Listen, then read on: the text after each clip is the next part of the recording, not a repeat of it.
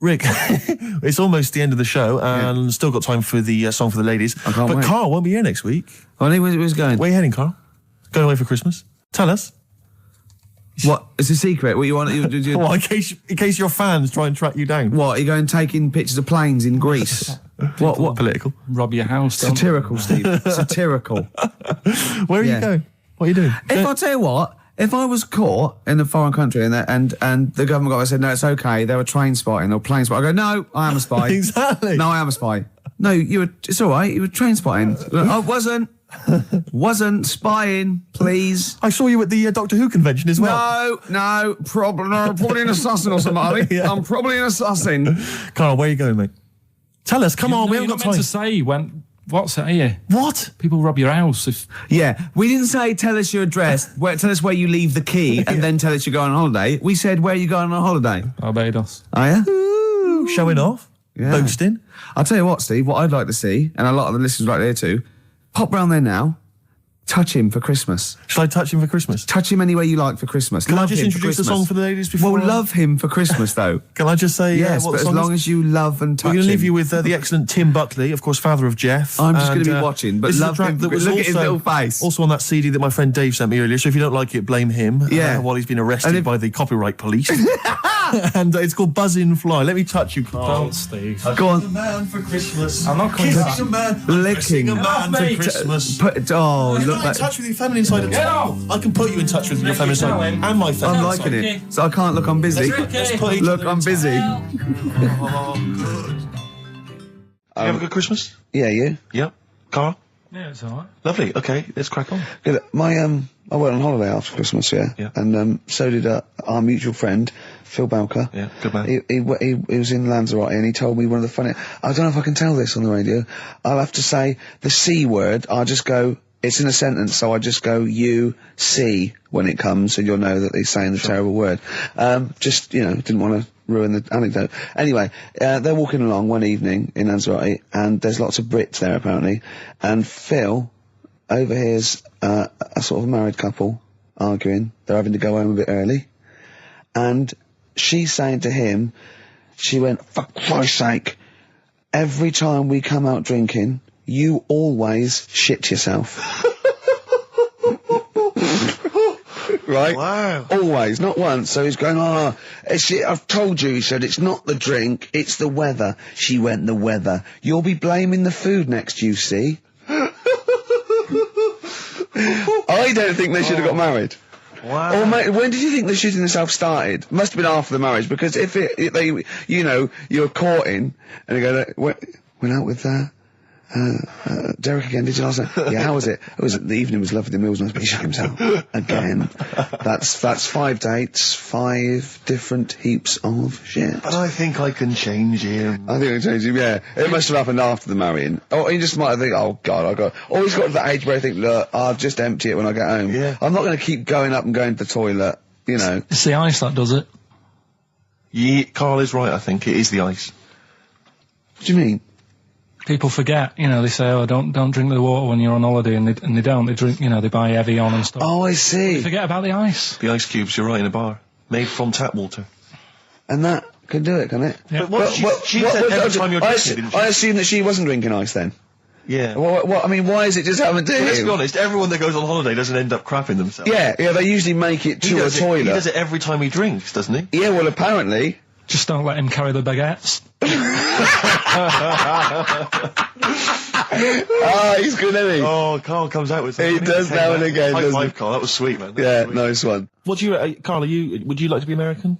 No, not at all. Really? Got me nerves. When I was in, Get on my nerves. when Being a American. whole nation there reduced. When I was in Barbados at Christmas. Oh, name dropping. Right? Yeah. There's loads of them there, because that's... Was that when you were doing a bit of extra sort of waiting?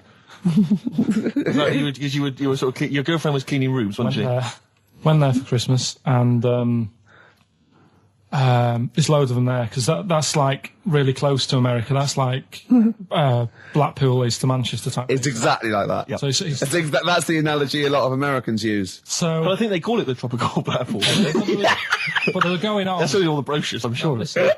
Yeah. And serious now, but Yeah, we're going serious. on about the September 11th thing. Yeah. But they call it the Of course, this is American. Of course, Brilliant. the 9/11.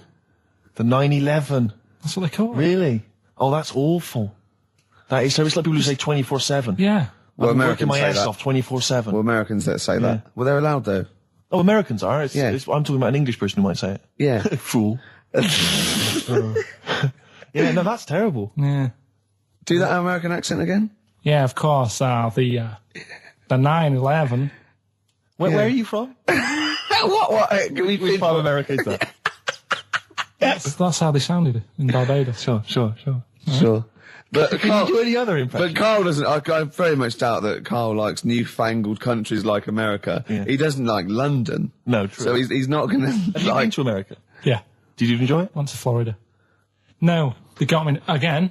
Got on your nose? Yeah. Went for some food. Yeah. And it was the last few days. I didn't take much money with me, and we were in Florida, and we were hungry, and we went for some steak, and we had our dinner and that, and I think it's their equivalent to the Angus Steakhouse. Yeah. Right. And sat down, had the steak, and that's huge, big portions. But anyway, we didn't have much money left, and we had like another 2 days left, so we didn't leave.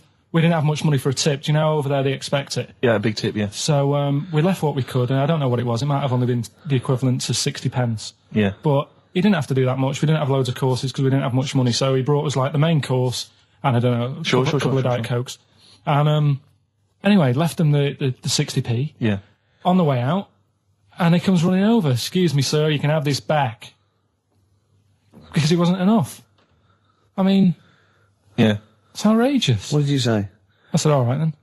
'Cause I didn't have- well, I needed it. I mean, I thought it was nice to leave them something, but obviously it wasn't enough, so he got us a couple of more. Is it good fun with you on holiday?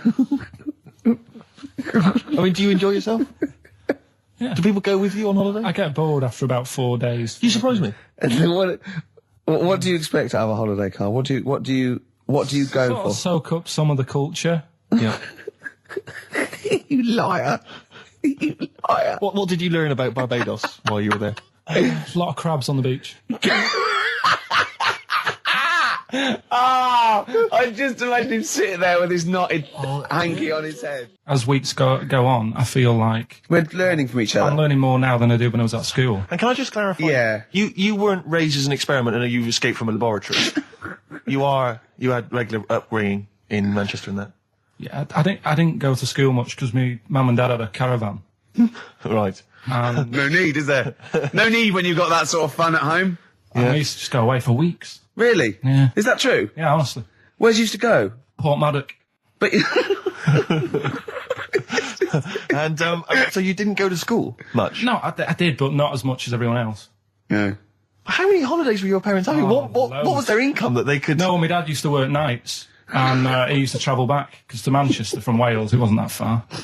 And he used Manchester to Wales? He used to do 4 on and 4 off, so me and my mum were like loving it.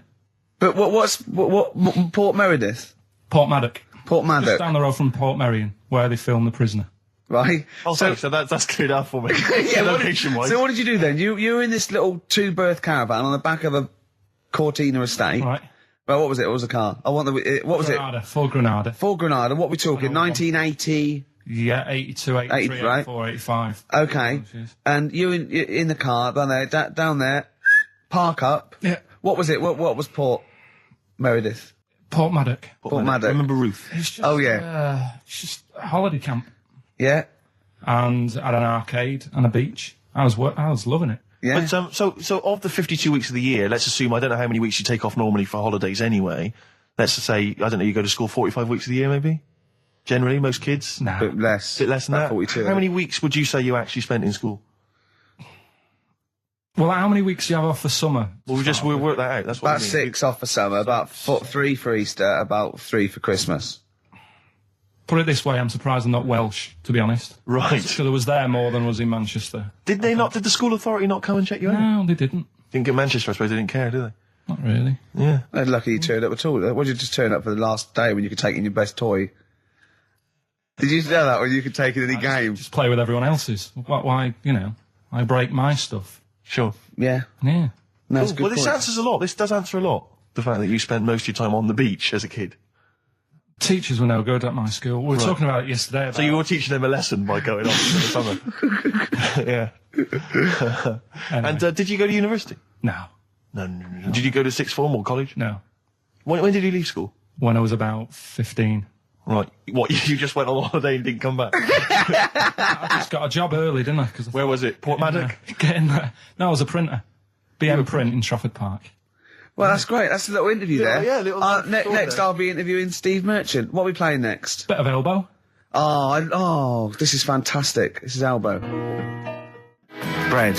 Make it with you. Great track, isn't it? It is a good track. You can't argue with that. I think Bread defy slightly my test, don't they? The ladies and gentlemen, please welcome to the stage. Because Bread is a pretty awful name, and yet obviously they were very successful. Oh, they're pretty big. I think they. You're not confusing it with the sitcom. I'm afraid I with often Joey. do. I always associate Right. the two, and that's never a good thing. Yeah. Game's getting hard because someone's dealing you a losing card. Was that recorded by Bread? I think so. The cast of, I think so. Yeah. Right. Win it. So the game's going. Yeah. Something like that. Yeah. Bread. Bread. I bet you love. Look at his face lighting up. Did you like You Bread? tell him an Aesop fable, he's not alright. interested. You sing the theme to Bread. Yeah, little manx like the scally sort of scouse Yeah, sort but of ways. Manx don't like the Scousers. Why not? Why can't they live Just don't. together? Why I can't they all tried. live together? I tried, and then when I went to where's that place? They have flies the size of you can't get them in a matchbox. Well, most newsagents don't put flies in matchboxes. What do you mean you can't get them in a matchbox? You mean buy them at a tobacconist's? No. I remember being there and thinking, God, the flies are big here. What? I can't remember, but anyway, there was a Scouse bloke there. What, a country? Or Yeah, abroad.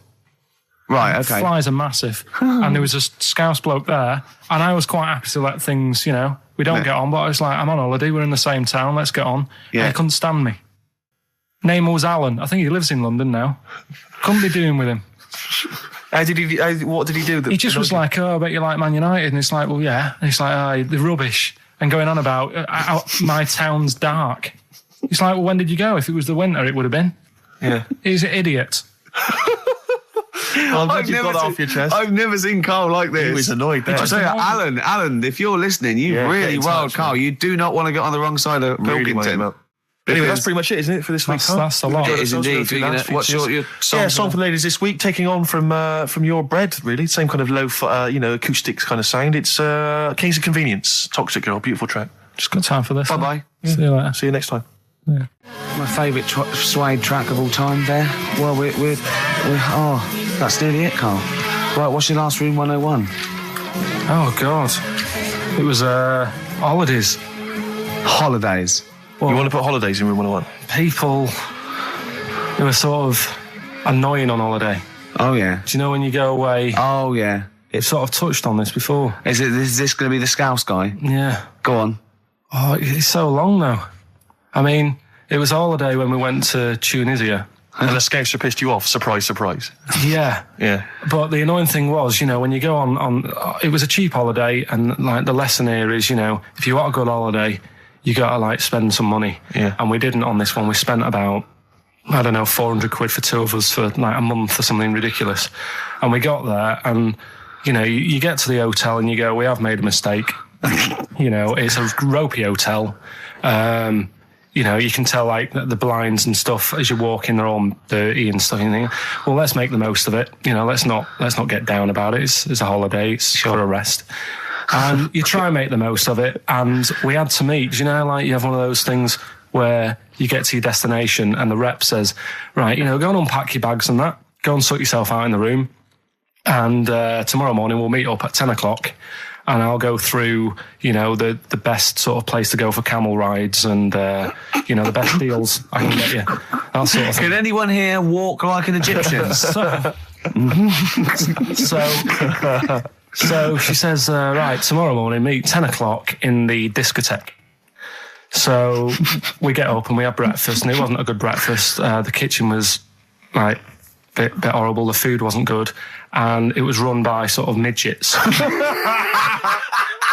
What do you mean it was run? There's anything wrong with that. There was little fellas running around, and the annoying thing was one of them sort of started to fancy my girlfriend.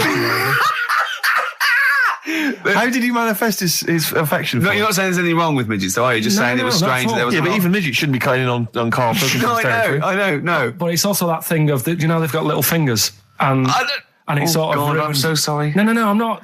It is a bit of a phobia of mine. Okay. Do you know what I mean? They are nice people and that. Sure. Oh, God. But the annoying thing is... So what was he doing then? How did he... I don't understand how he was chatting up your girlfriend. Was he crawling under the table so you couldn't see? He just kept... Whispering to her from underneath there.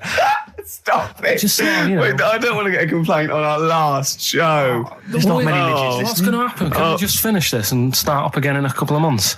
Oh, yeah. So if you want to know more about the midget theme restaurant, then we'll talk you in 3 months. Yeah. It's just... It's just... No, that's fair enough, actually. Oh, You're yeah, absolutely no, right, sorry Carl. about That's your this. producer's head Listen, on. we'll see you in about a really...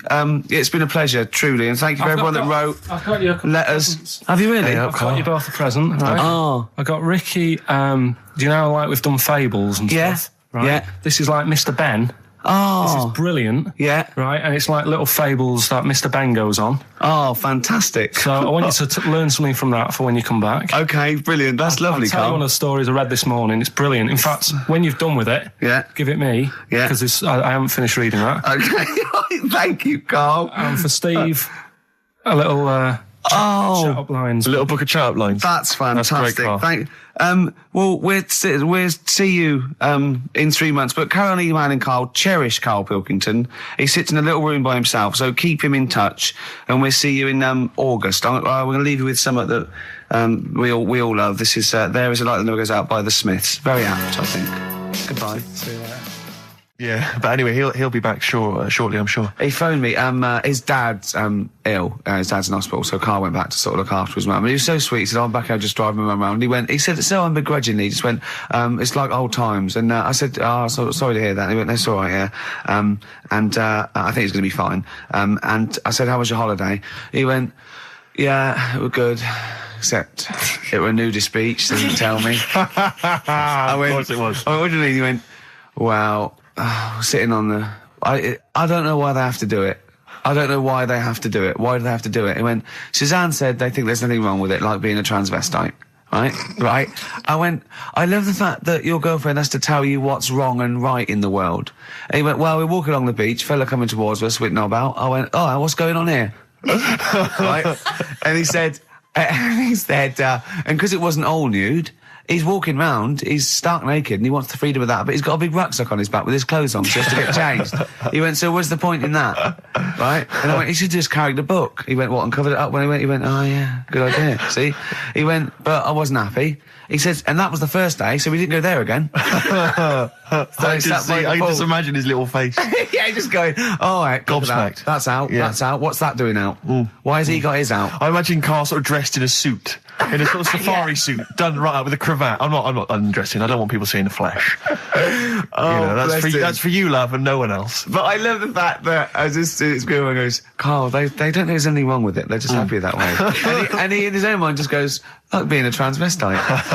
He knows there's nothing wrong with that. I'm always a little bit suspect about people who like walking around nude. I all think you the meant time. transvestite. No, nudists. What? Hold on. Can you Well, if you wanna get me be a started on naked transvestite? What are you then? Yeah, I suppose you're a... When Eddie Izzard's naked, is he a naked transvestite? That's an 'Cause the interesting clue is- metaphysical question. Yeah. Yeah. On XFM 104.9. If you know the answer to that metaphysical question, or indeed any of the famous ones, if a tree falls in a forest and no one hears it, has it fallen over? Any of those. Excellent. Any of That's those. brilliant. Yeah, if you leave the room, Rick, what's the does sound? it get quieter? Yeah, what's the sound of one leg hopping? Exactly. What we got there, Claire? Do you want some music or Yeah, I'd love to hear a it. bit What you more got? chat? Yeah. I've got the vines actually. Oh, All play right. it, play it, play it. Nice. Strokes.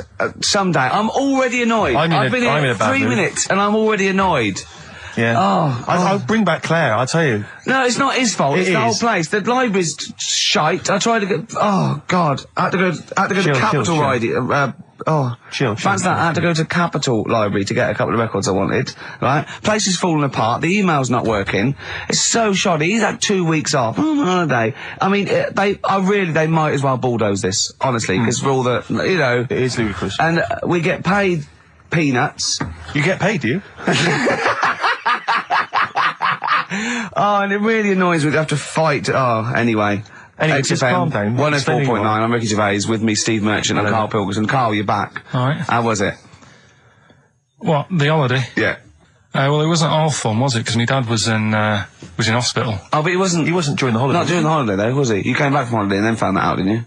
Yeah, but it happened when I was on holiday. Did you know that, though, when you're on holiday? No, because I didn't take my phone with me.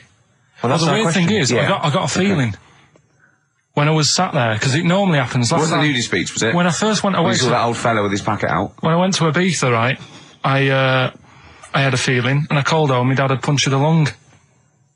When you say you had a feeling, what do you mean a feeling? Just like, I should call home. There's something not right. But this time, very specific feeling. How did that manifest itself? How did you get that? What kind of feeling? Is that tingling thing? I'm getting a bit of a lung feeling. Yeah. A bit of a dad lung feeling. That feels like a punctured lung. Hold on. Well, anyway. No, but anyway, the holiday was good. We talked about it last week. Well, let's probe Karl about his holiday, because, that's the sort of thing that audiences will stay tuned for, Rick, I'm pretty certain. Yeah, sure. Find out about you know more about this radio business than me. You know, you hooked them already. Indeed, yeah. Well, also, I'm thinking we've got nothing. So, now. we may as well save that. No, I resent it. I used to put a lot of work in, but no, I think of the money, which is, for me, pretty shoddy. Well, you know what I mean?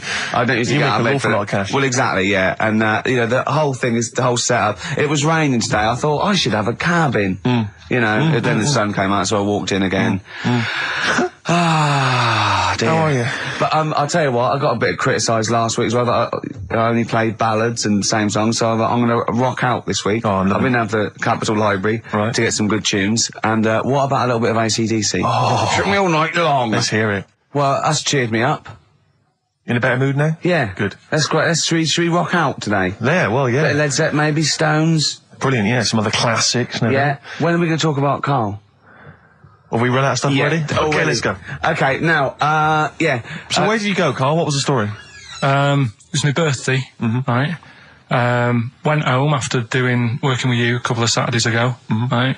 Girlfriend was like, open your card. And I said, no, it's my birthday on Monday, I'll open it then. You obey by the rules, certainly on birthdays. Birthday rules. Well, there's no point. Well, exactly. Chaos leads that way. Yeah, right, so, Not an anarchist, never has been. So anyway, she was kept going on, it was doing me head in, so I said, alright, I'll open it. Yeah. So I opened it, ticket fell out.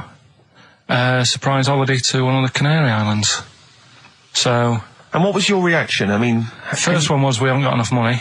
Right. For this, but I didn't want to ruin it, so No. So I didn't go on about that, and I said, "Oh, it'd be great." So I can't wait. So, did you say it in that tone of voice? Well, it was good timing because I was tired and everything, and I'm not a big holiday fan, but the timing was right. Yeah. Do you know what I mean? It's the same as last night. I don't always like a curry, but last night you're in the mood. You get that sort of curry. You had a feeling. Yeah. You thought, and then lo and behold, later you were eating the curry. It's weird, isn't it? Isn't it weird, the paranormal? Isn't it weird? They work in mysterious ways. Ghosts. Yeah. So anyway, right? The island. If I was on Wish You Were Here, I'd probably say it's a bit barren. Okay. Not much there, but if you get a hotel, you guarantee good weather. Right. Are you? No, what I mean is, it'll be a good holiday. If you get a hotel, right, the weather's always good, so you'll have a nice time. Yeah, it was a comma, Go on. And all that, and the food was alright, and everything was going alright. I was just having a nice, relaxing time. And how do you sort of spend your time on a holiday? You just lie around? Is that sort of holiday, just lying around. I bought a book.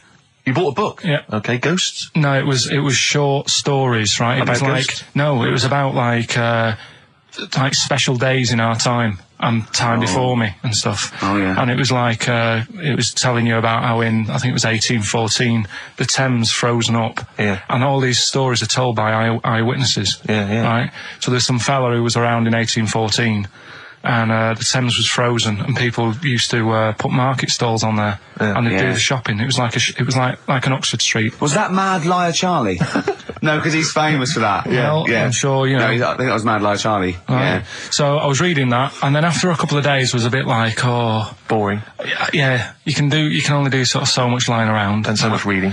So, Suzanne said, let's go on the beach, have a walk. You ain't gone on the beach? Where had you been up to this point then? In your room? No, just like around the pool, just relaxing and having a swim and that. Yeah. So she said, let's go on the beach. I said, alright then, yeah.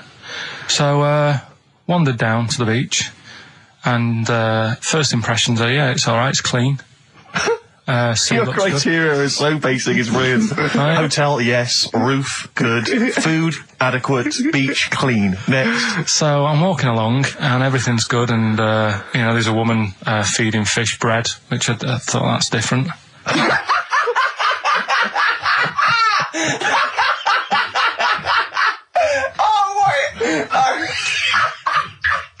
I love that. He likes originality. He loves a bit of originality. He was feeding fish bread? This woman was there, like, up to her knees in water. Yeah. And she was stood Was there. that a sea? Chucking, yeah. Oh, right, good. Chucking this bread, and I thought, what's she doing? And I stood there and watched for a minute, and there was little fish coming up, having the bread. I thought, oh. So we carried on walking, and everything's going well, and then this fella comes towards me. Everything's going well. Yeah, that's I haven't original. fallen over. Clean feeding bread. 2 points for originality. Yeah. Fella comes walking towards me. Oi, oi. He's only got no pants on. Oh. So I said, Suzanne, what's going on? Why did he turn to her? Like she knows more So than him. she said, oh, yeah, it's, she said, yeah, it's a nudist. Is this going to be a long story? Could you pour that coffee? Can you give me that coffee over? Sorry, this is really bad. Yeah, because he's poured... Thank you. Just amuse yourselves while we sort the coffee. Thank you very much. Dave, do you want I'll have a cup of coffee, Carl. Thanks, yeah, cheers. Cold. Right, good. Okay. So, Great. Thank you. So she said, yeah, it's a nudist beach. So I said, well, why, what? I said, we're all it's all mixed up. Normally on a nudist beach, it's a nudist beach and you don't go wandering on there when you get your clothes on and that. So it annoyed me a bit, because there wasn't any signs. So this fella's getting closer. Well, the knob out was a sign. Yeah. Right, so he's getting closer. And he walked past me. It was an old fella. And he walked past and he had a hat on and a little pipe. And a big rucksack on his back. Right, so he got me thinking. Not strictly naked. I'm walking along and I'm thinking, right, why do people want to do this? So straight away, I wasn't on holiday anymore, because most of the time when I'm on holiday, I don't think about anything. Right? Your mind's a blank. I just switch off. Right? But all of a sudden, this has got in my head now, and I turn around to look at him, and Check out his eyes.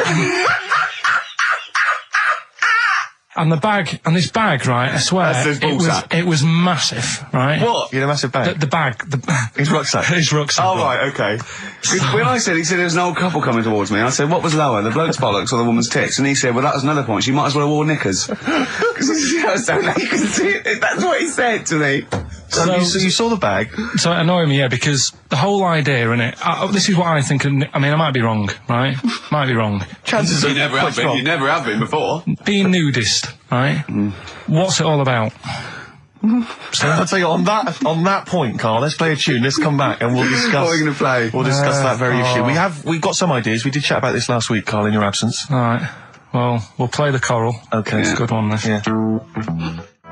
Coral, Dreaming of You, on XFM 104.9. I'm Ricky Gervais, with me Steve Merchant and Karl Pilkington. If you just joined us, Carl is walking down the beach, and a man has just passed him with his knob out. Yeah, his testicles out and his huge bag, apparently. Right. Now, we'll sum this up, quick, because we did talk about it last week. You did call me and tell me some of these things, and we sort of mentioned it last week, but you just want to say just give us your thoughts on nudity.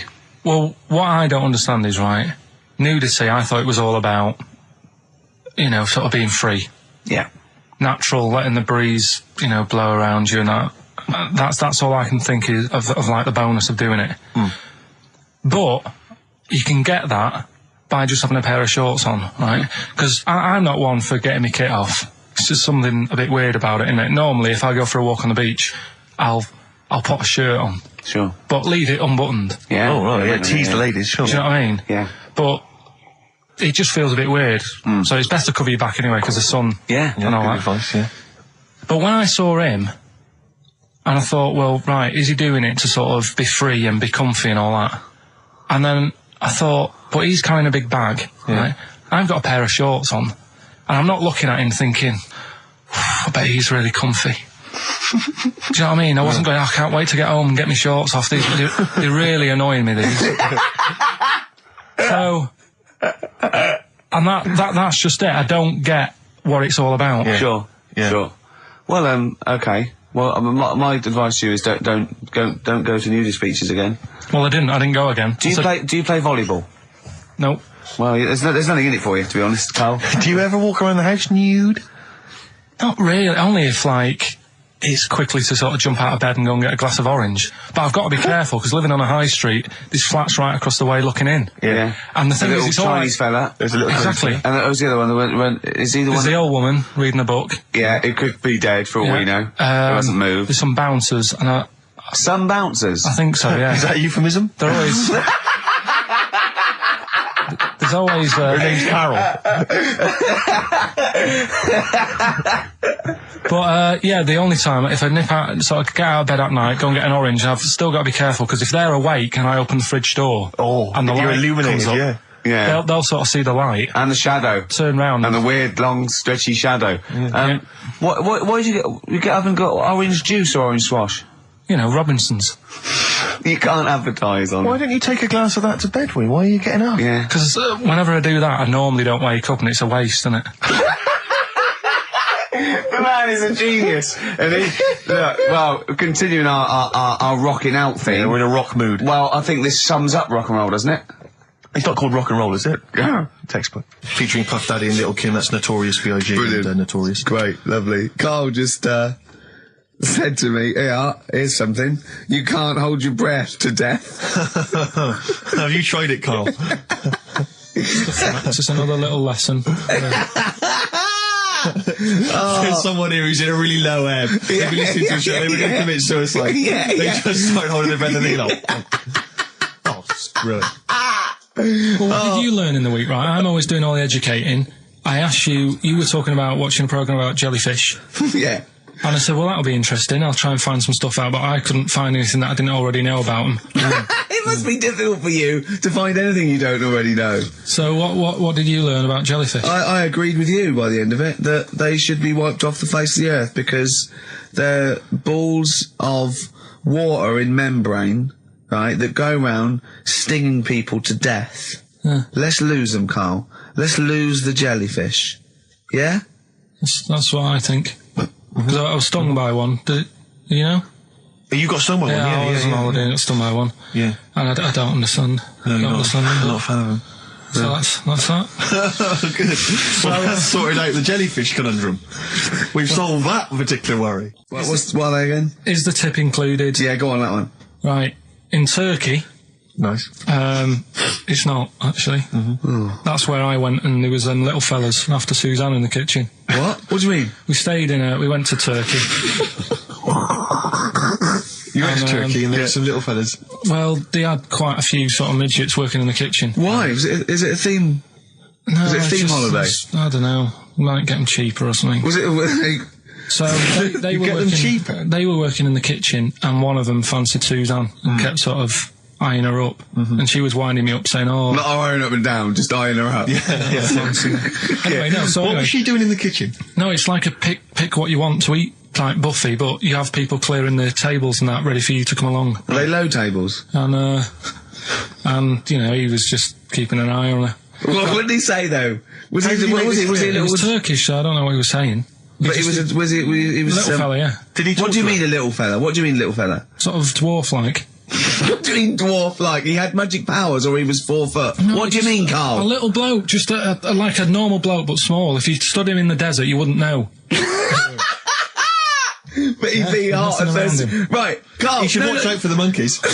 Yeah, underground. Those underground monkeys are Look, dangerous. you can't just say there was a little midget fella who was eyeing up my girlfriend and then leave it. What do you mean? What was happening? This is a story to us. This is much more interesting to us than, and she was deaf, right, and she hit her head. That's much more I don't interesting. understand how it manifested itself. Did he come over and say something? No, do you know when it's like girls know, don't they? When someone fancies them. What do you mean there was lots of them as well? Do then? they? That's worth knowing. Listen, right, come on, right. So you went to this holiday, yeah? Yeah, wasn't And you that went good? into the dining room or something? Yeah, downstairs. And in you the looked dining You over room. thought, this is odd, there's no one serving. Yeah, and they go, Wait a oh, minute. hold on, you looked down and there was a little waiter. There was loads of them running around busy. Why, though? Why did Because they it get was the... summer. What do you mean? Because it was There was loads of them. summer. They had more of them They on. come out in summer. They come out in summer. What do you mean they had more... What do you mean? Because it's busy, isn't it? Well, no, but they Summer. hibernate in the Why winter. were they all midgets? I don't know, maybe it doesn't heat stunt your growth or something. No! Well, they just happened to, maybe it was a thing that they did for tourists or something, I don't know. I just got on with my meal. It was a holiday, do you know what I mean? God. So midget surfing, I'm not going to ask any questions. Right, okay, yeah. So they're all little fellas running around, and this one always was like, you know, oh, do you want a new serviette? You know what I mean? Going out of his way to sort of... for turning on the charm. Yeah, he was going out of his way. The others weren't. Right. I think what was happening is he'd been working with Santa all sort of winter. Yeah. This is sort of little summer break. This one He was hadn't seen your a girl. waiter, and so he was being polite to you. Maybe. But what did Suzanne say then? Well, she was using it to wind me up. What was she saying? Oh, he's... Oh, just like, you know, look he may be small, but he's well, built like a... Yeah, he's all man. so Were you jealous of a midget then? You were jealous of it him? is a bit annoying, isn't it? Why? It wouldn't bother me as much now, because I've been with her for ages. Right. But at the time, that might have been one of our first holidays, and it's like, you don't know, want to be what's going on? I stolen away paid by for this holiday. Yeah. And then you get off with a midget? Yeah. Oh. So anyway, But it doesn't matter, because you got chatted up by a bearded lady. So. yeah. tell you what, no, that's got nothing to do with that. What were you going to say? What were you going to say? I was going to say the hotel was half board, and maybe. Oh, right. I thought you were going to say it's just one of her shortcomings. So listen, right? Play a record. Right. Badly drawn boy, born again. Right, just get this educating Ricky out of the way. So, Turkey, yeah. So what is this again? This is educating Ricky. Is the tip included? Right. Apparently, a fellow was on holiday in Turkey. He's just having a normal holiday. Weather's good. You know, he's having a good time. And Waiters are all normal height. Yeah. He's having his meal. He hears a load of screaming going on in the kitchen. Hold on. Has his girlfriend wandered in there? And they do, With a step ladder. Yeah. the circumcised people in the kitchen, and apparently... What are you talking about? Whoa. Slow down. We were Sorry, sidetracked there for a minute. what are you talking about? I'm excited about two things at once here. One, they circumcised people in the kitchen. Two, I guessed it was someone losing the end of their knob. He did, yeah. I started thinking like Karl Pilkington. Extraordinary. That is amazing. Apparently it was going on. It wasn't just a one-off either. Well, when I say a one-off, I mean they did it more than once. Yeah. Right? And there was... it was there for a week, and apparently the first night it was quiet, and then the rest of the week, every day, it'd be like having his breakfast, or even his lunch, or even his tea. Yeah. Right? He'd be doing it all day. Oh. You'd be hearing Lunch and screams. breakfast, fair enough, really. Yeah, Circumcision at tea time. Don't do that. And apparently it's a tradition over there. You can't even make a complaint about it. It's like, well, you should have found out before you come over See, it. I can't believe this is Sorry, true. I'm a little I bit can't lost. believe this is He was true. in a restaurant, in a hotel, and there were people having circumcisions in the kitchen. Yeah. Is that right? I'm even worried that we're bordering on the racist here, suggesting that is tradition, that Turkish people cut the end of their cocks off in the kitchen Yeah. at meal times. I think you're wrong, Carl. This just sounds ludicrous, Carl. No, I don't think it happens everywhere. Right. I think this Just in Oh, particular this at this restaurant. hotel. certain places, Certain hotels. certain hotels. What, is it like 2-star? Yeah. Why did he go to the Foreskin Inn? It was his own fault, wasn't it? So that's Sorry, that's it, is it? Have they closed? Sorry, no, wait. That's the story. You educated me, right? Once a fella saw some Turkish people cutting the tip of their knob off in the kitchen. Thanks very much. Thanks very much, Carl. Got any more? Well, there's things you can learn from it. Either don't go to Turkey, No! don't have calamari when you're over there.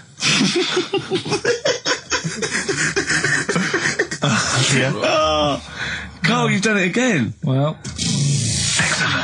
Carl is our, sort of, I say producer, but he's the one that pressed the buttons because I was Dog's too... body. Yeah, but I mean, it was just because I was too big to run the desk. Yeah.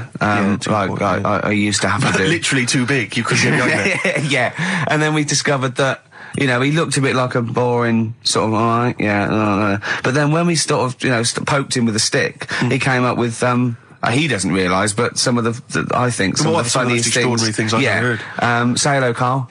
alright. Yeah. Well, classics, I think, so far, that have gone straight to the list include, have you ever used a Y front correctly? Yeah. Brilliant. You never see an old person Eating a Twix? eating a Twix. That's, These are sort of things. extraordinary He's things. back on his campaign to get rid of jellyfish. Why is that, Carl? Oh, did you see the paper yesterday? Go on. There's a jellyfish, right? It's about 15 foot long, about 5 foot wide, and there's a fella swimming next to it, and the paper's going, "Oh, look at this, we've found there's loads of them in Japan." Yeah. And it's because the water's getting hot, so it's making jellyfish really big. Oh dear. How's the campaign going to get jellyfish get rid of them? What was your point about jellyfish? They don't do anything. There's no point. They get in the way. Jellyfish, yeah. It ruined me holiday because I got stung by one. Yeah. But you think the same thing about Liverpudlians, and we can't just go around, wiping out things that ruin Well, your let's do holiday. the jellyfish first, and then we'll move on to the Scousers. Yeah. But, yeah. Beautiful day. You too. To kick off the show, Steve. Absolutely. The Ricky Gervais Show with Steve Merchant. Hello there. And Claire Sturgis. Hello, Indeed. boys. Carl's ill. Well, he's not here. I mean, I never believe people when they're ill. I think they're always malingering. I never take any days off work. I just think you can drag yourself in unless it's life-threatening or... To be fair, Rick, can I just stop you there? It's not so much that you take days off as you'll just suddenly decide around lunchtime that you've overeaten and need to go and lie down. But I'm my own with boss. a cold compress. Yeah, and but a I'm my Swedish own... masseuse. I'm my own boss. Yeah. So it's In not a so much you take days room. off. It's not so much you take days off as you never actually do a full day's work. Yeah, You actually exactly. prevent that straight away. I never take that hour and a half off a day. Exactly. XFM 104.9. So what's the story, Claire? Do you know anything about Karl? Do you know what his illness is? I think he's got this this sort of cold virus that's going around. He phoned me yesterday. He did sound poorly in his defence. A little Poorly. bit croaky. Well, I'll tell you what. He coughed a bit. I'm not being funny. He better be in hospital. To miss this show. To miss definitely. this show. Flagship show of the week on XFM. Do you know, you are right, because, and you've been away, haven't you? Been away he's 2 missed you. weeks. We had the best of again. But let's part of the best of. Yeah. Let's part of the best of the last 2 weeks, Yeah. shall we? Yeah. I mean, we're going to try and get him on the phone. We're going to phone him, and I want him to really explain himself because, I think he's malingering, to be honest. Well, he So- phoned me in the week and he said, Steve, don't forget, there's a documentary on Friday night about Oliver the humanzee, the human monkey. He said to me, it's going to be brilliant. And it wasn't. And it wasn't brilliant. It was- I especially stayed in and watched it. I taped it and watched it afterwards, and I've never seen so much hype and desperation. They kept showing the same clip of this chimpanzee that walked upright like a lot of chimps can. Exactly, right? yeah. It lost its hair, so it was half human, because all humans are bald. Yeah. So that's the half human bit. It didn't have hair. I'm sorry, humans do have hair on their heads. Yes. The other thing was this desperation to go, could it be half chimp? No. It's a chimp that superficially looked less like a chimp than other chimps. So Lee Evans looks a bit like a chimp. Is he half chimp, half human? Yeah. No, he's a human who looks a bit like a chimp. That's libelous. Yeah. That's a bit insulting, Evans isn't could it? have you Should we there. just play some music Yeah, now? I'm really sorry about that. I'll get back to you on that. Well, we can't get hold of Karl, right? We looked, it's got his old number out there. His home number? Yeah, it's a hold on. Right. So we went to the new records. He hasn't even given him this new home number. So something's funny going on. He doesn't want to be contacted. He hasn't given me his home number. I've tracked down a friend who's looking at it for us. That phone might ring any moment. I apologise for that. But why is Karl not available? It's interesting that neither you or I, and I like to think of ourselves as being fairly close friends of Karl. Yeah. We have made him the man he is today. We cannot get in touch with him. In We the cannot same way, contact in the him. same way that bloke bought Oliver. Sure. I think that Karl is now ours. Yeah, Yeah. exactly. Well, exactly. I think very much that's true. Yeah, Yeah. Karl is very much like a humanzee. If in we many look, ways. we're going to lose contact with him and find him 5 years in a circus in Manchester. Exactly, they're doing experiments on him. Yeah. They're We going. can't figure him out. Yeah. Well, there's something wrong with He his looks like chromosome. a human, but He acts like because usually humans stand upright. Yeah. And Karl likes to walk on all fours whenever he can. yeah, It's he's not interested in other human women. He's only interested in apes. Yeah. It doesn't make sense. Oh my God. And he's bald. He is bald. Oh look, there's as much evidence And- for Karl being a humanzee as Oliver. Yeah. I think there's more. And Well, Karl barely walks upright. I know. Scared of fire. Yeah, I know. It is interesting, isn't it? Oliver was built, wasn't he? Yeah. I see. I Big ball. don't know. It was Why it were you was- looking, Rick? I'm interested that you I couldn't. What? Your eyes were kind of uncontrollably drawn Steve, they were towards just his. there. No, I didn't say anything. I was just looking at his face. No, Sorry, Rick, but if there's something you want to get off your chest. yeah, and that was the human part of it then, was it? Being built like that, because Yeah. that's humans, but... Yeah. Although Karl's is very tiny and hidden behind. And I've noticed something else as well. He's got a big red arse, That's true. hasn't he? Yeah. Yeah, it's all beginning to slot into place. And I've seen him climb up a cabinet and eat a banana as well. Just over lunchtime. And peel it with his toes. It's all coming together. Yeah. Right, we're going to track him down because he's malingering. He's definitely malingering. Yeah. I'll tell you what, he's at home now in the garden swinging on his tyre. He's not ill.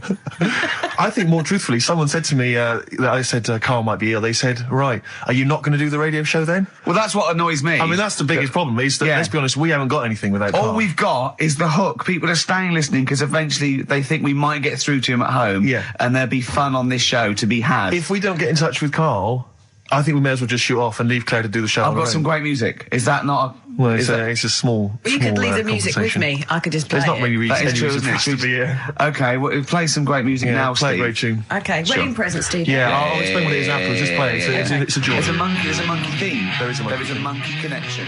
Call in if you know the answer. Another classic there from Oasis, Supersonic on XFM 104.9. Ricky Gervais, Steve Merchant, Claire Sturgis standing in for Carl. But where is Carl? Where is Carl? So we've failed to get in touch with him at home. Well, look, he doesn't want to be contacted. He's turned up every phone off. He hasn't given the XFM his new home phone number. He doesn't want to be contacted. I can't believe he's not listening, to be honest. So you think he's listening now? Yeah, he listened in Manchester. If he's not listening, he's out and about. I mean, has anyone spotted Carl? What's your message to him, Rick, if he's listening? Call up. Anything else more sort of... Call up or you're fired. Okay. Any bad language you want to use? Obviously, you can't really swear. I can't really say it. What sort of words? I mean, the F word, would you say? I'd say the F word. I'd call him a twat. Would you use the P word? I'm thinking of prick. Prick, yeah. Okay. Definitely use that. not on air, but I'd call him a stupid little prick. Would you just say you're a tit? Yeah. Okay. Yeah. Okay. All right. You stupid little bag of tits, I'd say to him. I mean, privately. What about the MF word? Because that's pretty intense. That's pretty hardcore. Do you think that this is not appropriate now? Do you think that would be too extreme? I'm worried if I use that and he was genuinely ill, sure. I'd feel a bit of a C word. Cock, sure. Yeah. Cock. Yeah. Because I wasn't thinking of that. I mean a male bird. Sure, because we've got in trouble with that before. Meaning penis, and we don't mean that. Yeah, we definitely don't mean penis. But if anyone out there, sorry about that. There was a discussion about bad language. We weren't actually using it. But if any of you out there do see the little twat, get him to call XFM immediately. Yeah, and likewise, if you're listening, Carl, you cheeky MF, well, you sexy MF, as Prince once said, then give us a ring, because we'd love to talk to you. We just want to find out how you are. Just call in, and we know you're listening. Little Amy Man, Red Vines. Brilliant.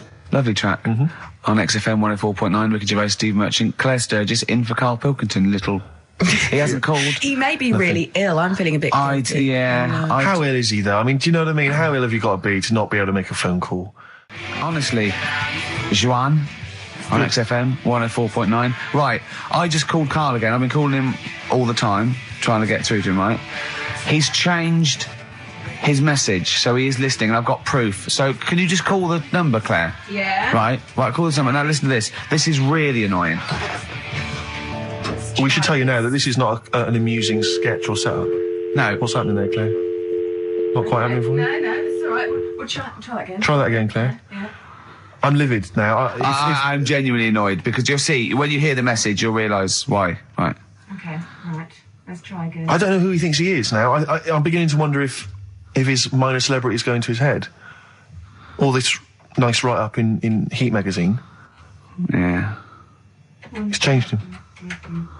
Richard Anderson, incidentally, has emailed in. Go on. Dickers Anderson. It's not happening, is it, there? Is it? Why not? Because I'm a bit stupid. Why I can't work it out, can I? Can't figure it out. How would you call someone normally? Well, normally I just pick up the phone and dial it. Sure. No, I don't mean... I mean... But it's like I have a problem getting it through the desk. I tell you what, can I play an ad break and practice? I'll pretend this didn't happen and then come back in a weird way, it's like having Carl. It's like having Carl. Play the ads. I'll get back to you.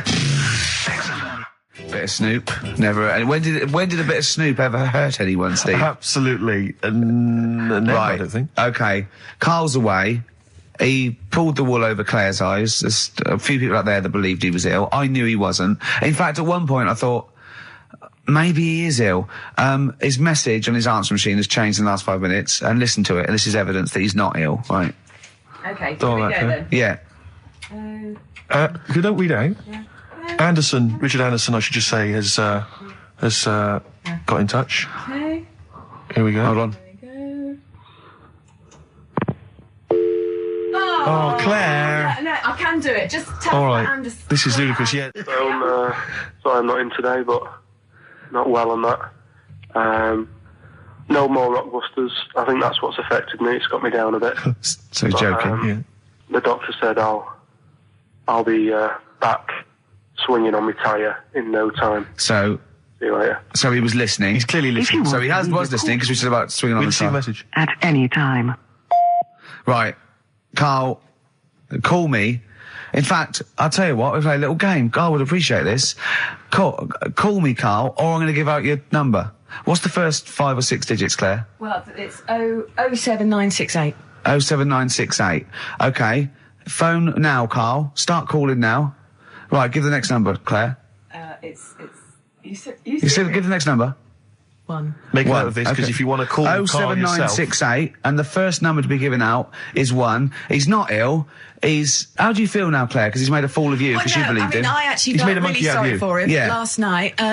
But now, passed out, I feel a little bit let down. Right, okay, so we give a number out every 5 minutes until Carl calls, because we know he's listening now. He's taking the piss. He's not ill, obviously, you can hear that. That was as long as a link, so he could have been here. He could definitely call. Are we leaving this message? Is this a message we're still leaving on his phone? Yeah. We're still leaving it. Good. Yeah. Good, yeah. Why don't we leave the rest of the show on his phone? As a message? Leave it up. He's got to yeah. listen through it all so he can delete it. Yeah, exactly. And the other thing, of course, is that he's not going to get paid for this. No. So he's thrown away 80 quid. That's 80 right? pounds. Now, in Manchester, that's a week's wages. So Easily. he's obviously been spoilt. For all his mank charm, he's down here, he's living the life of He riding. thinks 80 quid's nothing. He thinks 80 quid's nothing Up there, already. you could be buying you could buy yourself your own horse. Yeah. You yeah. could probably get yourself a deposit on a flat. I'd have thought so. Up I'd there, have thought so, easily. yeah. And so, or sun lamps because it's always dark. Yeah. He could go mental up there. Now, Dog piece of string. So what's the first few digits we've given out? 07968. Yeah, That's and the then code. and then we've got 1. Okay, we give out a Another number of Carl's phone number digits. So take that down because we love calling him. Should we have a little bit of feed or Let something? me just Yeah. tell you what Dick has said. Yeah. He said, Richard Anderson, he also said, P.S. the show's still rubbish without Carl. Yeah, fair enough. Still rubbish without Carl. Now, is that a compliment? It's still rubbish without Carl, which suggests he thought it might be better without Carl. No, I think he means it's equally rubbish. Right. Brilliant. Nothing Thanks. changes. Thanks, Dickers. Yeah, Good nothing- old Dick Meister. How did you meet your girlfriend? Through work. What, through her work? What, you phoned up and said... We worked at the same place. Oh, you're right. You're quite an enigma, aren't you? Could you give us more on that? At work. You met her at work. What, she came in selling sandwiches? She was going through the bins outside. What do you mean you met her Why at are you work? having an attack on me? You're the not one having an who's attack sad on- and lonely. Oh, he's done you again. Yeah, but what I thought was interesting was I just scratched at him and he just went mental. Yeah, no, It's like a but bear caught in a trap. It's funny, isn't it? You'll never learn. Come on. I think I've got SAD. What's that mean? That thing when it's Sade. dark. When it's dark outside and you feel depressed. Oh yeah. I think I've got that. But you're from Manchester, aren't you? Isn't it like pitch black there all the time? Isn't it like which countries? Is it Iceland where it's like dark all year? The land of the mole people. No. Yeah. I was telling Steve before. In fact, I'm not going to bore you with it. Go on. What were we saying about Wayne? Well, you bored me with it earlier. Can't you bore him with it? Yeah, it's only fair. What were we saying about what? Wayne King. Did you Oh, say- Carl, play a record. Oh, that's It's disgusting, disgusting. Carl. You're a pervert. Tickets for K-Fest. Right, go on. What's that? It's like a rock thing that's going on tonight. Right. If you're into that Welsh. Right, well, name some of the bands. Names of the bands. Niall. Go on. Right. That's one of the bigger ones. Mark Lanigan. Who? Not Lanners. Is Lanners playing? He's not really. Yeah. Mark Lanigan really playing there? I think so. God, who's that? What? Who's that? Who is Lanigan? Is he someone you went to school with? Who is Mark Lanigan? Who else is on? Who's Mark Lanigan? Is he the promoter? Is there a baguette-shaped gap left in their holdall? So let's make some bread that you can fit down your trouser leg.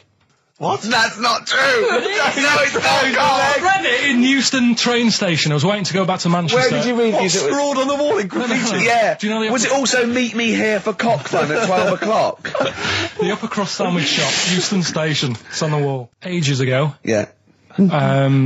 Only people with money had drinking or something. That's like one of my film reviews. Years ago. Welcome to History Now. Now, ages ago, only people with money had drinking or something. Keep going, Carl. Keep going. Like spirit and stuff. So they'd it's like businessmen. It's easy for you to say. This is getting to be cruel, isn't it? This is amazing. Yeah, go on. Why did you open your mouth, Carl? What were you hoping was the best that could happen? Because you were trying to make me look stupid before with the planet, so I'm not Whereas you know... Yeah, go on, no, come on. Businessmen.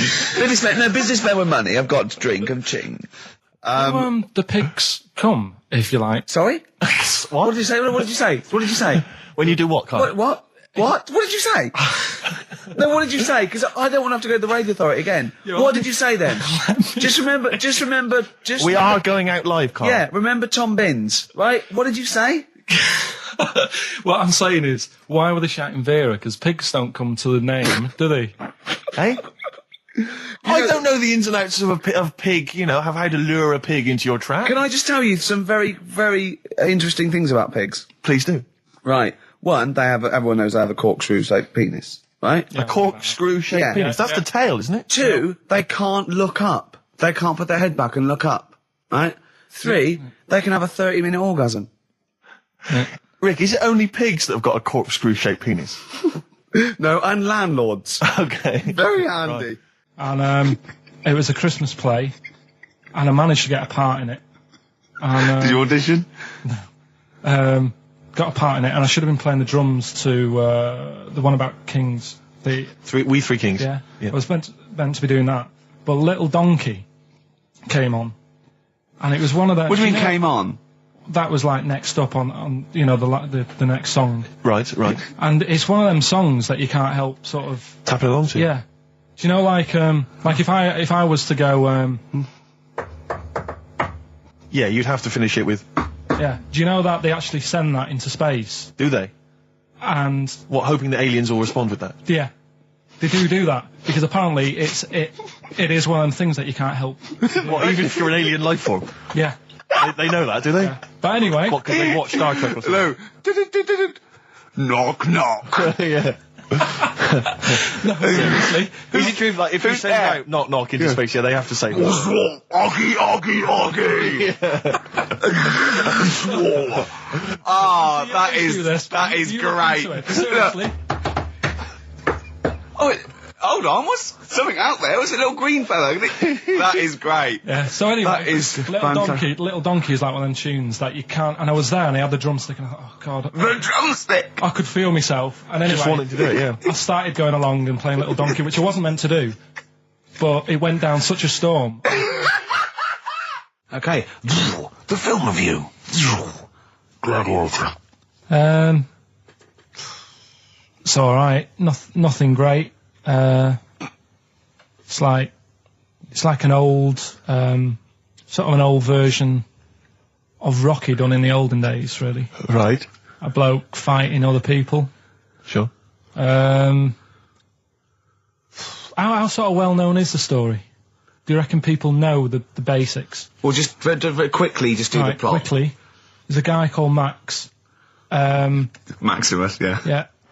There's Caesar, and there's Caesar's kid, and Max goes to war, sort of wins it, comes back. Caesar says, "You're good at what you do. I wish my son was as good as you. So I want you to be in charge when I die."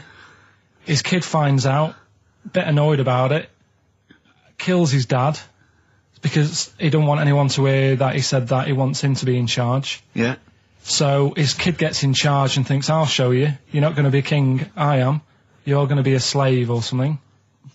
And then, next thing you see is... Sorry, can I just stop there? My only thought is the film's 3 hours long, so maybe we shouldn't go through the whole plot, right? We've done the first 10 minutes, but Yeah. go on. So, yeah, he's a slave and then... Yeah, but then, that was an interesting bit that I thought, right? I mean, I was watching this with a girlfriend. She was already annoyed because she wanted to watch Friends on E4. Okay. Yeah. It was a good episode as well this week. Was it? Yeah. Don't tell her that. Okay. Right. So she was annoyed and she said, "Come on then, put it on."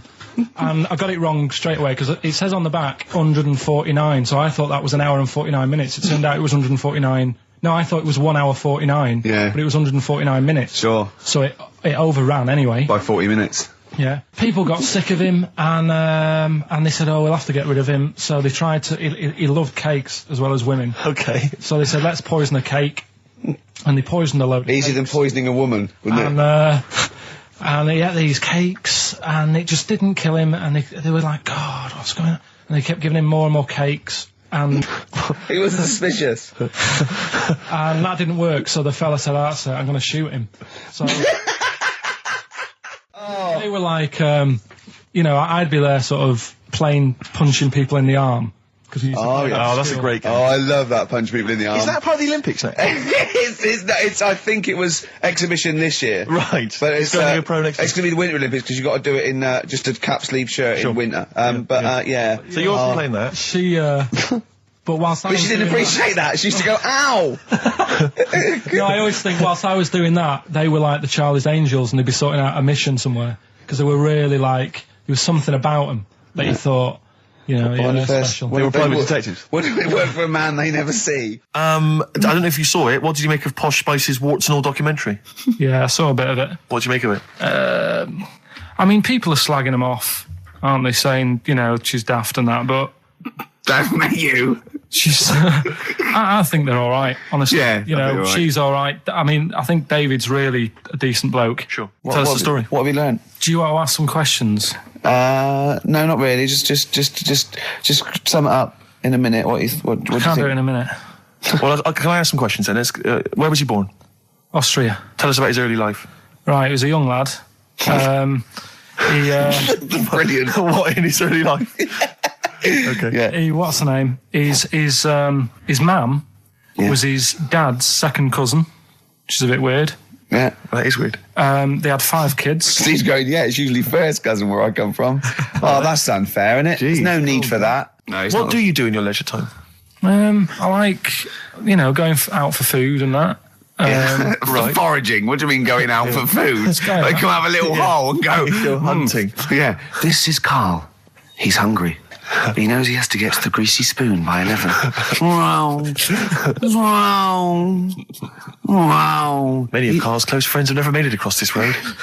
There was a zebra crossing installed just for the safety of Karl.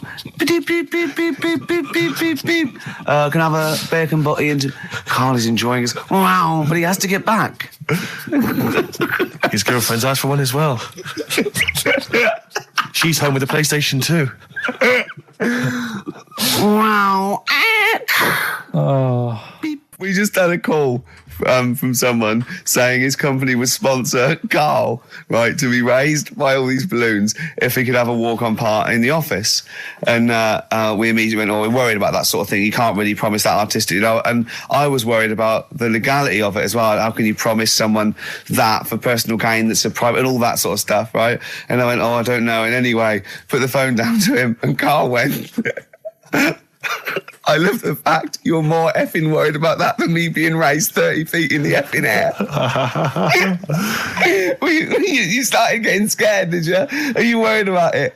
Well, You're quite excited about the idea of the challenge, aren't you? I like the idea, but I want, like... Why do you like the idea, Karl? Oh, what if it went all wrong and we're there going, the humanity of it. I think we need Karl to get... he's just And the rope would pull out my trousers and Oh, no, it's definitely got to be Dr. Fox if that's going to happen. God. We've got to do this. I both think she's a fine presenter, and I think she'd do very well on it. And I think it's a good move as well. Yeah, but can you just say it's not forever? Isn't it? No, I think she'll become more popular than us. And I think that'll be the end of us, to be honest. Well, she can string a sentence together. I think she'll get lots of PR and everything. And she goes out with Big Boy Slim. Big Boy Slim. Who's, A good DJ. He's a good DJ. And, is her name Zoe Slim now? Yeah. Right. There will be nothing. It's 3 months in it she's taken over for. Is she getting paid the same as us? I don't know. We'll find I out. bet it's a hell of a lot more. I'll go mental. I bet it's good money. It's good money. I'll go mental. A kid used to take a horse into the house. Sorry. whoa, Yeah. whoa, Neddy. What do you mean a kid used to take a horse into the house? Where did he get a horse? Must have nicked it from somewhere. Must have done. You've seen a horse in it? No. What, is that from outside the saloon round the corner? Yeah, was it just tied up with a bit of lettuce? Right? And, Oh, that's great. I'd Big been out. Jake coming looking Exactly. for it. I'd been out. Oh. So let me get this. This was before the lynching stopped or after? Where did he get a horse from? What do you mean he must have nicked it? His mum said, where'd you get that from? I bought it. All right then, but keep it out the kitchen. I don't want you going cattling rustling. Where did he get a horse from, Carl? And how long did he have it for? Was he leading it or riding it? Mum, open the door, I can't stop. I can't stop it. Open the patio door as well. I'll be... Looks like we got us a runaway. What do you mean? I've sort of. Don't think you can ever be boring. No, but no, go no. on. But what I've done, I've took like different ones. So I've took a good one that I think, yeah, that's a good quote. That was worth putting in a book. I've put one that isn't really a quote, so I don't understand it. Oh yeah. One that isn't clever, and a funny one. So a bit of variation all out of one book. Oh, how long did this take you? What did you do? Did you sort of like sit? About half an hour last night. And did you sit sort of like quietly at a desk or something? No, just in the lounge with the telly turned down. Oh, right. Just to give a bit of light to the room. Just had it on, but turned down. Have you figured out lights yet? So, so the first one, and it was like they stuck some bacon on his head. And As ever, the vital piece of information, i.e. the reason, Carl seems to have forgotten. because the worm was in his body, and they said everyone likes the smell of bacon. Including worms. Again. Even a Vietnamese lake worm. They love Remember bacon. last week when I said about the little fella with the bone with no brain, and you were proved wrong? No. Please. No. We were saying it wasn't a little fella. We were saying it was a stillborn child. It wasn't a little You're fella. changing it now. You weren't having any of it last Right, week. hang on a minute. I'm getting confused. There was a Vietnamese snake that went inside of a soldier. worm. A little like maggot or some sort that you have to get out of your body because it causes problems. Yes, and so in order to get it out of the He runs body, amok. they strapped bacon to his head. Yeah. That is great. This doctor. And did that work? I think so. They had a picture of him smiling. Oh, God, what, the worm or the bloke? The bloke. Oh, dear. Honestly, I hope someone knows the story. And Right. it was about 3 years ago, I reckon. Okay. And yeah, it did work. GI bacon. So this is why when So what, the worm burrowed out of his head to get the bacon? get to the bacon. Right. That's great. When my dad was when he was a taxi driver, Yeah. you used to have to sort of do your bit for the local area Oh, God. by taking the Forest Gump people to Blackpool. Yeah. Is that what they're called now? The Forrest Gump people? Is that what the organisations that support them asked for them to be referred to? A minibus with Exactly. life is a box of chocolates.com. Well, Forrest Gump types. It must have been, so you worked with these people. It was, the people with learning difficulties. and he used to get five. Coming home must have been a busman's holiday. So he got 5 of them in the cab. Yeah. And he had to go to Blackpool, and 4 of them were really good, behaving themselves, didn't mess about, weren't fighting and stuff. But there was one who was just causing loads of trouble, and he couldn't control him. Oh, and what you've got to be able to do with people like that, you don't want them to get stressed out because it's not good for them. It stresses them out, and you could end up with a bit. Thanks, Dr. Carl. You could end up with a bit of a riot on your hands. So he thought, I'll nip this one in the bud right now, and he pulled up just on the outskirts of Blackpool. And he took the one out that was causing problems and put it in a wheelie bin. Oh, no. Oh, I'm sorry. I apologise. He did what? Oh, He did it for the good of the others. He put it in a wheelie bin. He was having a good time. He thought it was one of the rides. Can you stop saying it? He had another problem similar to it where he had a little minibus, and it was his job to take a load of old women to the bingo hall, and it was miles away. And he took him there. There was no problem. About 10 old women in a minibus. One of them was causing trouble. So he pulled over it. No, right, so he took him there.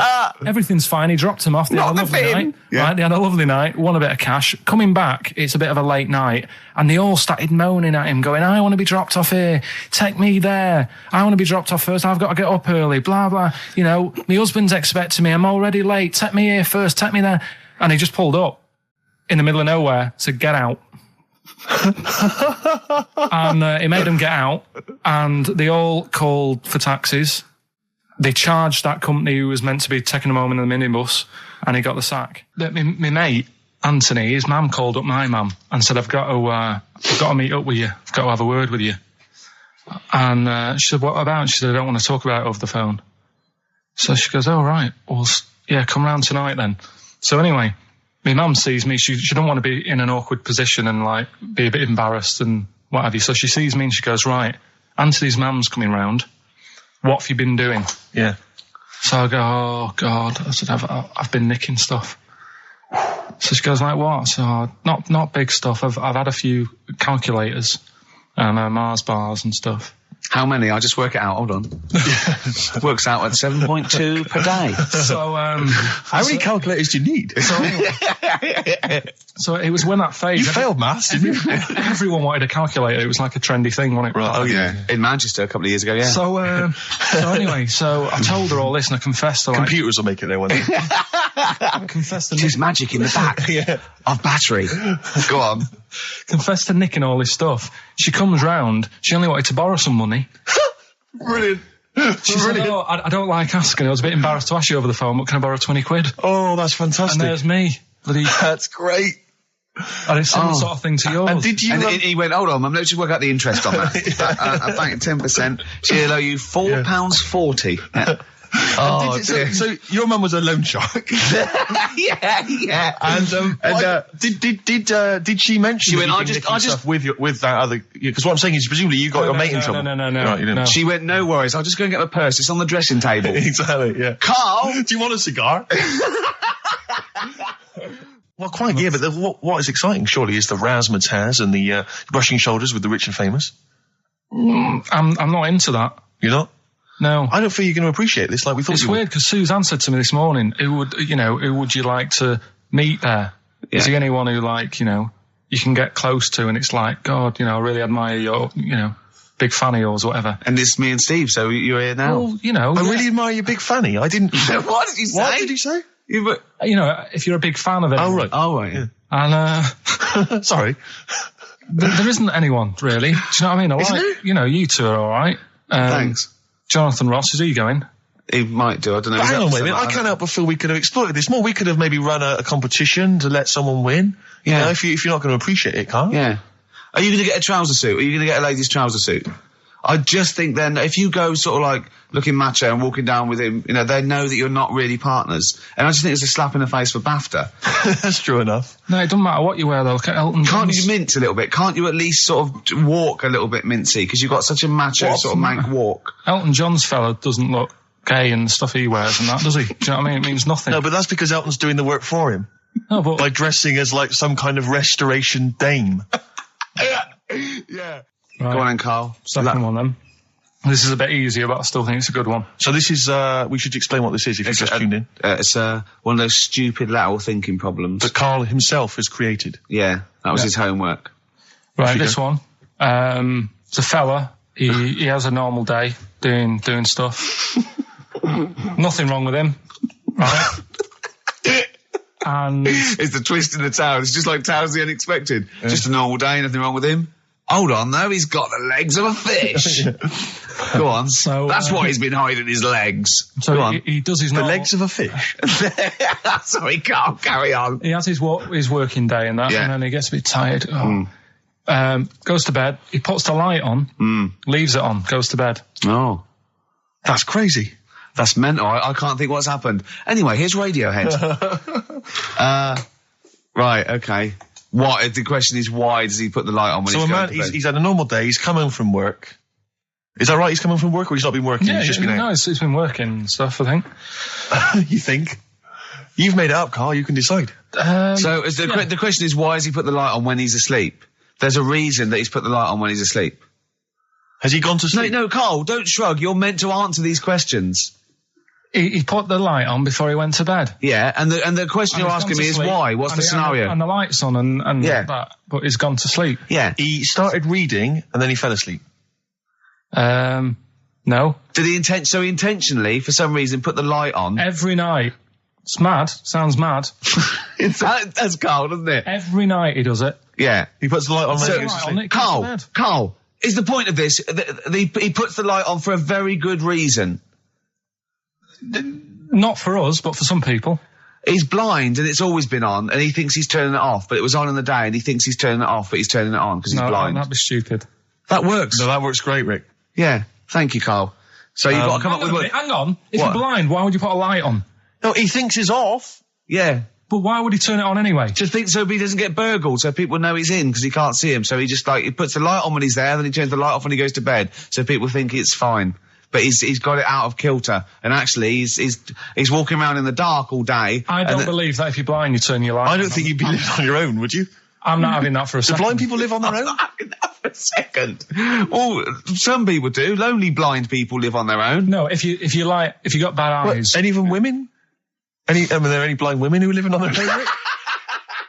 Well, never mind your concern for the partially sighted or sight impaired people coming to London. Get on with this. Yeah.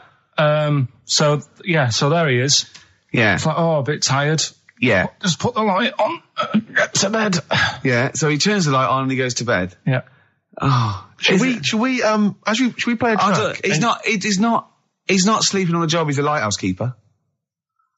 Well done. Is he a lighthouse That's not keeper? it, Carl. He's a lighthouse keeper. Right. Why wasn't the light on all the time? Because it's light in the day. You idiot. Play a record. What? Play a record. You're a buffoon. No, actually, the light isn't on in the day, is it? No, Rick? it's not. I think you're the buffoon. Yeah. Carl has won!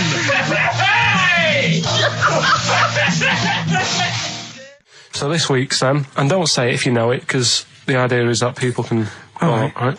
There's this bloke, and he buys a new house, right? And he's well happy with it. His girlfriend moves in with him and stuff, and she says, "Right, let's clean it up a bit." Yeah. And straight away it'll be worth more money. Good idea. So he says, "Right, you do the kitchen, and I'll do upstairs and that."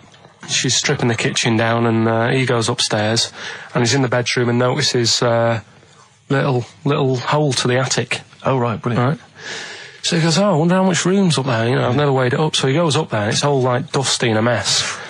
And he goes, this could make a good bedroom, this. Yeah. So he starts cleaning it all out, puts all the rubbish, bins the rubbish straight away, and there's little boxes with bits in that don't belong to him. So I wonder what's in here, right? So he opens one of the boxes. It's like a little lamp. Oh, right. He goes, this might be worth a few quid, right? And he rubs it. Magic lamp. And all the room goes all sparkly and stuff. And he goes, oh, what's going on? And then this fella appears, right? In a nice sort of pair of 501s. Right. And he says, what do you want? I know already. So all the first bit is irrelevant. Yeah, but it's about building the story, isn't it? So don't say anything. You think you know it. Steve, do you know it? I don't. So I just quickly recap the end there. I almost missed the end. So there you go. He's in the attic, right? His missus is still downstairs. She's not up there. Okay. Right? He's on his own. And he cleans this lamp, right? Yeah. And this fella appears out of all this smoke, and he's wearing a nice pair of 501s, and he's wearing a shirt. And there you go. What's the song? What song are you thinking of? The lines are going mental. Because it's so easy. Let's play a record, Carl. We'll come back and we'll find out if anyone's got that right. That's a great one, Carl, really. Right, Did you just come up with that literally in the last 10 minutes? Genius. This is genius, definitely. I mean, if those calls aren't from major TV companies, I don't know. Dynamite stuff. A lot of them are, what's his name's lawyer? Simon Mayer. Simon Mayer. That's my favourite thing I've done for years. Yeah, not bad. That's great. Back to form there. So, okay, line. The lines are going mental just because it's easy. Go on then. So first one to get it, but... Well, it's not that, though, Rick. I mean, Carl has just decided to revise the actual rules of the competition. Yeah. So that, we've decided, is very easy. So that's now a qualifier. And so then they have to answer one live. Exactly. So whoever gets that one right can play for big money. Is it a quick one as well? Because some people will lose the will to live. Yeah. Just cut to the chase. And because they've got to qualify now. We're throwing an Office DVD that aren't ready you'll sign yet. that, won't you? Yeah. Yeah. No. That increases value by 42 pence. Right, go on. We'll just go live, yeah? Hello, XFM. Yeah, hi, how's it going? Not too bad. Not too bad. Listen, A very, very quick recap, Carl, if you will, please, for the people listening. Very quick. Right, A man ends up in a loft. man's, after moving into this house and that, he's in the loft, and he's tidying up. His missus is downstairs doing the kitchen, because that needed doing. He's up there, he's cleaning up, emptying the boxes. He finds a little... He rubs a lamp, a fella comes out wearing 501s. What's the song? What's the song, mate? are you talking to me? Yeah, sorry, yeah. Well, look, I'm sitting in this bar, right? I'm not ringing up relating to anything that's going on right now. I'm after one of these armbands to go and meet Bowie on Monday. Can you help me out? What?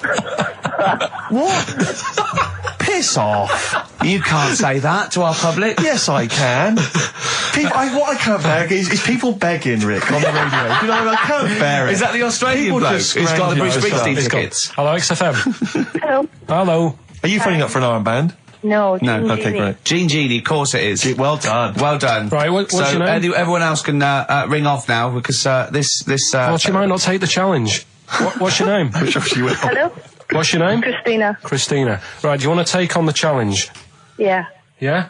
Right, so this is for. She's already won a couple of CDs. This is for the Office DVD. Right. Okay. Signed by Ricky Gervais. Did you witness a murder while you were doing this? Yeah, it was like that sort of Sliver film where that bloke had loads of tellies watching. Yeah, It was sure. nice. So that was going on in my mind, and then I was washing up, and I picked up the plate, and I thought, oh, it's amazing, isn't it? The human body, the way you can just sort of, you know, I want to pick that up, and you do. Yes. And the way your hands work, right? Yeah. You've got 5 little digits, but it's just the right amount to do what you've got to do, right? So I'm washing, I'm cleaning the plate. Sorry, Carl. Stop. It's just the right amount. Might be one of the most genius things I've ever heard said. I would love David Attenborough to phone you up and say, Carl, how do I word this about the evolution of the mammalian front limb? Just go, we'll just say it's the right amount. But it is. It is, One of course extra it would is. get in the way. Yeah. And one less would just make it that little bit more tricky when picking up a bit of a slippery dish. Sure, or buying gloves. Yeah. A slippery dish. So then I was thinking, imagine like going to the doctors and he's saying, yeah, everything's all right, your heart's good and everything, but Your art's good, what, your Larry's, or... yeah, your heart, you're in good form and whatever. Sure. Yeah, it's good news. You know, I had Gianno in earlier. He's not looking good. Yeah. I had fat smaller. But you're all right. But your hands need to come off. Right. Blimey. But That's bad. Like, I get a second opinion initially. But I better good news, I've got a nice pair of feet I can Sure. sort you out with. Yeah. And he puts them on, and then I was thinking, right, first of all, washing up, what would that be like? I thought, Steve. that'd be tricky. And then the second thing was, it'd probably ruin the sort of the shape of your jumper. Because you have to keep putting the feet through there. Yeah. And then I thought, I could still cycle in Okay. to work. You could run in. Well, that's the thing. You'd be really fast. Well, that's what I was thinking. I thought I could still cycle because I could balance, and then I thought, but the only thing is I probably couldn't pull the brakes. Because of the little short things. Yeah. And then, like you, I thought, but then again, you'd run in half the time. So that's what was going on in last night. So she said, yeah, it's a nudist beach. So I said, well, why, what? I said, we're all it's all mixed up. Normally on a nudist beach, it's a nudist beach and you don't go wandering on there when you get your clothes on and that. So it annoyed me a bit because there wasn't any signs. So this fella's getting closer. Well, the knob out was a sign. Yeah. Right, so he's getting closer. And he walked past me. It was an old fella. And he walked past and he had a hat on and a little pipe and a big rucksack on his back. Right, so he got me thinking. Not strictly naked. I'm walking along and I'm thinking, right, why do people want to do this? So straight away, I wasn't on holiday anymore, because most of the time when I'm on holiday, I don't think about anything. Right? Your mind's a blank. I just switch off. Right? But all of a sudden, this has got in my head now, and I turn around to look at him, and Check out his arse. And this bag, right, I swear, it was massive, right? What? You had a massive bag? The bag. His rucksack? His rucksack. Oh, right, okay. When he said there was an old couple coming towards me, I said, what was lower, the bloke's bollocks or the woman's tits? And he said, well, that was another point, she might as well have worn knickers. Because that's what he said to me. So you saw the bag? So it annoyed me, yeah, because the whole idea in it, this is what I think, I mean, I might be wrong, right? Might be wrong. Chances you never have been. You never have been before. Being nudist, right? What's it all about? So I'll tell you, on that point, Carl, let's play a tune, let's come back and we'll discuss... What are we going to play? We'll discuss that very issue. We've got some ideas, we did chat about this last week, Carl, in your absence. Alright, well, we'll play the choral. Okay. It's a good one, this. Yeah. I'm sure if there's a doctor listening or a nurse, they will clarify that if they pump you with all sorts of stuff, it wants to come out. Right. So you're sat there having a serious chat. It's a quiet hospital. The woman next door with the blue hands suddenly starts seeping gas, right? Well, I start laughing. Because if there's one thing that makes you laugh, it's that. It's a 98-year-old woman with blue hands fine. So you try to hold it in because it's a really quiet hospital and it'd be obvious that that I was laughing at her, and I didn't want to be mean, but it was funny. And then it got me talking about my auntie, because my auntie Nora, she same thing, pumped her with loads of drugs. She used to have a cabinet next to the bed is like boots. She's got loads of stuff, right, for all sorts of stuff. And I mean, she's not that old, but she's on loads of stuff, right? She's a bit coked up, is she? She called up my mum once. And, yeah, you told us this. Go on, tell it again. And she said, "Oh, how are you doing?" And that. It's all right. Bit worried though. My mum said, "Why? What's up?" She said, "I've been breaking wind." So she goes, "Well, you know." She says, "No, but this one is going on and on and on."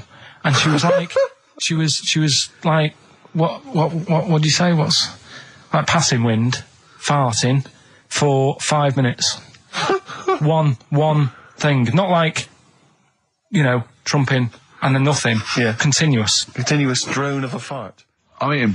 Hey? I'm eating. So am I. Carl, you have to carry on. Right, yeah. We're all eating. Those crisps, food crisps. So last week, yeah, you were playing your feature, that song, I Shouldn't Switch Off, because I'm enjoying the story. Yeah. And we played Living for the City, only you played the single mix, which doesn't have the entire second act, if you will. Yeah. So, Carl, you've not heard it before. You're excited. Before. You're excited to hear the second act, because as far as you're aware, there was a young guy, he's living with his family, they're fairly impoverished in Mississippi, but, you know, they're happy, they're getting on all right. But you're not even aware that he's moving to the big city. No, it just fades out. Well, that's the city in question. I mean, I've liked this song for, must be, you know, 3 or 4 years, and I've always listened to the single version. I had no idea that I didn't know the full story. So, yeah. It's not, I mean, I know your attention to detail, you like to know the full story, like, where everything was. Well, the whole idea of the feature is to say, you know, you've got to listen to the song. Where was the lead plate thing? Where was the lead plate thing? That was like a few years back. Where was it? In Britain and Scotland. Yeah. It was a problem all over the world. They had to deal with it. You're making it up now. Is it something you saw in Lord of the Rings? Yeah. Right. So anyway. Yeah. So the Lion and the Witch, yeah? Go on. Go on. So far then, what did we learn in this story from Stevie? We learned so far from Stevie that there's a young lad, as I say, he's got a family, he's fairly happy, except they're very poor, and they struggle to get by, but they're happy and they're doing it anyway. He's moving to the big city. Carl, this is the bit you didn't realise. Just play the track. Okay, here we go. So this is halfway through. This is halfway through the tune now. This is, you've not heard this before, have you? Let's go. Sorry, I accidentally played an episode of Kojak. By mistake. We were going to play a song. Carl, what did you make of that then? Yeah, what's happening there then? Eh? He was living with his family, he was fairly impoverished. He's moved to the new... bus he was on, was it? Right, so what's your take on it, Carl? After hearing that, what I've worked out by it, the first part that we heard last week, everything's alright, but it's not that great living in Mississippi, right? So he goes, I'm going to go to New York. There's plenty of work there. Yeah. They'll sort of accept me as, you know, and everything. So he goes there, and the weird thing is, he's hardly, like, been in New York for a second. He gets on a bus, all of a sudden some copper's arresting him. He's like, what's going on? And then he's got 10 years. I mean, what you can't hear, because the levels are quite bad. I mean, I work with sound. I can't really hear what's going on. You're criticising Stevie Wonder, I'm sort of guessing that he didn't pay his bus fare or something. And 10 years. He got 10 years for that. I really don't know what was going on. And the last one, I've got that one. That's terrible. That's terrible. Okay, quickly. Oh, God. And the last one is, that bloke who does... Come on! It's making me laugh. Come on, Carl, be professional. Right, the last one. Right. I can't do it, it's making me laugh. Oh, come on, I'll come and read them then. No, hang on, Come on, Carl. Right, here we go. They don't do this on Blockbusters on TV, do they? No, come on. That bloke who does sport on telly. He's got a little kid, right? Initials DC. What? Is that I'm the completely clue? confused by that. Was that the clue? Yeah, that bloke who does sport on telly. Yeah. He's got a little kid. Initials DC. Okay, is that a band? Or an artist? It's I'm not gonna cheese. Tell you. This is a well-known sandwich. Is it? What is it? Is it a band or an Right, artist? so just quickly recap. That's, Okay. It's a Come B. on, Carl. Right, Come on. Quick recap. The first one is B. I don't think them birds should be around in this area. Right, that's B. Right. Second one, he doesn't like women, yet he's got a few kids. It's a bit weird. That's PD. And the final one, that bloke who does sport on the telly, he's got a little kid. Right. DC.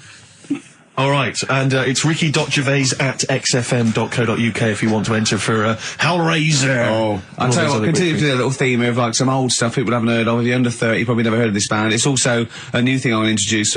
It's Show Up Camfield. Camfield talks the talk, he doesn't walk the walk, he doesn't play some rock classics on his show because he's scared. I'm going to play the tracks that Camfield's too scared to play. This is Kansas and Carry On Your Wayward Son, alright? Kansas. Carry on your wayward son. No, like, again, I spoke to you in the week, and I had much better things, like when I tell you about Brian Blessed climbing Everest, and for some reason it made him, it played havoc with his belly, and he followed through, and he had to clean up. Shut himself? Yeah, using ice and snow. Why are you telling me that Brian Blessed, in what way is telling me that Brian Blessed shit himself once in any way educational? Because I was saying how he was climbing Everest, right? Right. I give it to him, he's an actor and that, but he gave that a go. Yeah. Right? It played... What's the point of that, you'd say, wouldn't you? You'd say, God, he's you know... Oh, so he's alright. Me doing a boxing match for no reason is rubbish, but him climbing Everest and shitting himself... Yeah, he did that. It's commendable. Right, and he's only gonna, like, go and do it again. He's gonna climb it again. Yeah, but he might not shit himself this time. Yeah, what's the point in going? Nothing's changed up there. Yeah, good point. Yeah, Where's it been? Well, it has. They've probably cleared it up by now. Like, but, it's slip on it. I can't even be bothered telling you this one, because... Come on! To be Just honest, do it, or do it now! Steve, how we doing? Look, no, never mind that. Look, just tell me what that means. Oh, he's a nuisance. Oh, this is so annoying, Carl. I'm gonna go mental. Right, talk. Right, listen, I'm just putting this in here, right? Right, nuisance is a bit of a nuisance. Yeah. Apparently, the old fella who used to hang people... 1700s? Yeah. He used to be able to tell somebody's weight just by looking at them. Right? That's a bit of a bonus fact. We'll be the judge of that. The thing that I wanted to tell you is money for old rope. Do you know what I'm saying? I can't even be bothered. Yes, you're going to tell me now. Come on, Carl. Right, I mean it. Basically, money for old rope came from the... Right. What was all that about? You can tell someone's weight. What was all that bonus for? fact. And Brian Blessed shitting himself. What are you... What? Look at you... No, tell me that now. You nearly made me swear then. I'm getting really annoyed. I'm getting really annoyed now. Tell me this back, Carl, or I'm going to go mental. Come on, Carl, time's running out. More that people, years ago, when people used to be hung, right? Right. If you didn't like the person who's been hung, you'd go, God, I really don't like him. And so you never forget the time. Because if they're being hung, we take that as read. Yeah. So they never forget afterwards to get the hangman to get the rope and to cut it up into little pieces, and he'd sell them. He'd sell the little pieces of rope to people. See, Carl, that's the most interesting thing, if it's true, that you've come up with. Right, okay. And so so they sell the rope?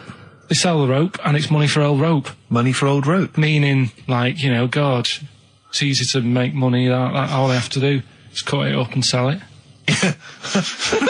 I'm cynical. Sorry, you were telling us a story about... So anyway, she'd get the newspaper, right, and she'd stick it in front of my eyes, and... what does that say? Go on.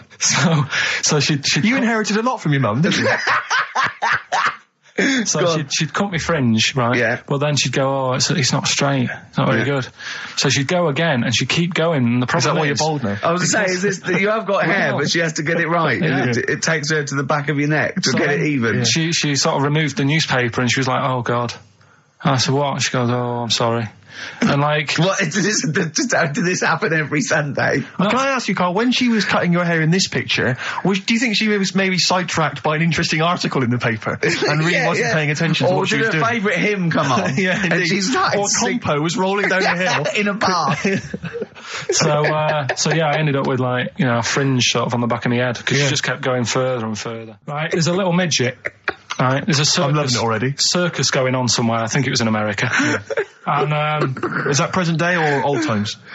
I'm talking like in the last 3 weeks. Okay. Right, little midget. Circus, really packed out show. People are loving it. Steve, you'll ask the same question I did. I know. So there's a little midget jumping up and down on a trampoline. That's what circus is. Right. I pay good money to see it. So everyone's clapping, and he's getting carried away. Because he can't believe they're loving it. I didn't know they'd like a little person on a trampoline, but they love me. But you know what it's like when, if there's a crowd of people sort of encouraging you to sort of go higher and stuff. Yeah. And I'm sure he knew it was getting out of hand. But he was jumping and he was coming down the road going, higher, and he's going really high in the air, right? So he's doing this, crowd are clapping. There's a hippo, right, just sat next to the trampoline getting ready to come on and do his act. Oh, right, I thought he was in the audience. Getting ready to do his act, Steve. Yeah. So he's a ventriloquist. What do you mean he's sitting by the trampoline waiting to do his act? Because why does he sit in the dressing room and they go, 5 minutes, Mr. Muss, 5 minutes, Mr. Muss. So anyway, right, so the hippo's there. He's getting annoyed, is he? Because the midget's He's going, how can I follow this? This is really annoying. They're going to be, no. So he's thinking, he's already done the trampoline, my pogo stick act is never going to work. Yeah, go on. So there's a hippo waiting. See, it's a great story, and I just know he embellishes it, or it gets slightly wrong. Go on. So there's a midget jumping up and down. The hippo's getting annoyed. The crowd are going mad. The midget's loving it. Can't believe his luck. Although you think he probably knows he's dicing with danger. Yeah. So next thing you know, they're all saying higher. He gives it one big, like, heavy sort of landing on the trampoline. Goes really high, but goes off at a funny angle. Oh, hypotenuse. Okay. Yeah. And sort of flies off. Hypotenuse! Sure. Flies off at a funny angle. Oh, dear. Hippo's there, swallows him whole. Crowd are clapping, thinking that's why the hippo was waiting there. Rubbish. Rubbish. Alright, that's Aqualung. Good time's gonna come, innit? Right, Carl, come on in, educating Ricky. So, don't let the cat out of the bag, that's where that comes from. Comes from a crafty butcher. Right, go on then. So the next little headline is, Wash Up With You. Wash Up With You, go on. You want to know about that? Yes. It's a survey that they did. This week. They? Yeah, some university did some survey. Brilliant. Did a world test on washing up. Yeah. And each country were given 140 pots to clean. Brits were the quickest. Yeah. Yeah. Turkey were the slowest at washing up. The Turks. It's not because the little fellas that work in the kitchens with no... Is it? They can't reach. Spain were the cleanest, and the Germans were pretty good as well. So... I don't know where to start with this. Honestly, Steve, I don't know where to start with that. Look at his face. It was really light, right? We've had the parrot, right? These are things that I found. Found the parrot, right? I've told you about the dog in the car wash. Right, you didn't tell me about that. You said there's a car wash for a dog. That's all you told me. Yeah, the parrot, you said there's a parrot. What? It's a problem at funerals. Yeah. That's nothing. Do you understand? And they used to eat cats. What else have we got?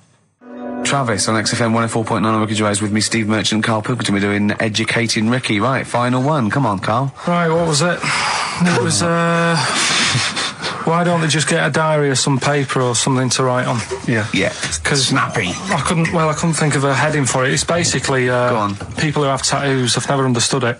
right, that they have something put on their arm. Right, sorry. Have we started the educate? Is this part of it? Are you educating me? This is something that will be useful in my life that I didn't know about. Yeah. Go on then. No, it's just that they've got a machine out, right, that does tattoos. Tattoos. You come up with a design you want, and you sort of this machine scans it, and you put your arm in this thing, and you press print or whatever, and then it does the tattoo on your hand or on your arm. Like loads of little needles that follow a pattern? Yeah, the computer, basically, yeah. Is it a real tattoo? It's a proper tattoo one. The fella said... well, as long as it goes out, it pierces the skin with a I just wondered if it's one of those kind of, those kind of... No, it must be lots of little needles or a moving needle that can go along it. How is this cleaned, like, in between each person? Dunno, probably... I don't know. Well, no, as long as it's only that... If it's one needle, it's just the head, isn't it? If it's one needle that moves, does it like like loads of little... What are we gaining from a machine doing it?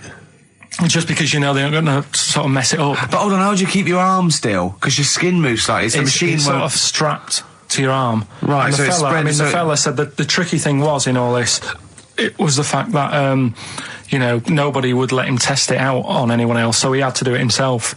But did it work? Because the thing is with a tattoo artist, they can see when your skin's moved and they can see what they've done and they keep wiping it and looking, whereas a machine's just got to trust itself. Yeah. So I think one needle could go wrong. If it was a lot of needles that it just came down, like, 1,000 needles that was an imprint. Yeah. But obviously I'm asking someone who hasn't delved any further than there's a machine that can give you a tattoo. That's all you've got at the moment, isn't it? Well, yeah, basically. That's all you've got? I mean, that's what I've got, because I'm not a fan of tattoos. I don't... But where did you read this again? This was... Internet? This was on the internet, yeah, it was, yeah. Okay. And I just don't understand why people do it. That's what got me attention. Because me... Sorry, what have I learned from this? That if you wanted to get one, you can get one done by a machine now. Well, you'd think it'd be Bughead, wouldn't you? What? Well, you'd think it'd be Bughead, wouldn't you? You'd think it beat... No, you'd think it'd be... Yeah. You'd think it'd be Buggered, wouldn't you? Bughead. Bughead. This can't be... If this is anything with a bug living without a head, I'm not interested. Because we've done it. All you've done is fun. Let's just do what a cat out. So is that. Do I do that one first? Which one are we doing? No, do the Bughead one. Right, well, the Bughead one. Well, we've talked a lot about animals and that, haven't we, without heads. Surprisingly, we have. I think a disproportionate amount on it. If you're a new listener, and this is the first time you've listened, you'd be surprised. Yeah, we've done all that. We've covered worms. The way if you cut their head off, it grows back. If you don't cut too high above its neck. We've covered the chicken, the fella who blinked. Yeah, I can't go into it again. Right, let's not go into it again. We've had the chicken with no head that lived for 8 months. Yeah. And we've had cockroaches living for a week without an egg. Right, okay. Well, it's a bit more on the cockroach front, really. Right. They've found, right, that if you get a cockroach and you cut its head off, right, and then you find a cockroach that's still got its head, but it hasn't got any legs. Right.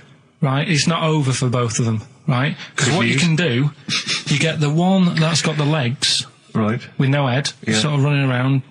Get the one with the head, sit it on top of it, right. Get a little tube, okay, so that the fluids. So is this aunt is go out of the room? Let him finish. This is like Blue Peter. Let him finish. You can get this for Christmas. Right, you get a little tube. You sit that on top, so the bodily fluids are still running between the two. Right. The head of the one on the top will control the feet of the one on the bottom. Okay. What about that? Good. And will it continue to live? Yeah. Okay, you don't know that for sure, do you? That was just a question out of the blue he wasn't expecting. Well, what do you think of that? Good, yeah, it's great. Yeah, just a primitive nervous system that can, yeah. Did you expect us to be more impressed and excited by that? Did you fall off your chair when you read that? Did you literally topple off? Snowbird from Mark Eitzel, part of his covers album. He's so happy that the XFM listeners understand his stupid clues, and he knows it annoys me. We've got some right answers. We'll be from getting out the answers just quickly, just in case someone sort of missed one of them, I'll just quickly do them, yeah? Yeah, go on. First one, there's a load Short of letters. show. There's a load of letters there asking for advice. Put them on Claire's desk. Oh, a Merry Christmas. Ask your mum if you should. Oh, a Merry Christmas. And a couple of people were arguing in the supermarket. It was at the Christmas, fruit and that's veg why. counter. And that's B. Okay, we'll give those answers out shortly. Yeah. Right, here's the last clues of the year. You had, there's a load of letters there asking for advice. Put them on Claire's desk. Go that on, was no idea. F. That was for foreigner. For Rayner. I don't know what you mean. Claire Rayner. She took advice. She gave people advice. So that's a foreigner. That is shit. Right. I'm sorry. That may be Christmas. That is absolute A garbage. lot of people got the right answer. I know. Well, that annoys me even more. Number The 2. second one, ask your mum. Foreigner. Yeah. Foreigner. Second one, ask your mum if you should. That was S. That was Shalimar. Shalimar? Shalimar. Right? No, bizarrely, what was the clue there? Ask your mum if you should. No, we got a lot of people saying Smashing Pumpkins. There's the answer to that. But I don't know who's saying that today, Mum. Smashing Pumpkins. Merry Christmas, Mum. Smashing Thanks Pumpkins. very much. Nice bollocks. Yeah, exactly. Oh, that's great. That's great. Right. Smashing Pumpkins. Wow, here's a bit of a turn up for the books. Karl Pilkington on the line. Right. Yeah, where you been? I'm off ill, aren't I? Right. Okay, what's the matter with you? Just a bit bunged up and that, and got the shakes, got that sort of, that shaky thing to get. Yeah, that's because you didn't eat last time when Suzanne was at work. Yeah, well, I think that's what brought it on. Plus, she was away in the week, and I put some wet jeans on. And I think that's what's caused the problem. Well, when did you put them on your head? No, they were just on the Maiden, and the legs felt dry, but they Just were on the what? On the what? Have you got the maiden? What was she doing there? What do you mean? On the Maiden that you put clothes on. What? Your clothes horse. Maiden. Your clothes horse. Well, yeah. Right, okay, so you put wet jeans on, yeah? So that's why I'm ill and that. I'm Right. not having a good time. I've been watching the football. So you're just sitting at home watching telly where you could have been sitting here? Well, I would have been better off there because I've got a chair there. I've got no chair at home at the moment because Why? I sold it last week. Why did you sell a chair? What, you only had I one was chair? telling you. What? Look, can't we just, I just was calling up to let you know I was alright and that. We're not interested in that, we want to know about the chair. I sold it. I had a little two-seater and I sold it because I'm getting a new one, but I've got to wait another month. So you've got to sit on the floor for So a month. you sold a chair before you had another one? Well, she might not have wanted to buy it in a month or something. So I got rid of it whilst I could. She was alright, buddy. We'll talk about that next week. Oh, you're going to be in next week? I look forward to that then. That's a dynamite piece of radio to tune in for. The Yeah. day Carl sold a chair. Brilliant. Alright. So you alright then? It's going alright? Well, why did you take this long to call? We asked you to call since the very Because I was beginning. We've been watching phoning you. Why is your phone Yeah, switched off? I heard the beginning. I heard the beginning of the show. I thought, yeah, it's going alright, did air and stuff. Turned it off. In You fact, turned it off? No, I put a tape in though, because even though I'm ill, I'm still showing an interest in it. Well, you're not. If you're watching football and shaking. Yeah, well, I'll listen back to it later, so I hope you haven't been dissing me. No. Right? Definitely not. Don't listen be back to it, it's not worth it, but we haven't been dissing you, no. The darkness growing on me on XFM 104.9. Oh, it's all going well already, isn't it? The microphones fell apart. Carl's shouting because he got headphones on. His music's turned up too loud. Canfield level. God, it got pre-out. Look at him giggling. Look at him. Look at him laughing. That's so funny because I got a letter here from who was it from? Mike Heel, who sent me a little picture of a little Japanese fella from a film who said looks like me, and he does a little bit. But he says, please can you make Carl laugh? I've never heard him utter as much as a snigger, and I'm worried he may have a genetic disorder. Well, I mean, he has got a genetic disorder, obviously. But, he was giggling then. I hope, people heard you then. Look at his little face. It was a joy. Oh, I love the things that make him happy. But I love the fact just before the microphone came up and just before the record finished, he had his headphones on, the music was too loud and he was just shouting, Bauhaus is not working! Bauhaus is not working! Play something else! I went and found Ziggy Stardust by Bauhaus and he said, why isn't it working? Look at him giggling, look, he's lost it! Is he going away? Are you on drugs, Carl? What have you done? He's tickled, look at his little, he looks like one of those shaved monkeys. Look at his little, oh my god, I've never seen a forehead glow. I know, it's extraordinary. Oh. And he's got that red shirt on as well, so the whole of him is just a big glowing... Carl, what are you trying? What are you putting in? I'm going to see if I can get this to work. Go on then. Hang on. Brilliant radio. I hope Dr. Fox is listening, because I think he's eating his words right now, Steve. Right, I think I've done it. Well done. That's excellent. Right, what Let's play doing? Bauhaus now, and let's try and compose ourselves. This is Ziggy Stardust by Bauhaus. Yeah. Actually, a bit of extra monkey news if you want it. Okay, always. Do you know the, Monkey News Extra. Go on. do you know the Halfords ads? Halford's ads? I don't think so, no. What happens? Halfords, they've you know, they sell nuts and bolts and stuff. Right. They were using monkeys in the ads. Okay. Um, Yeah. And what happened? packet. Don't they sell bikes, Halfords?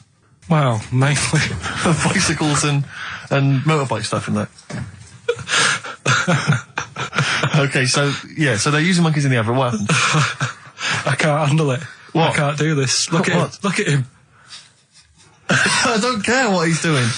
Well, basically, right, they've, there was a load of hassle because they were using these monkeys in this Halfords advert. Yes.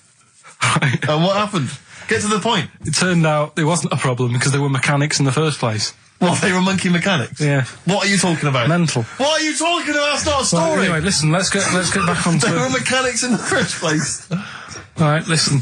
Right, so they're making this documentary. Right? And stumble across a little gang of, Come on! Get on with it, please. Little gang of monkeys. That's Yes. the first time I've ever laughed. I'll hear that. I know. Well, brilliant. What do you want, a cake? Come on. Can we play a song? Oh, I don't understand what is wrong with you, you freak. It's making me laugh. Just tell us the story. All right then. All right. So anyway, right. So there's this documentary being made. They found a little gang of monkeys. Right, play a song. I don't know what's going on here. I apologise. It's just if you were looking forward to monkey. Got to hide your love away. According to the Beatles on XFM 104.9. I'm Ricky Gervais with me, Steve Merchant. Right, Carl, come on. where monkey were we? news. Where Everyone's we? composed. The jingle, please. Oh, chimpanzee that monkey news. Excellent. Okay. Right, where were we? We would just start again. There's some people making a documentary. For what? Okay. Making a documentary in the jungle and that. Right. Stumble across a little gang. Okay, come on. All right. A little gang of monkeys. Yeah. Oh, come on. So the camera crew are there filming it. Yes. Everything's going normal. It's all fine. Nothing odd about it. Okay.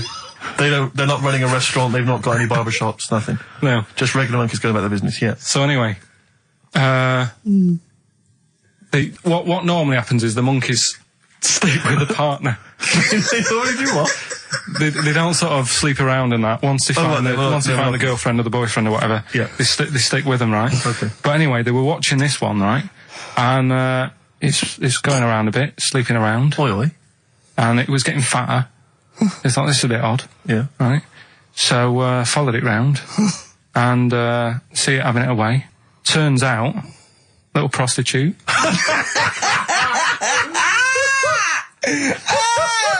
Oh, God! It's a little monkey prostitute. And it was getting fatter because it was charging them bananas. What a load of old rubbish. It's charging them bananas! What was it, a boy or... It was a... Woman. Little woman monkey. That's the most extraordinary monkey news I've ever heard. Oh! That is genius! Has this documentary been televised? I don't think it's been on yet. No. And that's all the information you've got? Yeah. And is that's one banana for everything? Now, half a banana is for... Just oral. A poor job. Right. If you want full-blown monkey sex, it is 2.5 bananas. Sure. So, Let's just play a song. let's just play... All right, well, this is our penultimate show, so we're back next week. We're going to make it a barnstormer, I'm sure, lads. I want 100% behind it, 110% next week. All right, none of this giggling, none of this infantile giggling, like two schoolboys. Right. All right, we're going to come back, we're going to have some quality monkey news next week. We're going to have all kinds of treats, I would have thought. Okay. Some great prizes. All right, are we okay? Yeah, We all best show. behind that? Let's make next week the best show ever. Good luck. If you miss it, then you miss out.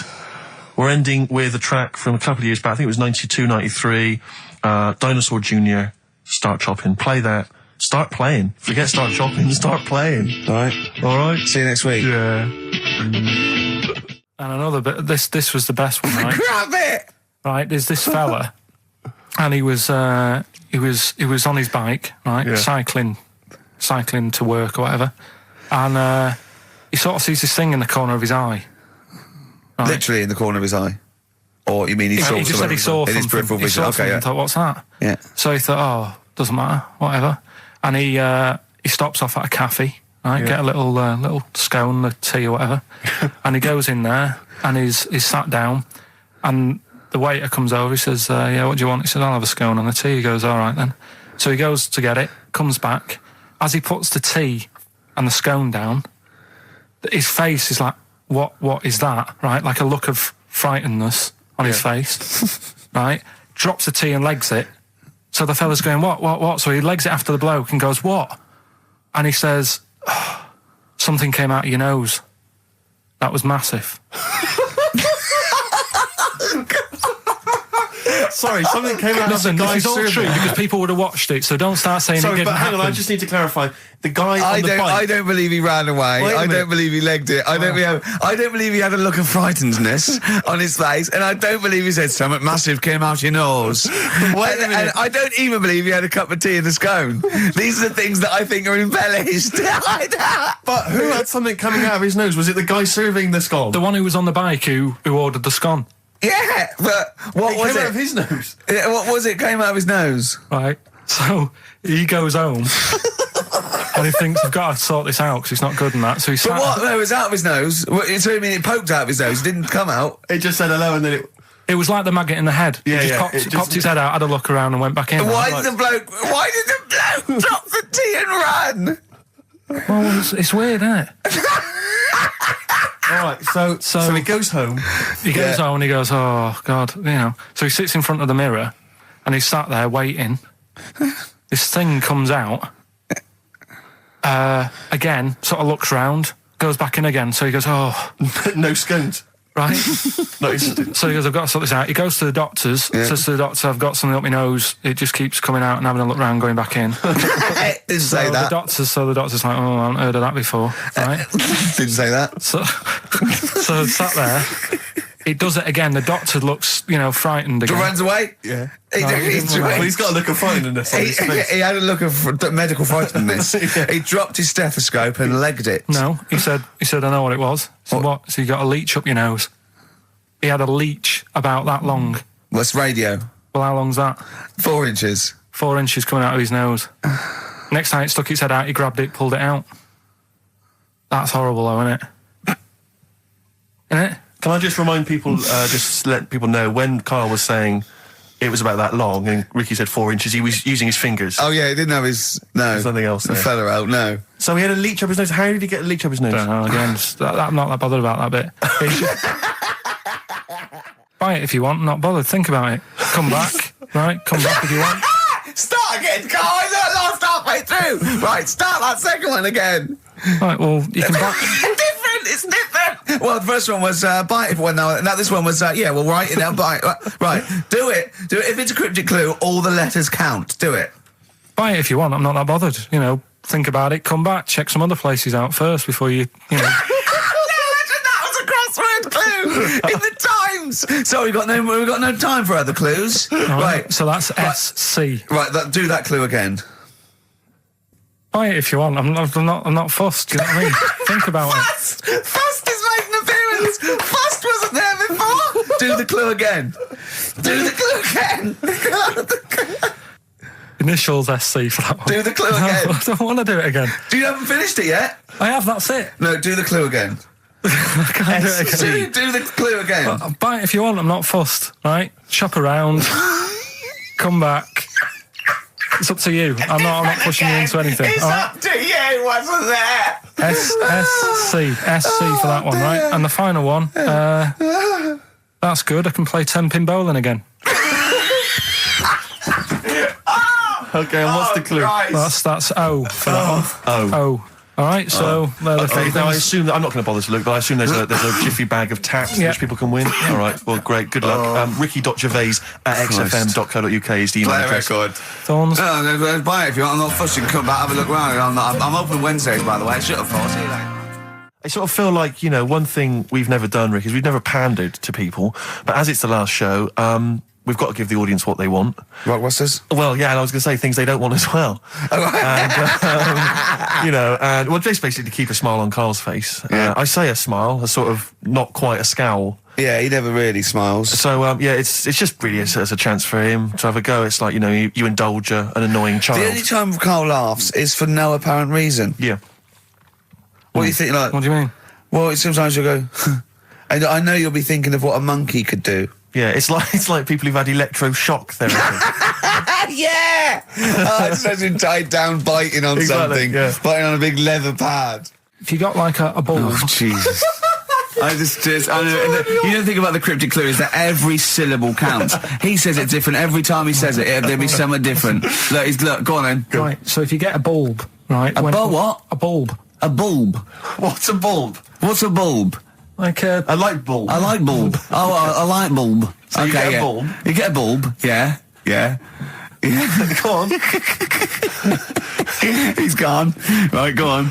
So you get a bulb, right? Oh, yeah, a bulb, yeah. You got something in your throat? What are you doing? You eating a gobstopper? What are you doing? We'll play a song then. No, come on! Get the clue out, for goodness sake. So the cryptic clue is, so, if you get a bulb, right, so...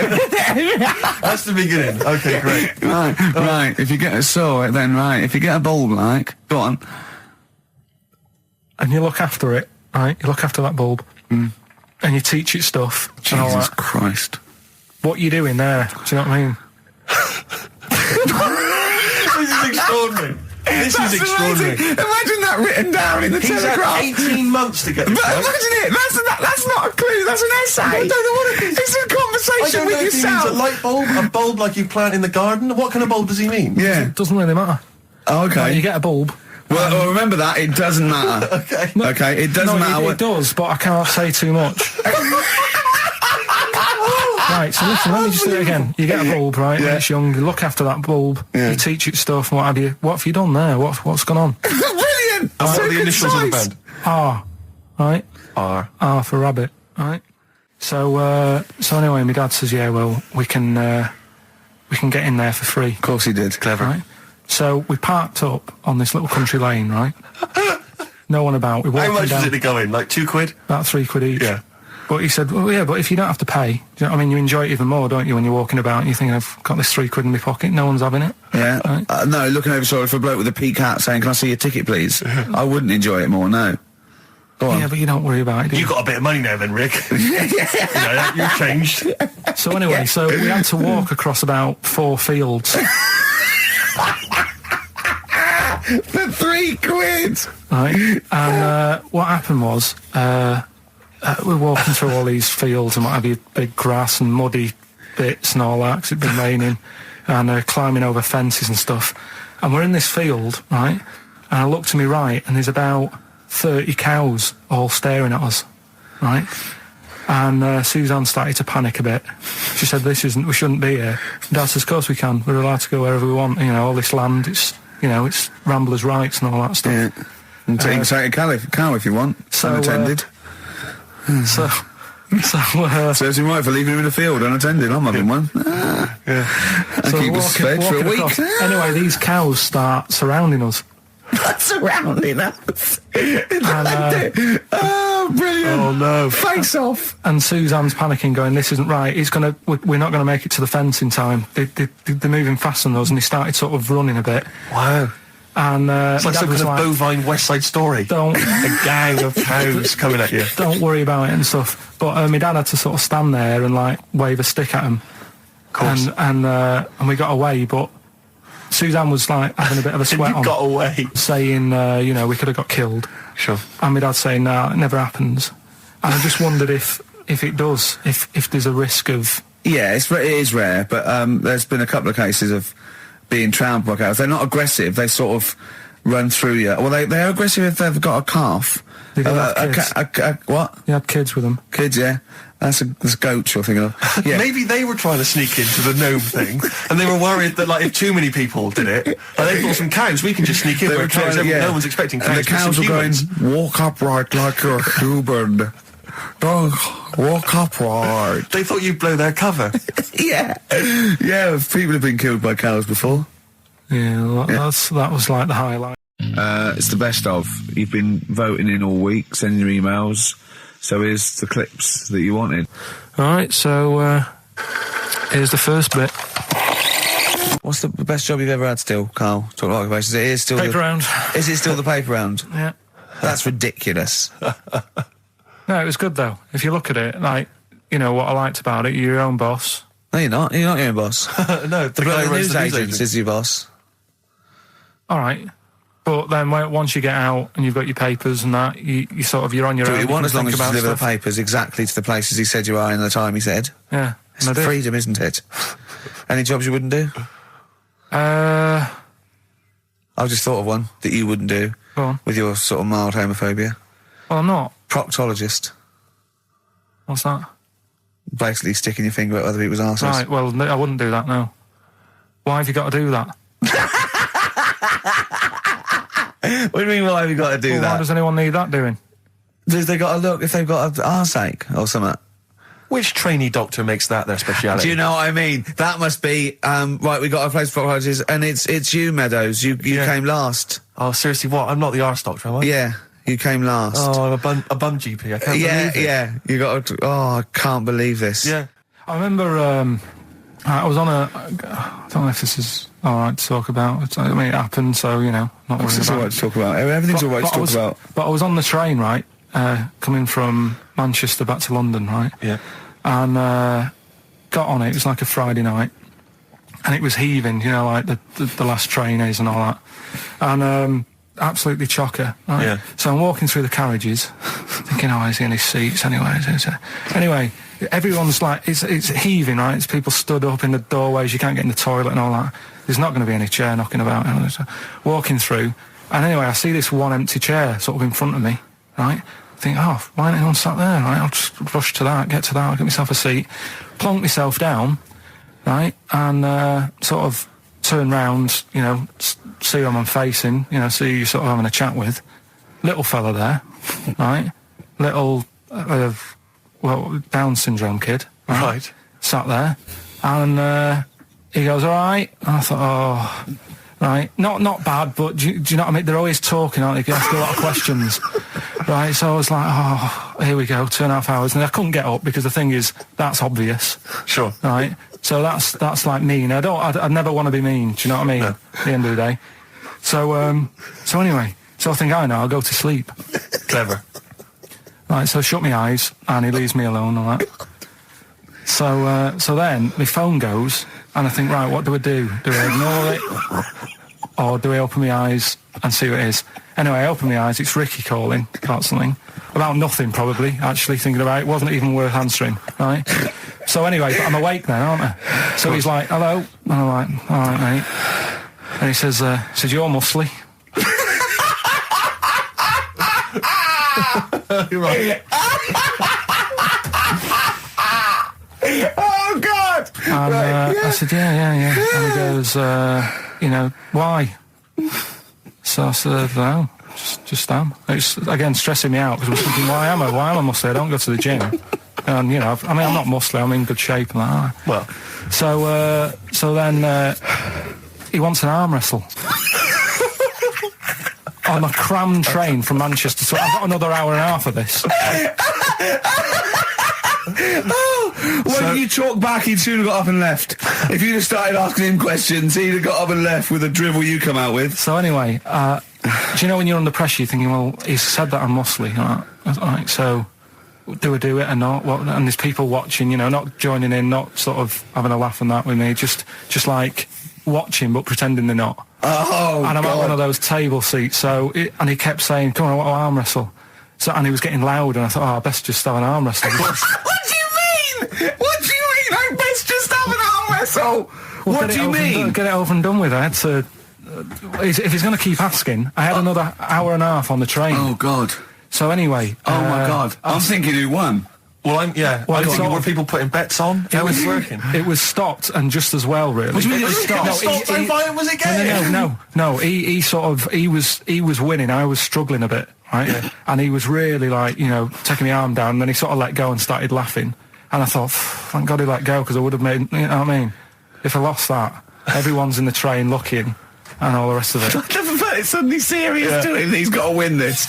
Pilkington. But then he just, then we were chatting about favourite food and that. He likes sausages. And I said, he said, do you like sausages? I said, yeah, they're alright. I like a bit of Chinese and that as well. And he was saying, I can't have Chinese. Not allowed Chinese. Why? Don't know, he just said, it's not allowed to have it. But yeah, I had a good long chat about stuff and that, but... So you enjoyed it in the end? In the end, it was alright, yeah. It's just... What do you expect? Okay. No, but it's that thing, isn't it? It's whenever you're faced with something different, it's always awkward, isn't it? And that's the thing. You're talking about him now, are you? And I think I did alright, because everyone else was ignoring him. But I probably made his day pretty good. Yeah. We were a nice bloke. I like the idea that newlywed couple are probably thinking that's going to be a similar journey down to Cornwall. Karl Pilkington in the chair now. The talked about, the acclaimed Educating Ricky. Right, well, just in case anyone's new, doesn't normally listen. Yeah. Basically, I'm educating Ricky. Yeah. Do a bit of research in a week, find stuff, news, history, anything that's interesting. 3 stories, I give them a nice little headline. You take your pick. Yeah. Between now and 3, you're going to learn 3 things. Yeah? Yeah. So, the headlines are, I'll be no buying one of them. Give us that again. I'll be no buying one of them. Nice, okay. Yeah. We've also got, hippopotamus. Okay. Okay. And, can you believe it? Can you believe it? Well, I'm going to go for hippopotamus. Hippopotamus? Right, well, this one, it's... I'm not going to take the credit here. I heard Christian talking about this on breakfast, right? Because it's a good story that happened. Basically, I don't know if I told you about it last week when we were having our spaghetti, but I think you did. Right, I know what it is. I know what this is. Okay, I've not heard this. Right, there's a little midget. Right, there's a circus. I'm loving it already. Circus going on somewhere. I think it was in America. Yeah. And is that present day or old times? I'm talking like in the last 3 weeks. Okay. Right, little midget. Circus, really packed out show. People are loving it. Steve, you'll ask the same question I did. I know. So there's a little midget jumping up and down on a trampoline. That's what circus is. Right. I pay good money to see it. So everyone's clapping and he's getting carried away. Because he can't believe they're loving it. I didn't know they'd like a little person on a trampoline, but they love me. But you know what it's like when, if there's a crowd of people sort of encouraging you to sort of go higher and stuff. Yeah. And I'm sure he knew it was getting out of hand. But he was jumping and he was coming down, they're all going higher, and he's going really high in the air, right? So he's doing this, crowd are clapping. There's a hippo, right, just sat next to the trampoline, getting ready to come on and do his act. Oh, right, I thought he was in the audience. It's a hippo getting ready to do his act, Steve. Yeah. So he's a ventriloquist. What do you mean he's sitting by the trampoline waiting to do his act? Because why does he sit in the dressing room and they go, 5 minutes, Mr. Muss, 5 minutes, Mr. Muss. So anyway, right, so the hippo's there. He's getting annoyed, is he? Because the midget's... He's going, how can I follow this? This is really annoying. They're going to be, no. So he's thinking, he's already done the trampoline, my pogo stick act is never going to work. Yeah, go on. So there's a hippo waiting. See, it's a great story, and I just know he embellishes it or it gets slightly wrong. Go on. So there's a midget jumping up and down. The hippo's getting annoyed. The crowd are going mad. The midget's loving it. Can't believe his luck. Although you think he probably knows he's dicing with danger. Yeah. So next thing you know, they're all saying higher. He gives it one big, heavy sort of landing on the trampoline. Goes really high, but goes off at a funny angle. Oh, hypotenuse. Okay. Yeah. And sort of flies up. Hypotenuse! Sure. Flies off at a funny angle. Ooh, Hippo's there, swallows him whole. Crowd are clapping, thinking that's why the hippo was waiting there. Rubbish. Rubbish. It's not rubbish, though. But no, maybe there was an accident in a circus with a midget and a hippo, but at no point was this hippo waiting to go on, going, come on. The midget flew off at hypotenuse and landed in the hippo's mouth and was swallowed whole. This is what you embellish it. That is great. And what's that? I have to say though, Rick, when I heard midget, trampoline, hippopotamus, I was thinking accident waiting to happen. Yeah. So. Yeah, maybe. I mean, it is that you should never put those three together. Never. It's a recipe for disaster. Everyone knows that. Midget, trampoline, hippopotamus. Are you mental? You're asking for trouble. Well, you know when he told me it, he said, and the midget, he didn't mention the hippopotamus, and he said the midget went on, and soon he fell off, and the hippo ate him. And I said, sorry, what was the hippo doing there? He went, it's a circus. I've never heard of a circus having a hippo. What do hippos do? What can they do? You can't train them, can you? What do you Aren't they, like, very deadly? They're huge, aren't they? You can't have a hippo in a circus. Are you sure? You're not thinking of Zippo? He's neither clown. Yeah. No, and it wasn't some sort of where Zippo was eating a midget and it's some sort of horrible sexual act. No, it was definitely. I heard it on breakfast, right? Okay, sorry. No, it's definitely fact. Yeah, okay, right, truth. okay, good. XFM 104.9. We're not here. It is a bit like being Dennis Norden, playing some great moments from the show. I was just imagining Dennis Norden one day, sort of just like waking up out of his stupor. He's doing this, and he'd go into the producer and go, I've just seen a couple of my programmes. I just saw It'll Be Right on the Night 18. It's shit. It is terrible. Why didn't someone tell me? Well, we didn't want to upset you because, but I've been doing it way too long. Well, you could just let me go on forever. Well, until you died, yeah. Well, why can't my son take over? Well, he's 80, Dennis. And the jokes I'm doing, they're awful. Why have I got that clipboard? I've written these jokes, they're not funny. There's an audience, they're laughing. What are they laughing They're not at? laughing, they're not laughing, that's canned laughter. Who are those audience? Who goes to an audience for It'll Be Right on the Night? A lot of them are older than you. It can't be right. Do you know we have 15% fatality in one of your audiences? But I went home at Christmas, I watched one of the episodes. Yeah. I was with my family and friends. I said, watch this, you'll love it. Stony face, no one laughed. They all thought it was shit. Well, it is shit. Well, why didn't you tell me earlier? We didn't want to hurt your feelings. You're an old man. You may be upward of 102. I didn't realise. Yeah. I noticed the other day when Karl was sitting on your knee having his picture taken. Yeah. It's a long story, right? He's got a completely spherical head. It's slightly too small. I'm not being funny because, I'm not perfect. But he's got a completely spherical little head. He looks a little bit like a baby hamburger. You know hamburger off McDonald's? Sure. He looks like a little baby hamburger. And it's sort of quite put upon. Suzanne thinks a lot like that thing in that Dulux advert. Do you know when the woman pulls the head off that? That little plasticine morph type and then creature. They make a new head for it. And it's like a little head. Really? And that's your girlfriend saying it. I know. I'm getting excited now because we've had loads of calls and emails, not only backing me up, but going a little bit further. Apparently, Johnny Mango called in again. He's become our sort of official researcher on this show. There is evidence that Queen Victoria in Balmoral, with a young house guest, Winston Churchill, used to consume cocaine-filled lozenges.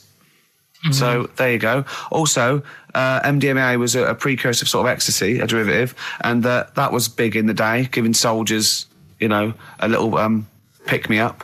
So it's not so mad, is it? It sort of makes sense because he was into his speeches and that, and they say that coke gives you sort of, the balls to stand up and say like. Not that that's a good thing. And no, it's not. No, definitely not. No, right, but. Apparently, it makes you confident, doesn't it? So you can stand up and say, we're going to fight them on the beaches. Yeah. And all that. And sound like you mean it. It's exactly, yeah. When he was sort of like, a little bit pissed up with his cigar on, coked off his tits, he wanted to fight. He didn't care where it was. He'd fight on a beach. He didn't care. He didn't care if he got sand in his new trainers. Exactly. He was boozed up. Yeah. You want to fight. Yeah. That's why he was coming hard. He was very much, you got to think of him as the Liam Gallagher of his day. Yeah. Oh, dear. Are we allowed to talk about this? I mean, I don't mean in terms of referencing drugs, but are we allowed to... Is this, like, libelous to Winston Churchill? One, you can't libel the dead. Yeah, but two, is that only in America, maybe? I'm asking, and we're not saying, you know... Two, I think you'd probably going to also a fair comment. Three, we say we were joking. Yeah. 4, it's a satire. Yeah. 5, we love him. 5, we're not condoning drugs in any way. 6, this is Dermot O'Leary's show. I didn't have a go at him anyway. I said he's all right. If there's any law against Rasputin, we might be in trouble. Law against Rasputin. You did willfully Rasputin. Yeah. All over the airwaves. You did slag off Russia's greatest love machine. Yeah. You didn't shoot him till he was dead, did you? Oh, put some poison into his I'll tell you this, if there's any other historical questions that people want answered, then we're the men. Because really, with the three of us, our knowledge of the fact that the Hindenburg was filled with helium, the kind of coke habits and various drug habits of Britain's most famous political leader, we've got the answers to all of it. Einstein. Go on. I found out in the week that he didn't talk till he was 6. See, it's all these people who are weird. Churchill couldn't read, could he, till he was about 8 or 9? Really? Yeah. So there you go. He got a D in history apparently, GCSE. Just one better. And the story, it's all sort of you know, how he's being pushed about by his wife. That's not literally. By his wife, she's wheeling him about. What do you mean? She's wheeling him about. They go to a party. Everyone sort of looks round and looks at him. What makes you think that he's in a wheelchair? What's the clues? What's the words? There's loads of little things. It's like, like I say, something about his wife walking around with me and all that. Well, of course she is. She's pushing him about. But walking around. If someone said, "Oh, she was walking around with me," I'd think they were both walking round. There's a few. But that's not. There must be another. There must be a reason why you suddenly thought that fella's in a wheelchair. Right. My wife's walking around with me. Put on your makeup, and I feel all right. No, and she's always saying, "Do you feel all right?" And that she's always asking him how he is. Yeah, but she's just listen. Let me play it, right? And try and picture the scene, right? But now I'm only thinking of a little fella in a wheelchair. Well, have a listen to it, and you know, just everything that's being said. Okay. Understand why I'm thinking what I'm thinking. No, never. Right, you ready? Yeah. No clue yet. Yeah. He's just sat there watching, probably. No. There's no. Wait until he's done. Yeah, no clue. Okay. No, that's all right. Well, that's just a woman getting ready, and he's fine. Yeah, he's just sat there, and he's got a great pair of legs. Right, well, he's sat there in the wheelchair. No, he's not in a wheelchair. Listen. Right? Yeah. Everybody looks at him. No, her. He's saying she turns heads. Walking around with him. Yeah, walking around with me. We're both walking around. Are you all right? Yeah, nice thing to say. He's all right. Huh? Yeah, he is all right because he's got a great pair of legs. Right, he might not have any legs in that, but he's happy. He has got legs. Right. He has got legs. I don't know why you think he's in a wheelchair. There's no clue whatsoever. It seems to be based solely on, do you feel all right? Yeah. Which she's just saying that because they're together at a party. Maybe he doesn't know anyone else there. Leg. Right? Just hang on. So he can't drive? Because he's drunk, probably. He's had a great time. He's been dancing. Puts him to bed. Because he's drunk. Well, is he though? He's turned out the light. His hands work. Is that it? Yeah, there's no clue. But the thing is, that's what I'm picturing. But that doesn't mean it happened. You picture people that are half man, half moth. It doesn't mean it's possible. Do you know what I mean, Carl? What you think is usually not true. Suzanne is totally right. There is no reason. I have never, ever thought that Eric Clapton was singing about a little fella in a wheelchair. And the one clue in that, there's two, isn't there? Are you all right? Well, let me say that, little cripple. Right, and I'll give her the car keys. Oh, well, why is she driving? He ain't got any legs. Pushing him around and that. No, pushing him around. So he'll do one more next week then. Good to hear that again, isn't it? Oh, fantastic. Waiting on a Friend by the Rolling Stones. Yeah? Go on then, Carl. On XFM 104.9, Ricky Gervais, Steve Merchant, Karl Pilkington. Go on. Right, this one. Remember Blockbusters? Uh-huh. Right, this one is good, and we'll do this one. Rockbusters. And remember how Bob Holness used to give you a letter? Yeah. And it'd give you a question, and the answer to that question is that letter. Yes. Right, well, it works like that. So if I said to you, we'll test it out on you, Steve, right? Right, welcome to the show and that. Hello. Let's play. Right, and I say, right, your first one is W. Mm-hmm. And the cryptic clue, because it's done like crosswords. Okay. So not quite like Blockbusters. Well, this young man prepared for his death. And it's a W, so the answer. And it's not always going to be like our sort of music, it can be any sort of music that's out there. So the W is the name of the answer. I understand that, but is the answer always the band name, or is it? Yeah. It's always the band name, is it, or the artist? Yeah. And so would the W be the surname, or would you have both the initials if it was someone's name? Would Elvis Presley be EP? Don't get annoyed, no. Carl. These are questions that I knew would be asked. I know because you tested it on me. So you've got to tell them. We need to know point. the rules. If it was Elvis, I'd probably do E. No. Give him the answer. Give him the Right, answer. did you hear the clue? No, give me the clue again then. So the letter is It W. is a cryptic clue, and It's the clue's W. fine. Listen, but- and the go on. clue is, this young man prepared for his death. This young man prepared for his death. Yeah. This young man prepared for his death. And it's a W. And it's his first name. That's what he needs Well, to see, know. that's the, yeah. Yeah, but I don't... Well, shouldn't we have the initials? Wouldn't that make it easier? I mean, Yeah, wouldn't- but they didn't do that on Blockbusters. It just had one letter. They did if it was if. The gold one they often had us for 3 or 4. Did they? Letters, yeah. But it was normally just one word. It wouldn't have been a name or something. All right, then. W. W-Y. W-Y. Will Young. Excellent. I Right, didn't so understand it. What was this the young Will man... prepared for this young man. So he's sort of mixed sort of cryptic. Yeah. But I mean, you know, that's a good effort. That's better than Yeah. usual. No, it's that is better than It's not usual. bad, is it? So do you want to play? Let's play Rockbusters. Yeah, Rockbusters. All right. Sam, Hello? is it sounding all right today? It is. It's just about. Right, cheers. That is worth. Right, then. Yeah. And so we've got Sam on the line. Who else have we got there? So we've got Tim as well, haven't we? Hello. All right, Tim. Tim and Sam. Right, You sound quite similar, lads. Could one of you affect an accent or something? Which one's Tim? Yeah, it's me. Okay, which one's Sam? It's Sam. That's slightly deeper. Slightly deeper. Sam, yeah. And they're not against the clock anyway, are they? So it doesn't really matter. I suppose not. So I think Steve just wanted a bit of variety. Okay. you understand the rule, lads? Could you explain them to us? Right, play it. Okay. Hang on, wait. Well, let me explain, because I mean, life is too short. Now, Carl's going to read out, say 3 clues, yeah, and just shout your own name and answer it, or shout the answer. Shout your own name, then the answer if you know it, and it's the person who gets the most right. Okay. Is that all right? Yeah. Yeah. So, Here we go then. okay then. So Shouldn't it be the first to 3? Well, yeah, but then he hasn't got. I've got enough. It's fine. You've got enough clues for that. Right then, here we go. Welcome to the show. Oh God. Right, the first initials, S-T, right? Is that right? Well, I don't know. Oh, we don't know, do we? How do we know? Here we go, S-T, and the cryptic clue is better than the average homeless person. Okay? Sorry, I think, is that a band? Yeah. Is it an old band? Yeah. I think that's one word. Alright then, S. It's an old 70s band. Better than the average homeless person. Tim? Go on. Supertramp.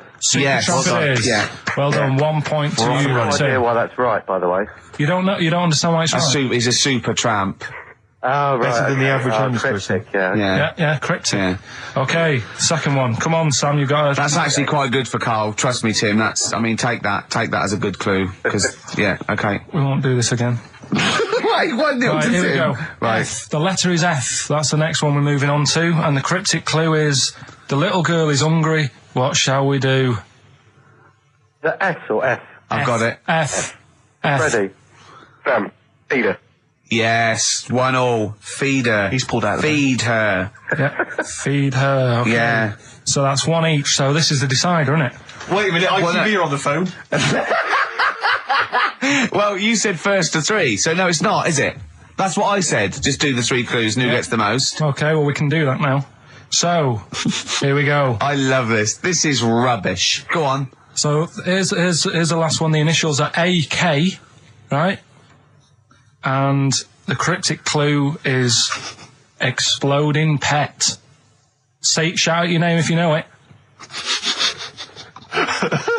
Last orders at the bar, please. Last orders at the bar. Exploding pet. AK. You're tuned to XFM 104.9, Karl Pilkington's quiz, Rockbusters. The format is still available. The highest bidder, please give us a call, or you can email ricky.gervais@xfm.co.uk. Is it a band or a singer? I'll give you a bit more of a clue. It's a pop band. Okay, we wouldn't. No, Tommy Kissam. Yes! Hey. Oh, this is amazing radio. So who was that won? That was Sam who won. So it's 2-1 to Sam, so he wins... What does he win, Karl? He wins some CDs and some videos. No, he's got... obviously now, Sam, if you're ready, take the spot, you're going to do the gold run. Away you go, Karl. I haven't got any more. You're a fool. Right, stay on the line, we're giving both some presents. Play a record for... Rick, I'm going to shoot off. I can't. XFM 104.9, we're not here. This next clip is one of my favourite clips. Look, it needs no introduction. Here it is. Another holiday? Well, it wasn't holiday. Well, it was. You had 5 days off work. Why isn't it holiday? You had 5 days not working for a living. You know how many days holiday gets a year now? 29. Oh, that's more than teachers, isn't it? It makes me sick. It makes me sick. Well, I know the kind of hours you work, Rick. It's mad. I mean, if you're not in work by midday, you're furious. No, but I mean, I'm always... 29's normal for the normal working person. Yeah, but, you know... And anyway, it wasn't a proper holiday. I went to see my mum and dad. It's nice to see them and everything, but it's not holiday, is it? Why? It's not going away. It's not getting on a plane, is it? Going away. Oh, is that definitely a holiday? What happened before 1950? I don't know. People used to go... Yeah, exactly. People used to go to Blackpool or Brighton. That was holiday. Yeah, but I didn't Where did you go? Went to Wales. There you go. Lovely holiday. Lovely holiday. Have a holiday in Wales. That's what they say, innit? Come to Wales and have a holiday. That's what they say, innit? So come to Wales and meet your parents. Come to Wales and have a lovely holiday. Right. Well, anyway, it was good and that. It's always good to see him. Right? Yeah. But week off work. Do you know like my mum likes gnomes and stuff? Yeah. Right. Of course she does. She's lived with one for 30 years. She said, get your dad to take us to this park where they've got 6-foot gnomes and stuff, right? Have a walk about. Sounds like a nightmare. Yeah. Sounds like a living nightmare. Keep an eye on Karl. Yeah. So anyway, he stood still for 2 minutes. Someone bought him. No. You can't buy them and that. It's like a little exhibition thing, yeah. Right? And it's part of a hall, right? This big hall that you have to pay to get in. But we didn't want to see the hall. I just wanted to see the gnomes. Of course you did, yeah. So anyway, my dad says, yeah, well, we can get in there for free. Of course he did. Clever. Right? So we parked up on this little country lane, right? No one about. We walked How much down, was it to go in? Like £2? about £3 each. Yeah. But he said, well, yeah, but if you don't have to pay, do you know what I mean? You enjoy it even more, don't you, when you're walking about and you think, I've got this £3 in my pocket, no one's having it. Yeah. Right? No, looking over sort of for a bloke with a peak hat saying, can I see your ticket, please? I wouldn't enjoy it more, no. Go on. Yeah, but you don't worry about it, do you? You got a bit of money now then, Rick. You've changed. So anyway, so we had to walk across about 4 fields. For £3! Right? And what happened was, we're walking through all these fields and what have you, big grass and muddy bits and all that, 'cause it'd been raining, and climbing over fences and stuff. And we're in this field, right? And I look to my right, and there's about 30 cows all staring at us, right? And Suzanne started to panic a bit. She said, we shouldn't be here. Dad says, of course we can. We're allowed to go wherever we want. You know, all this land, it's ramblers' rights and all that stuff. Yeah. And take a cow if you want. So, unattended. Serves him right for leaving him in the field unattended. I'm having one. Yeah. And So keep us fed for a week. across. Anyway, these cows start surrounding us. Surrounding us. And, oh, brilliant. Oh, no. Face off. And Suzanne's panicking, going, this isn't right. We're not going to make it to the fence in time. They're moving faster than us, and he started sort of running a bit. Wow. And It's like Dad some was kind of bovine West Side Story. Don't A gang of cows coming at you. don't worry about it and stuff. But my dad had to sort of stand there and like wave a stick at him. Of course. And we got away, but Suzanne was like having a bit of a sweat You on, got away. saying, we could have got killed. Sure. And my dad saying, nah, it never happens. And I just wondered if it does, if there's a risk of... Yeah, it is rare, but there's been a couple of cases of being trampled by cows. They're not aggressive. They sort of run through you. Well, they're aggressive if they've got a calf. Did they have kids? What? You had kids with them. Kids, yeah. That's goats you're thinking of. Yeah. Maybe they were trying to sneak into the gnome thing, and they were worried that, like, if too many people did it, like, they thought some cows, we can just sneak in. They were trying to, no one's expecting cows. And the cows were going, walk upright like you're human. Don't walk upright. They thought you'd blow their cover. Yeah. Yeah, people have been killed by cows before. Yeah, that was like the highlight, and then... So when you arrived there, you were presumably covered in mud, looking like something that had just come from Glastonbury, staggering around this exhibition. It wasn't that bad. It was just like a woods, and it had like a funny sort of funeral, like a graveyard thing. Right. Yeah. With bodies sort of hanging out the ground and that, and we had these 6-foot gnomes. Right. And then we just set off again, walked back. But we're sure this wasn't a dream? No, it was good. It was good. And called up Ricky. I said, right, are you about? Have a chat and that. So he said, I'll just come round. It's a nice day. Have a drink and what have you. So I got round there about 6:30, right? Go up to his door, knock on his door, right? He stood there with his tackle out. Oh. Yeah, what did you make of that? What was wrong with that? What do you mean, what's wrong with that? Why were you looking at it? Why were you looking at it? I tried not to look at it. But again, you're always sort of attracted to it, aren't you? Kind of like... I've never been attracted to another man's tackle. I don't know what you mean. You can't help but have a little sly look. Especially when it's there. When you ring the bell, and I mean the one on the door, right? And that's hanging out. And does he dress to the left or the right? It was to the left, right? Yeah, it was left, yeah. Just popped it out of my shorts for him. Just popped him out of the shorts. Should have seen the state of him. Shorts on, no top, cigar. Looked like someone out of The Sopranos. It was a mess.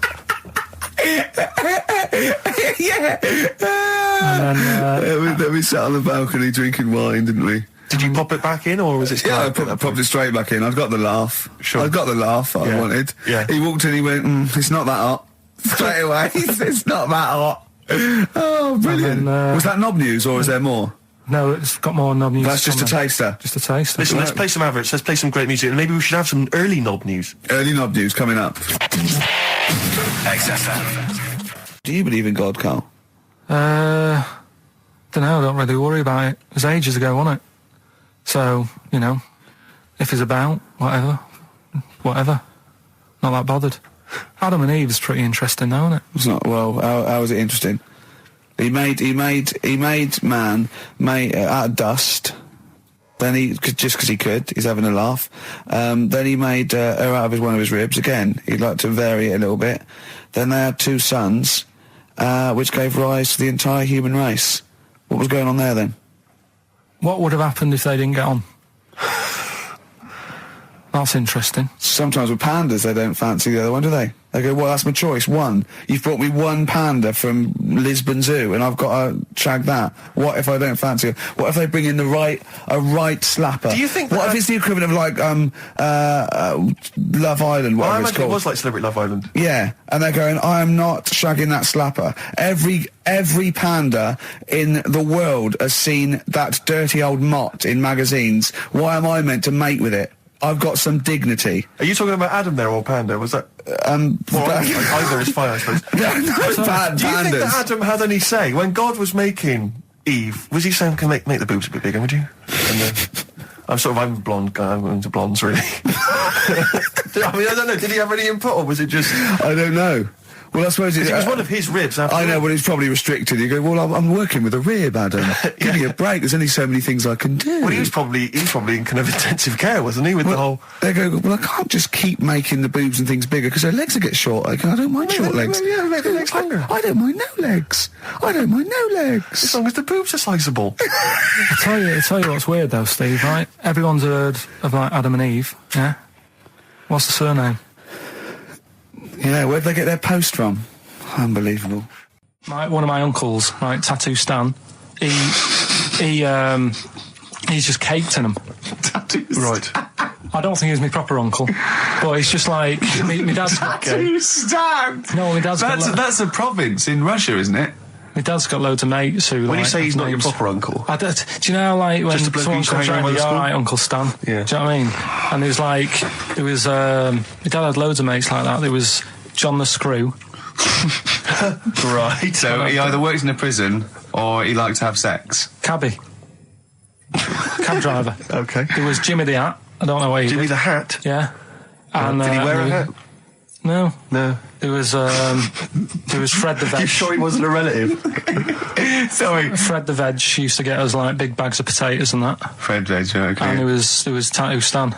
Right. And he was just caked in them. And I used to always look at him thinking, why have you done that? I must have only been like, 6 I or suppose 7. if you're born with a name like Tattoo Stan, Exactly. you're destined, aren't you, were really? they like a 1950s gang? I'm worried about... I'm worried Who were about... doing a bank job? What was his name? The Hat? What was his name? Jimmy the Hat. I'm worried about Jimmy the Hat. Yeah. Not having a hat. I don't understand Are it. you sure he didn't have a hat? Not when I met him. Did he ever wear a hat? I didn't see him that much. Do you think it was a joke, like, when your mate's sort of like, 8 foot and huge, you call him Little John or Tiny? Do you think... Well, the fact that he never wore a Yeah, they hat. went, hold on, I've noticed something about Jim. Go on. No hat. And I go, oh, true, let's call him Jim the Hat. Jimmy the Hat, yeah. But me Uncle Stan, he had like loads of them. He did them himself. Oh dear. And it was always that thing. God. What was it things like? He had like the cross. cut here, Cut one here, on made the in neck. Britain. And if you're going to do them yourself, I'd say at least make sure you're sort of a good drawer. Yeah. And don't do it in the mirror so it comes out backwards. Well, that was the other thing. But like, I remember he did. Names are all right. He had like all his kids' names down his arm.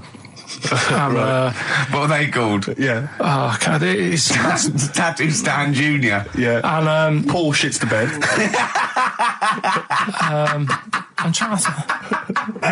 Oh, Wabbai Kate. Yeah. But he had. Frankie never amounts to anything. Oh, God. So he had like. Johnny, I don't think he's mine. So he did all this. I don't even know why I'm telling you about tattoos. No, nor do I, Carl. 50 Cent in Da Club on XFM 104.9. We're playing our favourite singles of the year. Yep. And we're looking back over some of our favourite clips of the year. Embrace. Glorious Day on XFM 104.9. Rick, there may be listeners tuning in thinking they've got something better to do, for instance, switching off the radio and just staring blankly at the wall for the next half an hour. But no, because what they're going to miss is our grand finale to this, which is, of course... sponsored by Lindauer's, the sparkling wine solution to a hot summer's day. Yeah. That we're going to be firing a cork. Did you just make that up? Yeah. Pretty good. Good. They're going to be firing a cork at Carl's head just for the sound. I just think it's... Huh? It's not happening. Yes, it is. You said... No, we've said it is now. We've promised it to the listeners. Yeah, come on. I'm not happy with it. Why? Because the pain. Well, I've never had it done, so I don't know how painful it is. Well, what reason to do it then? Yeah, we've got to try it out, haven't you? You're perfect. It's like a little cowbell, a wood block. It's like, that's what I'm hoping for. Yeah. I'm hoping for pop. And I'm going to film it for my website. Brilliant. So go to that this week, rickygervais.com, and see Karl Pilkington getting hit. A high-powered cork coming out of Lindauer sparkling wine. Lindauer sparkling wine. And of course, if you want to send us anything in, and perhaps next week that you feel we could actually that'd be great.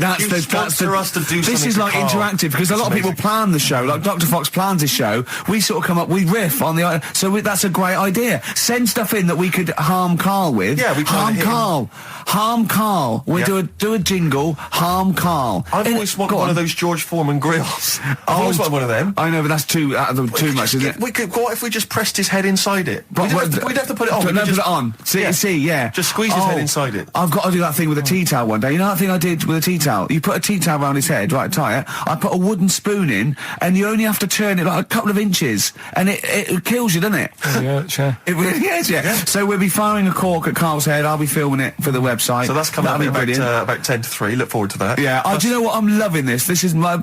just being in a room with him. I just can't... I want to squeeze his head. XFM 104.9 playing Green Day. The studio's falling apart. I know, his microphone broke. I'll be honest with you, Rick, I don't know why Lindauer's, the sparkling wine, want to be associated with this shambles of a show. It is falling apart. This is awful, this studio. It's got to be fixed. Right now, Carl, come round here. It's the time where I'm going to let a cork off. Do you want to film this, Steve? Yeah, that'll be available on the website next week, rickygervais.com. So see Carl getting hit. One bloke suggested we leave the metal cap on because it's get a better pitch, but we take that. He's straight. It's dead out. Let's get the camera ready. Get the camera ready. Ready? So if you just joined us, we are using some Lindauer's sparkling wine to basically, what can I say really, fire a cork at Karl's round ready? head. Ready? Hang on a sec, let me just put the headphones on. Alright, film this then. Okay. It's in position, look. Just firing up. Okay, Karl, come on there so we can see your head a little bit. We want to get the noise, the microphone there. Right, ready? Hold on. Good. So you're just doing it. Hold on. Now, it's in position. What have you... Oh. Ready? Yeah. Oh, got it. Oh! No!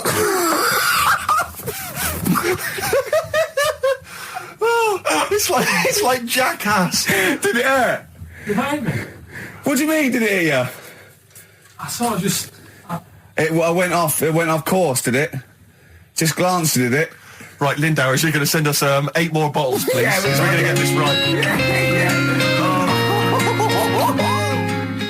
Wait, what were you thinking during the quiz then, when the questions were coming out? What were you thinking of?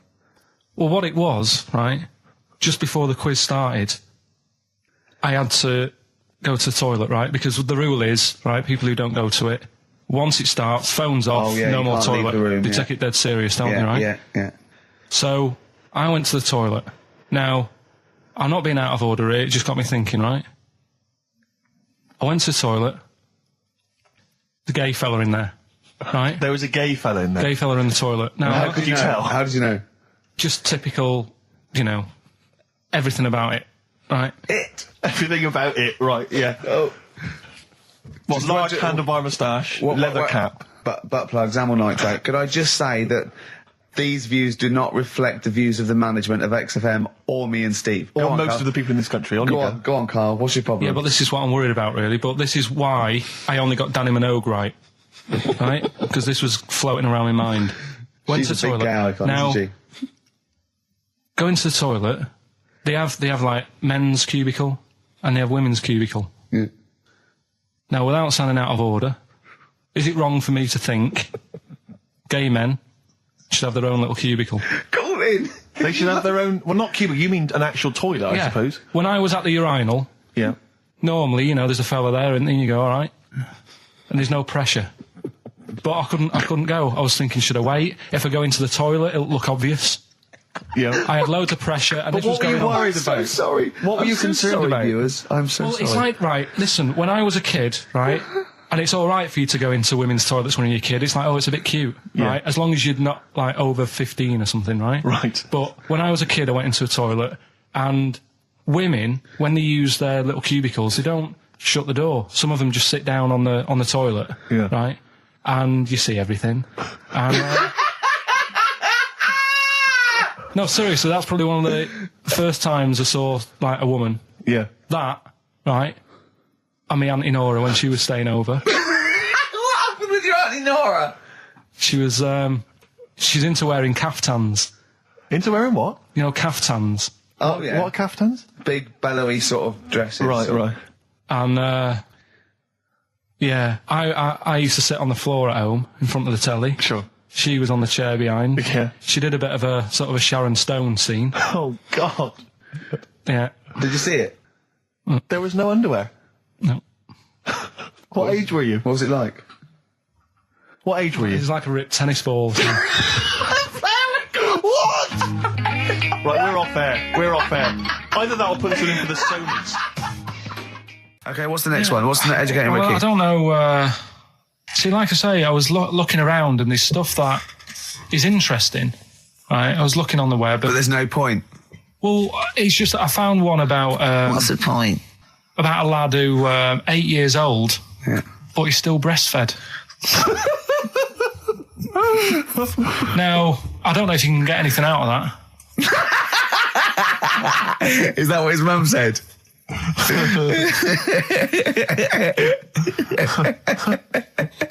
What do you mean I don't know if I can get anything out of that? You don't need to. No, it's just that, Where did you read that? that was on the internet. Oh, well, yeah. You're always unspecific when you mention it. It's just it was on the internet. Well, Yeah. I'm trying to think what I put in. I think I put in Y to see if I'd confuse a computer.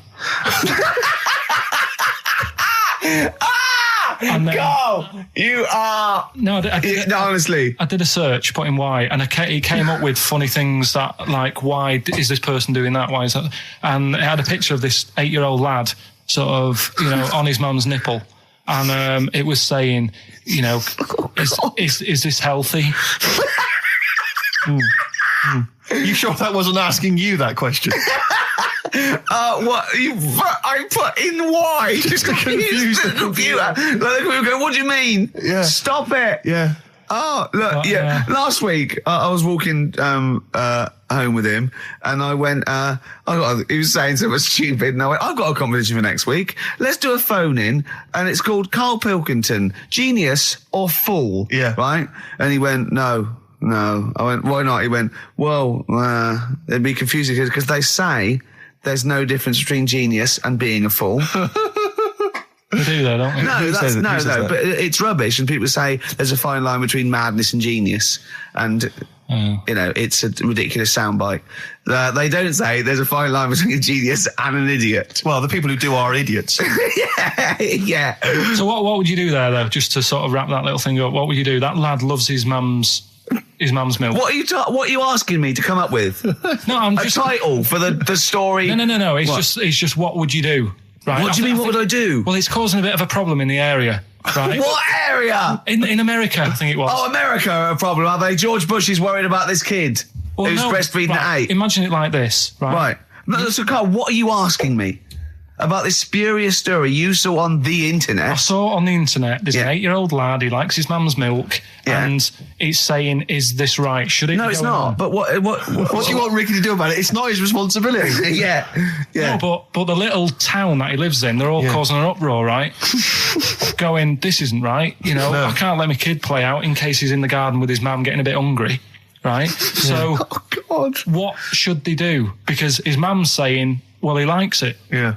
And he, what do you do? I don't know the laws. No, but I'm not asking you to sort out the laws. I'm just saying, if you lived in that neighbourhood, what would you say? If you went up to him and said, look, everyone's getting a bit fed up with this, look. I'd say, what would I do? What do you mean, what would I do? what are you asking me? Right, it doesn't matter. No. What are you asking me? What are you asking me and Steve and the public? I'm just saying, say if you live next door to this woman. Yeah. Right? The kid's hungry, 8 years old. He's out playing on his bike and he goes, Mum, I'm getting a bit peckish. And he goes, all right, son. She whops one out. And he starts having his milk, right? You live next door, you're putting your washing out and you see this going on. You're getting a bit sick of it because it's gone on for months. 8 years, I assume. Why is it your business? Why are you such a nosy neighbour that you're concerned? What would you do, Carl? Let's turn it back on him. Yeah. What would you do? What's your solution? What would you do? Well, I thought I'd say, right, why are you doing this? And she'd say, because he likes it. And I go, all right then, put it in a bowl first. And you think that would sort that out? No, because I was thinking about the whole thing, right? And you do that when you're a baby and everything's all right, innit? Yeah. No one bats an eyelid at a little baby having a bit of milk from its mum's breast, right? Yeah. You'd almost say it was natural. But you grow out of it. It's like you don't see. It got me thinking about things you don't see. And you don't see. Did you put this into a computer? Show me things you don't see. What else don't you see? Well, you don't see like an old man having a Twix. You never... So what? You know the terrible thing about all this, Steve, is he's right. You don't see an old man eating a Twix. That's a terrible thing. So what they have got, right, they've made old man toffees, haven't they? They've come up with Gervais. Is that a song? Oh God! You don't see it. So they've got their Werthers, right? Yeah. So, look at him! You think he's giving a lecture at Oxford? It's not going anywhere. No, go on. Sorry, go on. I'm just saying. Right. You grow out of things. Yeah. And the old man, I'm sure when he was a kid, he'd have a Twix. Yeah. Now it doesn't look right, so he's having... It doesn't look right! So, Right. I don't think Werther's originals were specially designed for old people. I think they were sweets that just happened to have been made for years. That's why old people eat them. Yeah. They didn't go, hang on, there's a market here. I've noticed old people aren't eating Twixes. Quick, let's make some old man sweets. But the little advert, he gives it to his grandson as well, doesn't he? He goes, I have a Werther's original. Oh, I think it cuts, though, before he throws it back in his face and goes, get me a Twix. All right. Here we are then. 1 o'clock. Yeah. Hey. XFM. I'll tell you what you should play. No, I'll tell you what, before you say, Yeah. we're back then. Yeah. We're back in town. Well, that was what I was going to say. You should play Boys Are Back in Town. No, this is Boys Are Back in Town. You should play that then. It's just a sec. Talk then. Someone should talk. It's obviously already a shambles. Can you believe that? I'm amazed that we're back on the air and it's already a shambles. What are you doing? What? What are you talking about? I'm talking. No one was speaking. The record was ending. No one was speaking. It was just. Well, I might shut off. Already, I might shut off. It's Been like busy. nothing's changed. Boys Are Back in Town on XFM 104.9. We're back then, aren't we, Carl? I'm Ricky Gervais, with me Stephen Merchant and Karl Pilkington. I'm not coming back. I'm definitely not coming back. Oh, care someone, care that I'm not coming back. Rick, I seem to remember the end of the last time we were on. What was Yeah. that, 3 months ago? Yeah, 3 months Carl ago. said he's never going to do the show again. There was nothing that was going to bring him back. Yeah. He didn't enjoy it, wasn't going to do it. All the ruse, right? Really? Yes. I've known him coming back for about 2 months, because he's got our agent now representing him. I thought he was a I haven't fool. really. Why? Well, what's he done for me? What's he done for us? No, I know, but I mean, he's your agent, so, and he's sort of calling Graham. And it was all a con, so Carl could get Mondays off. Poor Graham, the station's struggling enough as it is. Yeah. It's like running around like a headless chicken. Yeah. No one's listening. That's why I don't bother talking on a record then, because there's no loss to London. Sure. Right? It's pointless, this show. We don't do it for the money, we don't do it for the kudos. I don't know why we do it. No. Is there anything on telly at this time? I'm going to lie in. I know. But, it's all a ruse to get Mondays. He's got Mondays off now, because he has to do the show, 2 hours, right? And he's still getting paid. And it's all a con, because he knows that he's holding him over a barrel, and it's like, we've got to keep Carl happy. Right? I had Mondays and Tuesdays off before Duncan got involved. No, but you know what I mean, though? And it's like, poor Graham, who's the MD, in charge of the thing, probably pulling his hair out, worrying about the station, right? It's a sinking ship. And then Karl Pilkington goes, well, I'll do it, but I want Mondays off. He's probably sitting home now. His family, he's probably ridiculed by his wife. His kids almost certainly would have lost all respect for him. He's been fooled by Karl Pilkington. He calls his mates and goes, I'm busy, Graham. I don't, I just can't think. It's just... It's embarrassing. But do you know what I mean? And you think it's funny, and you think you've got one over him. He's going, Monday's off for 2 hours. Yeah, you do. You think, and now you're embarrassed we've said it on air. But you're only conning yourself in the long run. Because, do you know what I mean? I hate that sort of, the world owes me a living, what can I get out of the world? What are you going to give back to the world, Carl? What are you doing now then? Are you going to prepare Mondays? What have you prepared for this show now? You've had 3 months to prepare. Yeah. What have you got? What have you got for us? Okay, what's happened in the last 3 months? What? In this place or just my life? Well, what have you got for us? With 3 months, we're cloning about. You get Mondays off, you're getting paid for it, you've got a cushy deal, you're having a laugh, you're taking the piss out of the management, right? So, what have you got for us? Give it to us. I've kind of, updated Rockbusters a bit. Right, brilliant. Yeah. Right? So, and you said don't mess with it. If something's good, don't mess with it. What do you mean it wasn't good? It was never good. It was never good. No, Of course we had good. to fix it. It was fun to do. It was a laugh. I mean, I imagine it was much more fun for me than the 450 listeners. You know what I mean? I enjoyed it. I enjoyed squeezing your head and dressing you up. No, but that's just it. When I had a meeting with Graham, right, I said, look, I'm not being funny. I don't want to do it anymore. Yeah. I've had enough of it. Yeah. And he was like, oh, what's up with you? You sounds like you have a right good laugh. I said, yeah, but that's all good acting and stuff. I said, it's hell in there. I said, like he's talking about Vietnam. Yeah. I said, having my head squoze, right? What? Squoze is still not a word. We've been away 3 months. It's still not a word. Right? Yeah. I said, he's putting a dustbin lid on my head. Yeah. You told this to the MD. He's hitting me with a tray. Yeah. He's chucking toilet paper at me. Yeah. And he said, yeah, but that's all over 2 years. I said, no, that was the same day. Okay then, what has changed in 3 months? They're listening, they've been listening for 6 minutes now. Come on, give us something. Bit of Nickelback. What's happened in 3 play a days? record and let him think. 3 months? What, in my life or Yeah, in here? Nothing's yeah. happened here, nothing's changed here. Right. But I don't know. Do you know last time we were on? Yeah. Right, and I was telling you about the woman over the road where I live. The one that walked around naked? There's a woman who walks about the flat naked, This right? is when Carl was watching a woman naked, then she looked at... saw him looking, so what he did, this is the genius he did to get out of this, he pulled his pants down, so he was naked too. His girlfriend comes in and goes, Carl, what are you doing? He went, I can't tell you now, but don't look out of the window.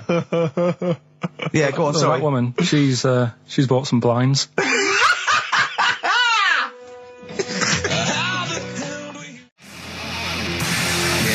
Darkness. I believe in a thing called love on XFM 104.9. I'm Ricky Gervais. You're Steve Merchant. Sure. That's little Karl Pilkington over there. Where is he? There he is. There he is, yeah. All right. Yeah. Hey. Back together again. The old gang. Yeah, it started last week. Yeah, I think triumphant return. I think it went well last week, didn't it, Carl? Good show, wasn't it? You loved it, didn't you, Carl? Brilliant, right? Yeah? Yeah. Now, you weren't speaking to Suzanne last week at this time because you said she had a haircut, probably quite an expensive haircut. She's a lady in media. She's got to look good. She probably doesn't go to the barber like you or just shave it at home. She probably spent quite a little bit of money on it. She came home. She thought, well, my sweetheart, my lover, my sweetheart, you know what I mean? The man in my life is gonna love this. Well, he adores everything about me. He's gonna love my hair. She walked in. Hello, Carl. All right. You look like Dave Hill from Slade. Is what Hugh said to the poor woman. And then talked about it on air. She was furious about that. So what did you do? Carl? She did listen, yeah. She wasn't happy. And she heard you slagging her hair off? Yeah. She, well, what so this is probably annoying her now. Well, no, it doesn't matter. We can do a lot today because she's at work. So, and of course, no one's going to tell her. Let's have a chat about a fat arse, shall we? Let's get it all done. Oh, dear. Oh, dear. You are in so much trouble. That's... Look, he's realised he is a little bit worried. Oh, didn't you go and buy her a coat or something? Took her out on Sunday and treated her to a new coat and that. Yeah. But I offered, I said as well, I said I'd pay to have it done again. Oh no! Carl, you have... Oh, God! Oh, my... Christ. So she listened to the show. What did she say? You got home, she'd heard you slagging her hair off. Imagine that. He thinks that's a good thing. We've won the pools. Brilliant. What are we doing? Well, you can have facial surgery now, love. It's sort of like... It's just... Christ. You offered to have it done again. Unbelievable. Yeah. But I got home and she's like all being moody with me, right? Yeah. You thought something's wrong, she must have listened to the show when I was slagging off her hair. Well, his first thought was she's probably looked at herself in the mirror. She agrees with me. Yeah, that barber's been round again. Yeah. And she just said, oh, that wasn't very nice of you, was it? Oh. So I just said, hang on a minute. I said, that's what we do on the show. When I'm slagging off, Chinese people looking old or whatever, I said, you never interfere. Sure. I love the fact... She's got to get her priorities right. I love the fact that she's in the same queue as a billion people you've never met. Yeah. That's fantastic. She's in the same queue. Well, you didn't complain when I was slagging off. Carl, I don't think Carl has ever admitted he might be in the wrong. Ever. Certainly not to your eye. So did you admit... That is so true. Isn't it? That is so true. He's never admitted that he might be in the wrong. So did you, in this instance, agree that maybe you'd overstepped the mark? No, I just said she took it badly. Do you know what I mean?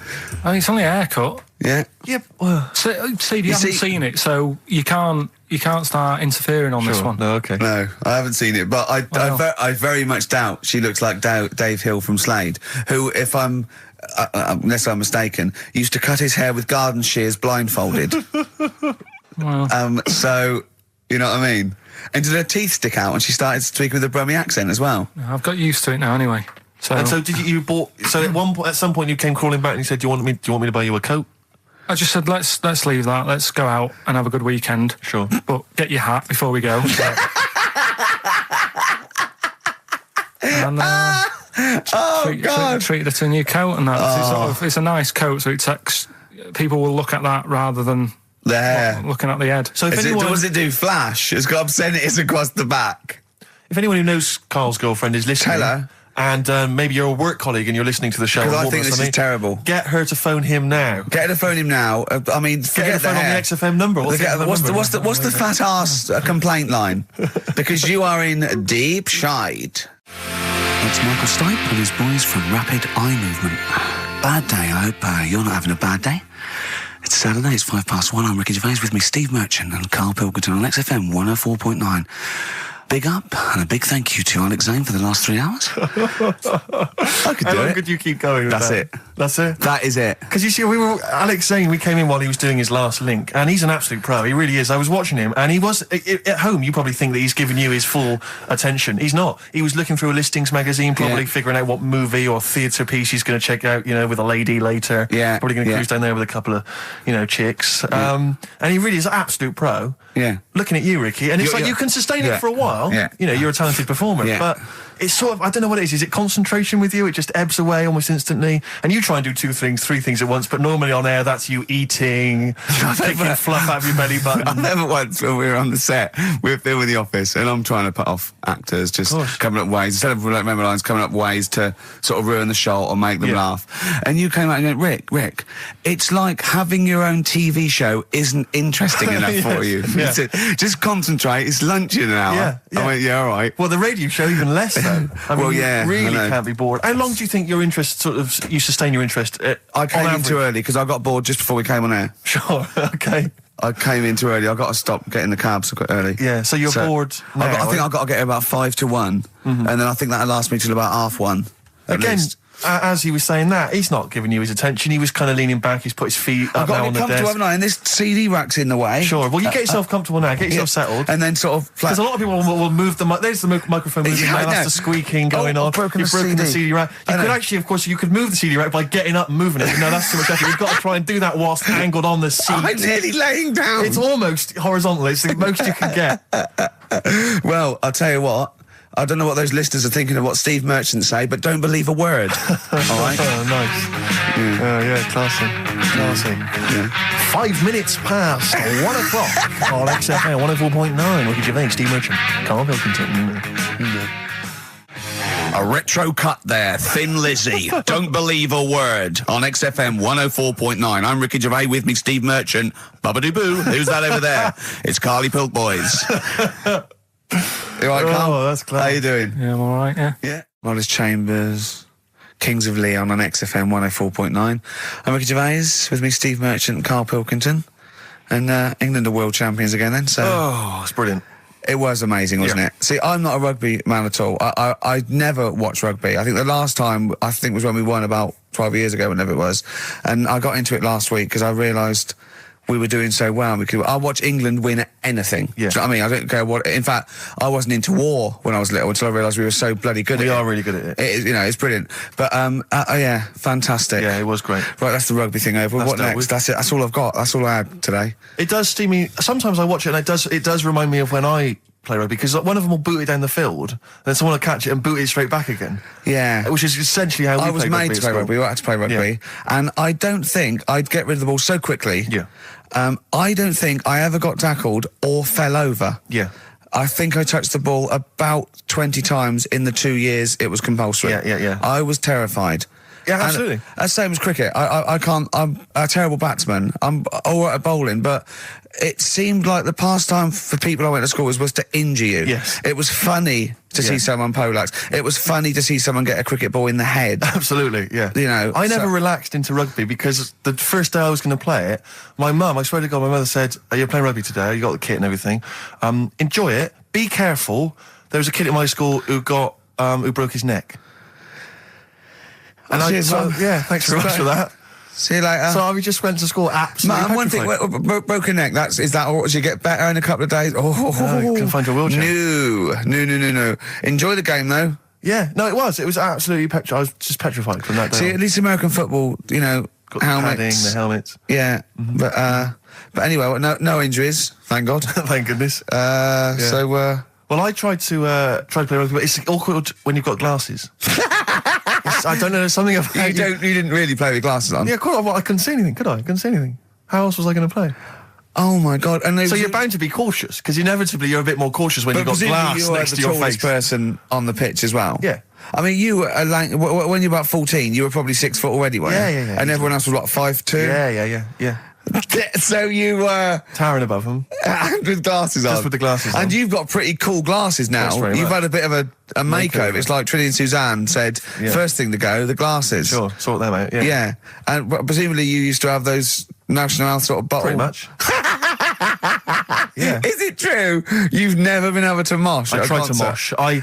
Because I've always watched people stage dive in, moshing at concerts. I've always thought that looks like brilliant. You know, when they ride above Like a everyone's wave, heads, like they're surfing across someone's yeah, hands and stuff. Everyone's like, yeah.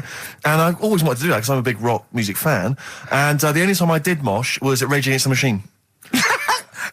I tried to mosh at Rage Against the Machine. I love the idea of a band called Rage Against the Machine. Yeah. Aimed at a man with glasses who won't mosh. Well, it was at the Reading Festival, and I think the lead singer, I forget his name, he went, can I just remind everyone that racism and fascism are on the rise in Europe again. Let's not let it happen. What did you do? And we all cheered, obviously. I mean, if there's one thing that guarantees a cheer at Reading Festival, it's down with fascism. And what did they do about it after the concert? Pretty much went back and... went home and had a cup of tea? Probably, I don't know what they got up to. They didn't go to Europe then and try and start... I don't think they got involved politically in Europe. I think they just continued to rage. Against the Machine? Yeah, mainly. but largely in America, I think. Sure. I tried to mosh, and I got moshing, and glasses flew off. And I remember, because we were playing away, you know, do what you tell me. And I was just going, careful! I've dropped my glasses. Can we be careful? Loads of kids in hooded tops. Yeah, exactly. Just going mental. Yeah, and they're all jumping up. So I was going, can we just calm down for a second? Let's not be silly. Yeah. It was absurd. And I had to kind of, scrabble around on the floor, and thankfully they were okay and they didn't get broken. So what couldn't you do then? What do you mean, what couldn't I do? What, at school? Can you not see without glasses? No. I mean, it's like that you couldn't do anything. It's a blur. Really? It's a blur, definitely. God. Yeah, it's like being kind of punch drunk or whatever. So yeah, you can't play sports when when you've got glasses. But why not contact lenses? Because they're not strong enough. No, they seemed a bit fiddly. Oh, brilliant. Bit of Lou Reed. Is that what you want? Yeah, Satellite of Love. Classic. A retro cut. Don't steal our son. Please, lads. Thrills. On XFM 104.9, I'm Ricky Gervais. With me, Steve Merchant and Karl Pilkington. Yeah. Little Carly Pilkington, little baldy mank, whinging little twat. How are you? Yeah, all right, yeah. What are you doing? Happy? Feeling a bit happier today? You look as full of spunk, as they say in America. Yeah, I'm all right. Just a bit of a miserable day, though, isn't it? Yeah. A bit miserable. Yeah. Walking in today, right? Do you know I walked through, like, the sort of the gay district of London and that? Right. You don't walk, you mince, don't you? Well, just walking through on the way to work, and I'm always interested in their little shops and stuff that they have, right? Loads of their little shops. That's no be ashamed of. If you want to go in and buy something, go in and buy something. I'm just having a look at, looking in the windows and stuff. Little postcard just near the entrance. Yeah. That's meant to tease people in, to make people go, that sounds good, I'll nip in. Right? Little postcard. Free butt plugs with every sale. That's great. How did we get from 5p off milk to free butt plugs with every sale? Wow. What society come to? Well, it's because we're liberated, Rick. Yeah. It's an open society. What did you buy to get them? You didn't buy... No, I didn't. But what's the purpose? What, of the poster or of butt plugs? Butt plugs, because I really honestly You don't... shove them up your arse, don't you? Whoa, slow down, bum. Shove them up your bum. Yeah. But when? Is that just like when you're doing whatever, doing stuff around the house? Or? I think it's not to keep things out. Is it like you would use a plug in the sink to keep, the water in the sink? Oh, if you're not gay. Get that? Oh, yeah. No, I know what you mean, yeah. I don't know. No entry. What is it? I mean, I don't understand what I that's don't know. I assume it either feels good or are they... well, I've got to be careful here. Or are they sort of like breaking it in? Right, yeah. Do you know what I mean? like it's like a shoehorn, or Yeah. you know, It's or like when you stick paper in your shoes if they're a bit tight. or those people who sort of like put little bits of wood in their lips, and then as soon they've got big plates in their lips. Yeah. Same as the butt plug. It means you can, you know, you're ready for anything. I don't know, do I? Look at Carl's face. Well, if you know what butt plugs are used for, then why not get in touch? Nicky.Gervais at XFM.co.uk. What do you think? If there's any, I can't believe we're already on this subject. I know. It's 1:05 and we're I already was talking about going to say then, if there's any people who use butt plugs, and I was thinking that Carl would have said, well, they're not up yet, because they go out late.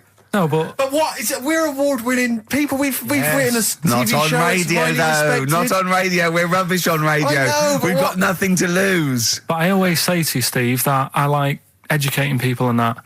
Now, the way I see it is I didn't know what they were. Let's phone to go. Someone might know about butt plugs. All right, we'll get. No, get them on. Get them on. Ask them. No, because they might say something dodgy. Oh.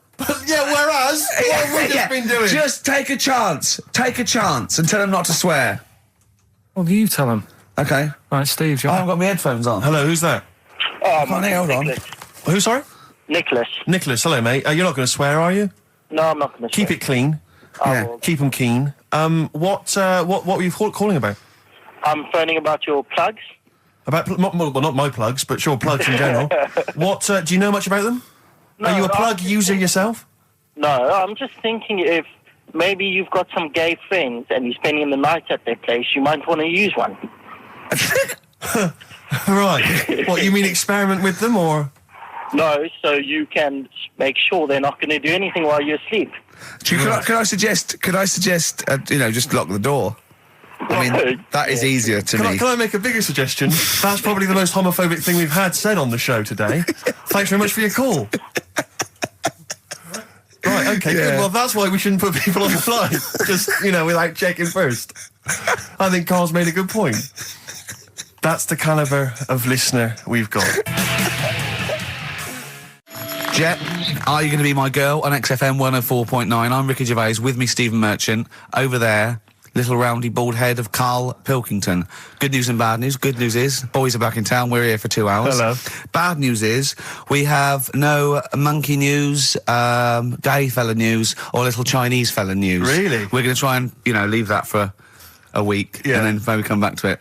Yeah. Why do I get the feeling that within 20 minutes we'll be talking about little gay Chinese monkeys? Carl, think of that. We have got monkey news. Have we? Oh, yeah. So we've already broken that promise. Oh, okay. I thought we were going to try and sort of talk about something else. I've just done Jonathan Ross show, and they don't talk about the same things every week. It's weird. It is weird. But, or as Carl says, weird innit? Yeah. So, gave this show about 5 plugs. Nice one. Yeah. So, I think we'll get upward of 800 people listening. Oh, double. For the first 2 minutes. Yeah. And then turning back. They're already switching over. I'd have thought so, yeah. I spoke to my friend yesterday. He's a little bit of an old fella, and he said that for his own amusement, he had an iPod in his car, and he bought a little sort of transmitter, and he could transmit the music from his iPod to sort of just beam it, kind of as he was driving along, to sort of passing cars. What do you mean? It's Make weird. their radio play it? Well, but if they had it in the right frequency, yeah. I mean, pointless, completely pointless, but not dissimilar to this show, I imagine, in terms of the number of listeners. Yeah, but I was going to say, what's the chances of people having this frequency Absolutely on? Pointless. So it's probably about the same, yeah. Do you know what it reminds me of? When I was young, I wanted to get into radio. I was excited in radio. When I was sort of in my, I don't know, I was 11 or 12, my friend and I, we got a little mixing deck, and we used to host our own radio show. Brilliant. From his bedroom. We didn't have a transmitter, so we'd put some speakers in his front garden, in some bushes, and sort of broadcast it to people who were walking Again, by. probably over the week more listeners than this show. Almost certainly. I love the idea. It never happened, but I always was hoping that maybe some girls would just come by and just sit and listen. These guys are great. I don't know where these sounds are coming from. It seems to be that bush, but or Noah Ledman's coming along going, who are these guys? Yeah. Can you get on my breakfast show? Can they stand in for me when I go on holiday? Yeah. Yeah. I did I did sort of pirate radio. No, go on. Got into hospital. yeah, the normal radio, but you had an eye patch on. Go on. Dad was in hospital, right? And he was having some operation done, right? And went to see him and didn't have that much to say to him, right? So I was sat there. Well, it's awkward though, isn't it, when someone's ill? Yeah. And you don't know Boring, what to say. isn't it? Boring. boring. So I was flicking around on that little radio thing they have. Yeah. And I heard, like, they had a radio station in the hospital, so I said, oh, I'm going to go and join this. So I wandered off to go and find it. Yeah. Sort of joined that, did a little show on there, thought I can sort of get out to the masses here. My mate made a little transmitter, did a little pirate radio show from the... got kicked out because they found out, and apparently I put the station at risk because all the stuff could have been taken off us. But from Little Acorn, 16 years later, he's on a show with less listeners. Yes. Brilliant. Can you imagine if you've gone into hospital, you're already pretty depressed, there's the fear of these bugs, super bugs in the hospital. Yeah. Maybe you've got some quite serious illness, you know, Yeah. you don't know if you're going to make it. His voice is what you hear to cheer you up. All right, weird, isn't it? I saw a programme about a parasite the other night. Yeah. Apparently, they get in through your eye and eat their way out through your genitals. Anyway, You here's think you've got it Radiohead. bad? Yeah, exactly. Play a record, Carl. Bit of Stone Roses, yeah? Oh, Fool's Gold. Classic. Stone Roses, Fool's Gold. XFM, 104.9. Brilliant. Can't help but notice you've brought some sandwiches in, Rick. What's in them there? Cheese and onion. Cheese and onion? Yeah. Because I've never, ever seen you make sandwiches before. I've seen you take a piece of bread out of a loaf and sort of fold it in half, crumbs everywhere. Well, Jane made that for me because I was in a bit of a hurry. I didn't think for a minute that you Why? made Because it looks yourself. neat. Well, they're wrapped in the tin foil. A knife has been used. As opposed to chewing round the baguette. Exactly. Yeah, breaking it in half. Yeah. A la Albert Steptoe. Yeah. Yeah, brilliant. Yeah. Nice. It's great, but the onions are strong. Are they? Making my eyes water. Yeah. If I go and breathe on you, it'll cure any sort of skin disease you might have. Skin disease. We watched that, Carl, you know, that Carl was raving about that thing about parasites, about worms coming out your brain and that. And I watched What is this? Is it a TV show? Yeah, called Body Snatchers. Right. And it was pretty fascinating. And, I mean, amazingly shot as well. I mean, it's got to win an award for photography. Yeah. And there was one bit that this little girl had been bitten by a mosquito and laid her eggs, and it went to the doctor. She had a lump on her neck, like a boil. And they pulled it out, and it was like a bullet, this maggot. And they put it down, and it was wriggling in her blood, right? But the hole left was sort of aesthetically pleasing. You know, like that feeling you get, like, I once had an ingrown hair, and I quite liked it when I pulled it out. And it's a perfect little hole. And I thought, I wouldn't mind having those as long as they sort of like healed over. What are you talking about? I don't know, it's weird, isn't it? But why would you want a hole in your body? No, it's got pulling something out, sort of like pulling something out of your body. It's I sort don't of know what you're cleansing, talking isn't it? No, but it's sort of like, I don't know what This is it. You watch one programme recommended to you by Carl, you've turned into Carl. You want a hole in your body? No, it was like, you know, like squeezing a really good sort of like spot. I mean, I haven't squeezed spots for ages, and I'd never had spots, but maybe that's it. I didn't have spots. Right. And I always thought that'd be nice, squeezing a spot. I don't know what you're talking about. Why I would don't these know. things be I don't know what I'm pleasurable? talking- Why would an ingrowing hair? That's Yeah, it was great good. fun. That was good, because I got it. It was like a little lump, and I pulled it, and then it pulled out, and it was like left a little... I know what you mean. Because Yeah. I get thick hairs Yeah. and Yeah. like really... Oh, when they come out, it's like a bit of wax. Yeah. Like putting out a little candle. And I that's- love that. What? Yeah. Because I've got not much hair on my head, No. right? It sort of grows thicker on my face. No, not true. Sure, but go on. Yeah. No, it does. Not true, baby. Go on. No evidence for that. Just made it up. So it grows sort of thicker on my neck and that, and now and again I'll see like something that's like a twig, right? It's really thick. Yeah, you feel it, and then you think, oh, I'm going to have that. And then you work at it, and then when you get hold of it, it's brilliant. It's like pulling out, it's fantastic. It's waxy and build up, and it pulls it out, and it stretches your skin, and it leaves a hole. I've just realised why we talk about Chinese people, monkeys and gays every week. Why? Because this is the sort of replacement. This is what we've got if we're not talking about them. But it was great as well. And there's this parasite, right, that lives in a fish, right? And what it does, it changes the fish's behaviour. Because to breed, it has to get its body temperature up, so it has to get into a bird, right? What needs to get into the bird? The fish? Parasite. To The parasite needs to get into a bird, yeah. right. So it changes the behaviour of the stickleback, and it makes the stickleback sort of suicidal. So the stickleback doesn't flee when it sees a heron, it gets caught. Right. Because this stickleback has changed its behaviour. Carl didn't quite understand this, I did still you? don't really get it. I watched it and you see like the fat fish and that and you go, oh, it's not well. But I don't understand. Well, all it does is, it has to get into a bird because it has to breed, to lay its eggs, it has to have a raise of body temperature. So it has to, a fish is cold-blooded, so it has to get into a bird which is warm-blooded. There's lots of things, there's certain things at that level. Why is it doing that? Because it needs the temperature. It needs the heat energy for its reaction. Just like, for example, that's why your balls are on the outside. Because the cells have to be a certain temperature to survive. I don't know if it's the sperm or Sertoli cells, but they have to be a couple of degrees below body temperature. Otherwise, they'd be in a nice cage and we wouldn't get kicked in the nads. What do you mean? That's why your testicles are on the outside of your body. They have to be a couple of degrees below body temperature. Yeah, but it's not... That isn't why they're there. You see, this is like the chat we had last week about the giraffe having a long neck. What do you mean? They're there because that's where they happen to be. They didn't go, right... But that's what evolution is. It's a selection process. It's not a will. The balls didn't say, look, I'm too hot, let's get us outside, let's get outside of here! All right, hang on a minute then. What? So a little man monkey, right? Theirs are in the same place as ours. Yeah. But they're walking around naked, so it could be anywhere. They could be, like, on the back. It doesn't matter where they are. They call it... Well, they could be on the back, yeah. So why aren't they? This is a completely different... Steve! You started it! I wash my hands of the whole affair. And we're not only back to balls, but we're back to monkey balls. Yes. In one thing from about parasites, we're back to monkey ball news. Yeah. And we're back to chimp testicle news. All right then. So this worm's in a fish. Yeah. It's like a little platyhelminth. I think it's some sort of. But what I mean is, why are they about? What do you mean? They Why? evolved. But why haven't they died out? Because they're very successful. Yeah. What do you mean? Yeah. What do you mean? Yeah. Well, tell me the brain event that made you say yeah in that 1 second gap. Because in a way I don't get it, and if I think about it too much, it hurts a bit.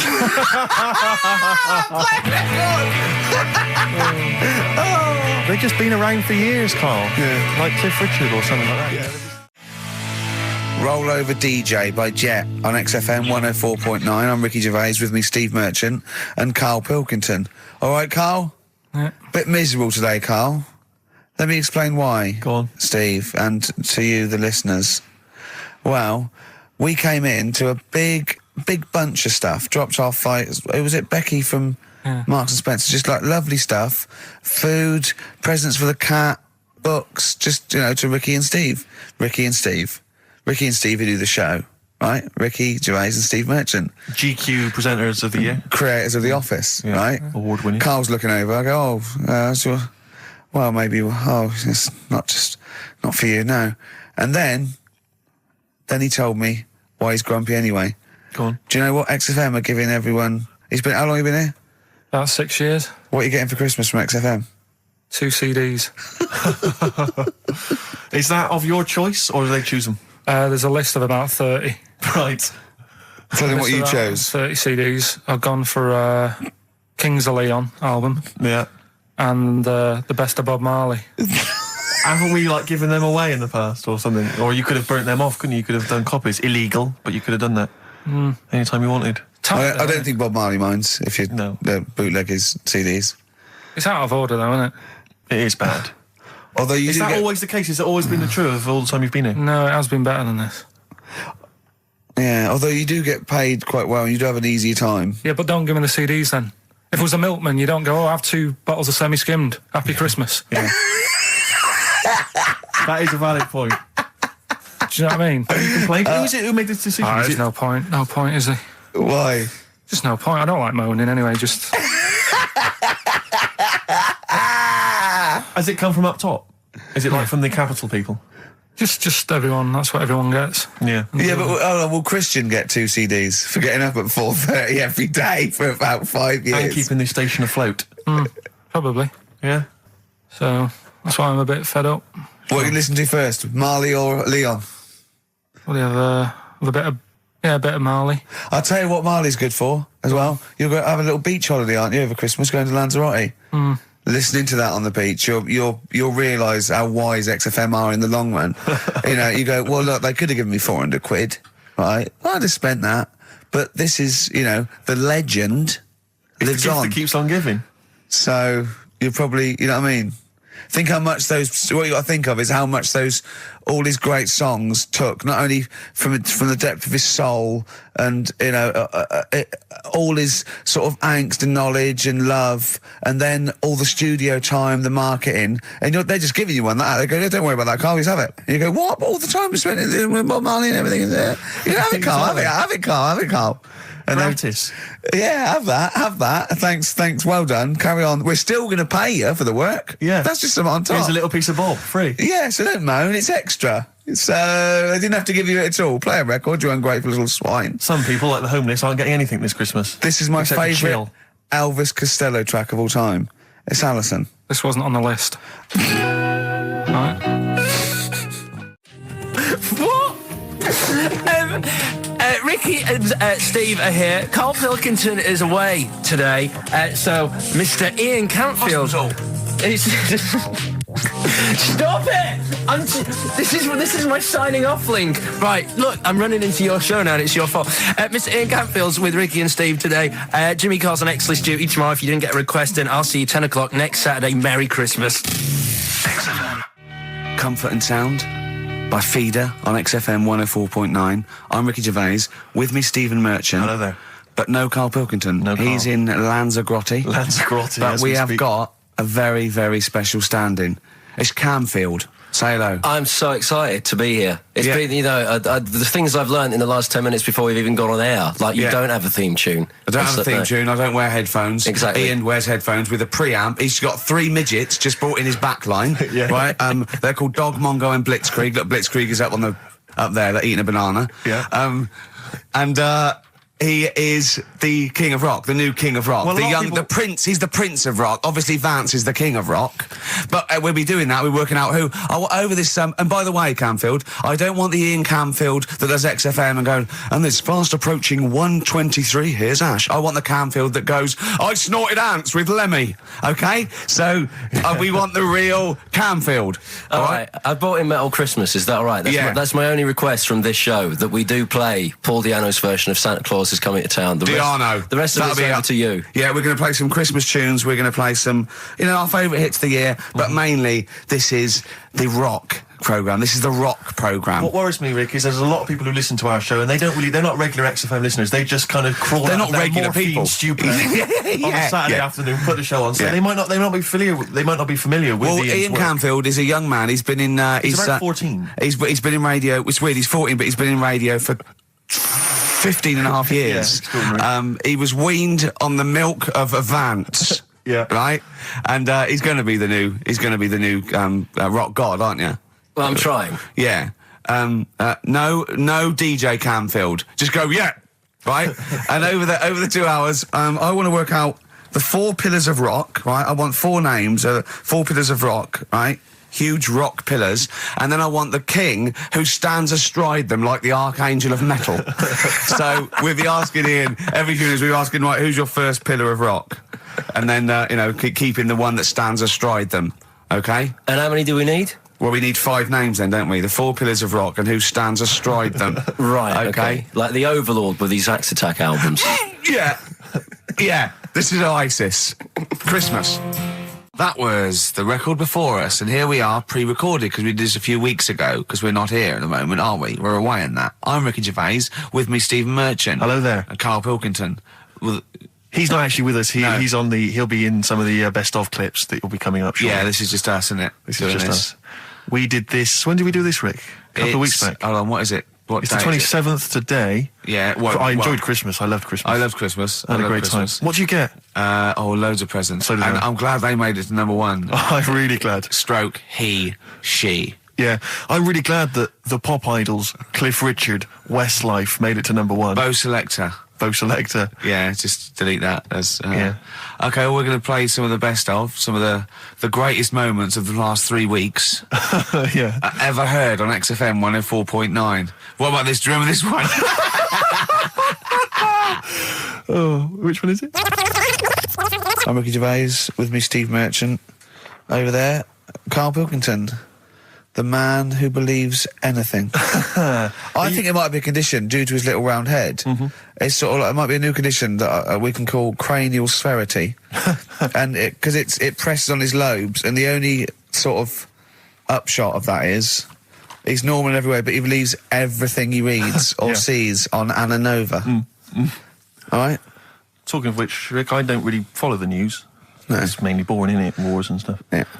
But I don't know. Well. Yeah, well, it is a war. It's all this nonsense before and after. When it's a war, It's, you know, it's in the middle of the war, you can watch it on telly. True. You get results, you know what I mean? Like, you know what I mean? Yeah. Like a test match or something.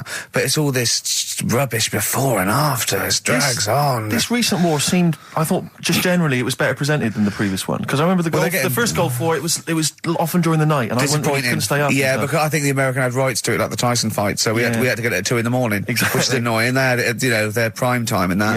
And a lot of it was in black and white, when the bombs went in. When the bombs went in. So, this time there seemed to be a lot more colourful stuff. Yeah, it's much better coverage. I think they should win awards. Yeah, well, I'd like for to see it. awards, So, like Channel 4 won for cricket. Yeah, I mean, a few times as well, I was quite pleased to see they actually had footage of the bombs exploding. Yeah. No, good, well done. Generally, you know, good on you. Well done. Good on you. Yeah, it costs a lot though, doesn't it? It isn't a costly War's thing. a lot more when you got something like, you know, a Jimmy Carr game show, which probably costs about £100. Yeah. Like half an hour war costs millions. It's almost man. as expensive as like Terminator 3 or something. Yeah. But I mean, you know. But then, you know, you got a variety. Exactly. Sorry, Steve, you were talking, mate. Well, no, I just wanted to make sure you were aware that the World Elephant Polo Championships have taken place. I did get it. I think they mentioned it on. Yeah, we won, didn't we? England won. Yeah. Well, my question is, where have they been practicing?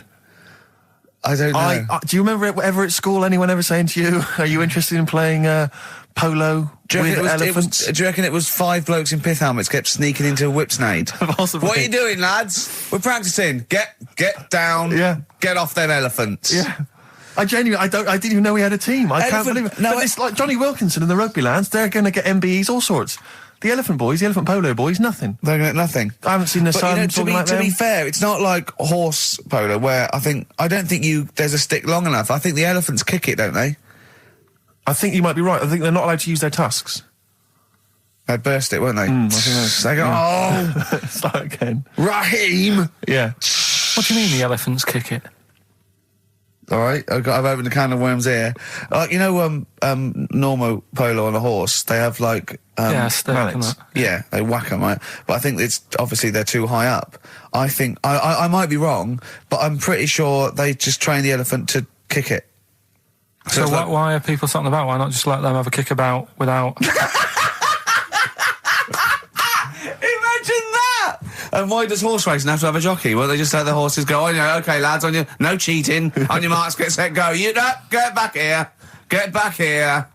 Brilliant. Yeah. Play a record. Right, Adams? Yeah. Yeah. Oh, this is absolutely fantastic. His version of Wonderwall. If you've not heard it yet, you'll be loving it. You'll be loving this. Kings of Leon. California Waiting. Steve, the public have been waiting for us to return. Well, that's true enough. All right? Yeah. They had the best of last that week. Was a joy. They had Camfield and us without Carl the week before. But it's been a while since we've all been together. I'm Ricky Gervais. With me is Steve Merchant. And over there, with his little sunburnedy, baldy head, little Karl Pilkington. All right? Yeah. That wasn't Steve slapping me head then, by the way. No, that was just him clapping at, like, Steve Wright in the afternoon. It's a great show. Because it is a good show. Yeah. He's so pleased that we're a posse. Yeah. And we're all back together. 3 holidays Carl's had last year. Yeah. I'd love to have 3 holidays. You've got to start putting the work in there. I had 2 holidays then. No, you had 3 holidays. You went away with Suzanne and her parents. Yeah, well, that doesn't count. It does count. If you book 2 weeks off the firm, you go away and you go, how was your holiday? Go, well, it didn't really count. It wasn't a really good holiday. Can I have them days back, please? My New Year's resolution is to be nicer to you, but well talk done, sense. You've already broken that. No, but talk sense. Talk sense. You've had 3 holidays this year. And I'm just saying, you're in your 30s now, and 30s is when you should be really putting the work in. That's true enough. To reap the benefits in your 40s, 50s, 60s, 70s, 80s, 90s, and 100. Carl, what's your New Year resolution? What about think before you speak? It's worth. See, I'm allowed to laugh. I'm allowed to laugh at things other people say, Carl. That one, that is a good suggestion. How was your holiday, Carl? It was all right. Right, brilliant. But that I don't see on the ratio of good to bad in Carl's mind. That might be amazing because we never hear him sing the praises of anything. I'll tell you what. Can we have a cracking little tune and then come back and hear about Carl's holiday? I'd love to do that. Let's keep it tight. Snow Patrol and Run on XFM 104.9. I'm Ricky Gervais. With me is Steve Merchant and Karl Pilkington. Yeah. So that's 3 for 1. I don't know. All right. Exciting. News. Breaking news is that there's only 2 more weeks of us before we have to go away on a little extended break again. So, can't give any more details yet. We don't know when we can come back because, we don't know what we're doing. We're going to, America. We're doing the Golden Globes, and then we're going to watch the Office pilot being filmed. Yes. And then we got bits. I'm doing a bit of a tour, so it'll be sort of the summer times probably. Yeah. I'm saying it like they care. Oh, they don't give a damn. Do you know what I mean? I sometimes think that because you think, oh, you don't want to let down the people. You want to keep it consistent. You want to give, but really, I know I like doing this more than anyone listening. Definitely. Do you know what I mean? Definitely. I love coming in. I love squeezing Carl's head. Yeah. I love playing some records. You know, I like sort of sitting in the room with you. I know you love it. Oh. I can't wait. I can't think of anything else I'd rather be doing on a Saturday. Yeah. So, we got our Saturdays back, though. Yeah, that'd be great. I mean, my alarm went off today and I was a bit tired because we had a couple of drinks last night, didn't we? Last night, yeah. We had, you know, we're party animals. I've been looking for an office this week, as you know, and it's so stressful. Just walking around, just talking to agents right, okay. So my method is this, right? I walk around the area that I want to be an office in because I don't want to hear anything else. I don't want to, you know what I mean? So I walk around. To be fair, it is about a square 500 yards. Yeah. Right? It's sort Your of... house is in the centre. yeah. I walk, And so I walk around and look at placards. I go, that's a nice office. And I phone them up. There's loads of different people I'm dealing with, right? And they went, oh, we got one in so-and-so street. I think it was 5th Street or something. I went, oh, yeah, I went along to... I'll see you there in 20 minutes. I got there. You were there, if you remember. I looked round and I said to Steve, it looks all right. There's no pawn shops or anything like that, right? And Steve went, well, it is next to a brothel. And I looked, and there on the next thing, like, you know, model, 1st floor, Susie, 03. I thought, and I phoned him and I said, do you know what? Don't bother coming here. No, I said, no, I said, because it's next to a brothel. He went, yeah. I went, right, okay. Just for future reference, I don't want an office literally next to a brothel, right? When I go to work, I don't want to walk past prostitutes. Call me old-fashioned. Yeah, right? as you're going into work, there's a prostitute. Yeah. Morning. Oh, she's got a cappuccino. Yeah, Starbucks, yeah. Business good? Yeah, it's a bit slow at the moment, but it picks up later this evening. Does it really? Good. And I said to him, I've got So my New Year's resolution is being like a little fascist when it comes to business. And I said, also future reference, no crack dens and no wild animals in the porch. And I just can't believe it. There's always something wrong. We went to one, right? It got there, right? And a woman said, oh, I'm new here. She didn't know what keys she was using. And she went, it's the 3rd floor. And she went, no point, we won't both get in the lift. I went, right, will you get a desk in the lift? Right, she went, I've got a chair in the lift before. Brilliant. So, just find me an office, Rathbone Place, sort of Percy Street, Charlotte Street, Dean Street. Yeah. Yeah. 1st or 2nd floor. I'm worried we're going to get emails from estate agents, phone calls from them. You know what those people are like. But I don't look at the emails. True. Fair enough. So, play a record. Enough. Fortune Faded by Red Hot Chili Peppers on XFM 104.9. With Ricky Gervais, Stephen Merchant and Karl Pilkington for the last time. Yes, we've said that before, of course, so don't get your hopes up. Yeah, we've had some highs, some lows, some laughs, some tears. Karl, you concentrating? A lot of tears, mainly from the audiences. Yeah. Now, before we get into talking about maybe some of the hijinks we've had, looking back, looking forward as well. Yeah. I came in, Karl was sitting at the desk, he went, all right? I went, all right, yeah. He went, see that Alan Clark diaries? I went, no, I didn't. He went, no, a lot of people talking about it. He went, I've never kept a diary. Keeping a diary will always get you into trouble. And I said, like Anne Frank. What did you say, Karl? The woman in the cupboard? That's what he said. The woman in the cupboard. And I went, save it. Save it. You never speak to Karl off air. Save it all from when we're on the wireless. He went, but what did she do? What did she do except be in a cupboard? What did she have to write about? And I said, well, her thoughts. Do you know Anne Frank? That's all I know about Anne is. There's no point pretending that I know stuff. Yeah. Right. Well, tell us everything you know about Anne Frank. She was in a cupboard. Yeah, what else? If she didn't do that, I wouldn't know about her, seriously. That's all I know about her. Yeah. So what did she do? But how do you think we know about We know about her cupboard because of her book, don't we? But hang on, what in the bigger scheme of things, why was she in a cupboard? I don't know. Right. I honestly don't know. You don't know anything else about Anne Frank beyond the fact that, to quote you, she was in a cupboard. Well, what's she done then? You tell me. Why should I know more about her? Firstly, I don't think she was in a cupboard. She wasn't in a cupboard. She was in an attic. All right. Yeah. So what was she doing? She was hiding from the Nazis. She was hiding from the Nazis. But isn't that the first place they'd look? Sort of work from the top down. Carl, they weren't specifically looking for Anne Frank. They weren't going, where is she? Where's Franker? If she gets that book out, we are in the deep shit. We've got to stop the book. They were just looking generally. She was, I think she was 13, 14, she was hiding, she was Jewish and she was hiding, lived in Amsterdam, didn't she? Yeah, as much of her family were having to hide, being helped by, you know, friends, non-Jewish friends. In a cupboard. Cupboards, you know. And how long did she sort of hide up there for? Until she was caught. Long enough to write a book. So she even got caught after all that? What do you mean, so she even got caught? We're talking about one of the great, you know, humanist tragedies of our times, and you're going, she couldn't even stay hidden. What do you mean, didn't she get caught?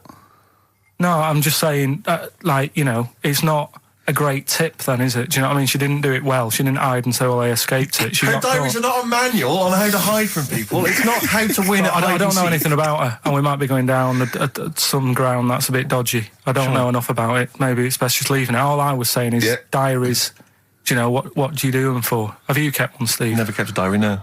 Right. I can understand your fear that it might get discovered, someone might read it, find out all about your inner secrets. Of course, the good thing about you is you tell everyone what you think about them. Yeah.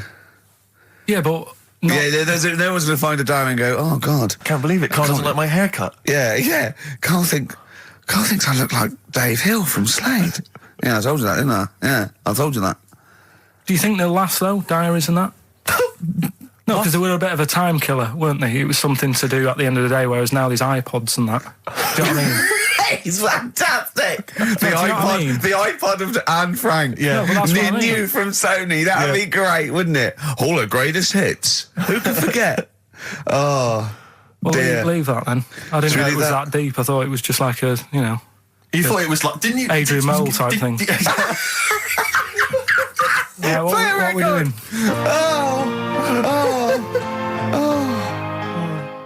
Since you've been gone, by Rainbow. Since we've been gone, Steve. What's been going on, mate? Well, so much has happened, hasn't it, in the world? You know, politics and stuff. There's been an election and the like. I'm Ricky Gervais, with me Steve Merchant, and our producer, I say producer, Karl Pilkington. All right. Yeah, very good. We've been away for a while. I think the last show we did was January 2004. Yeah. And nothing's changed. Nothing's changed whatsoever. Nothing's been mended. I mean, I'm pretty sure I threw that away in the bin before I left. Yeah, there are some of your old bacon rinds. yeah. The spare ribs on the floor. Yeah, nothing's changed at all. Oh, no, that's not true. The listenership's changed. It went down slightly, didn't it, on the last Radio Jar? Well, I don't know. I don't know. Is that what happened? Did it go down slightly, Carl? A little bit, I think. I don't think XFM gets new listeners because I think what happens is, because the reason it goes down just very slightly each time is that their old listeners die. Yeah. You know, definitely. old Cure fans dying of... Yeah, you know, smack addictions. Gout. Yeah. But anyway, well, I haven't listened to this station for a year and a half, so that's increased by 1, which is probably quite a high percentage. Exactly. I mean... I suppose that my question, to you, Rick, would be, you know, why now? Why have you come back now? You know, I was a bit bored of sitting at home. You know. Okay. Yeah. Because we're just here for 6 weeks. 6 weeks. Well, we're standing in for Adam and Joe, aren't we? Yeah. Yeah. How the tables have turned. I remember when they were standing in for us, but...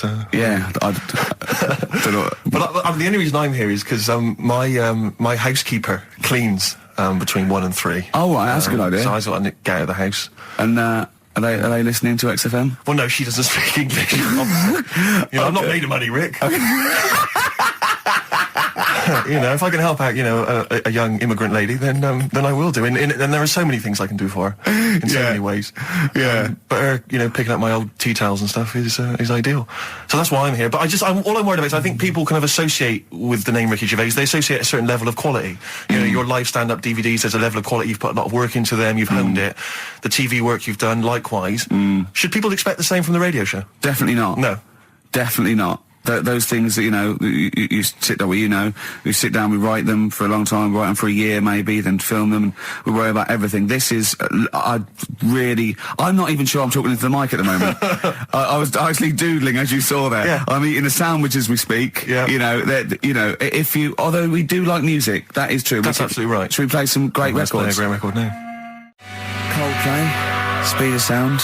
Steve, I know you like an insight to my musical taste, but that's my favourite Coldplay track of all time. I just thought I'd just throw that in. Not a fan of clocks?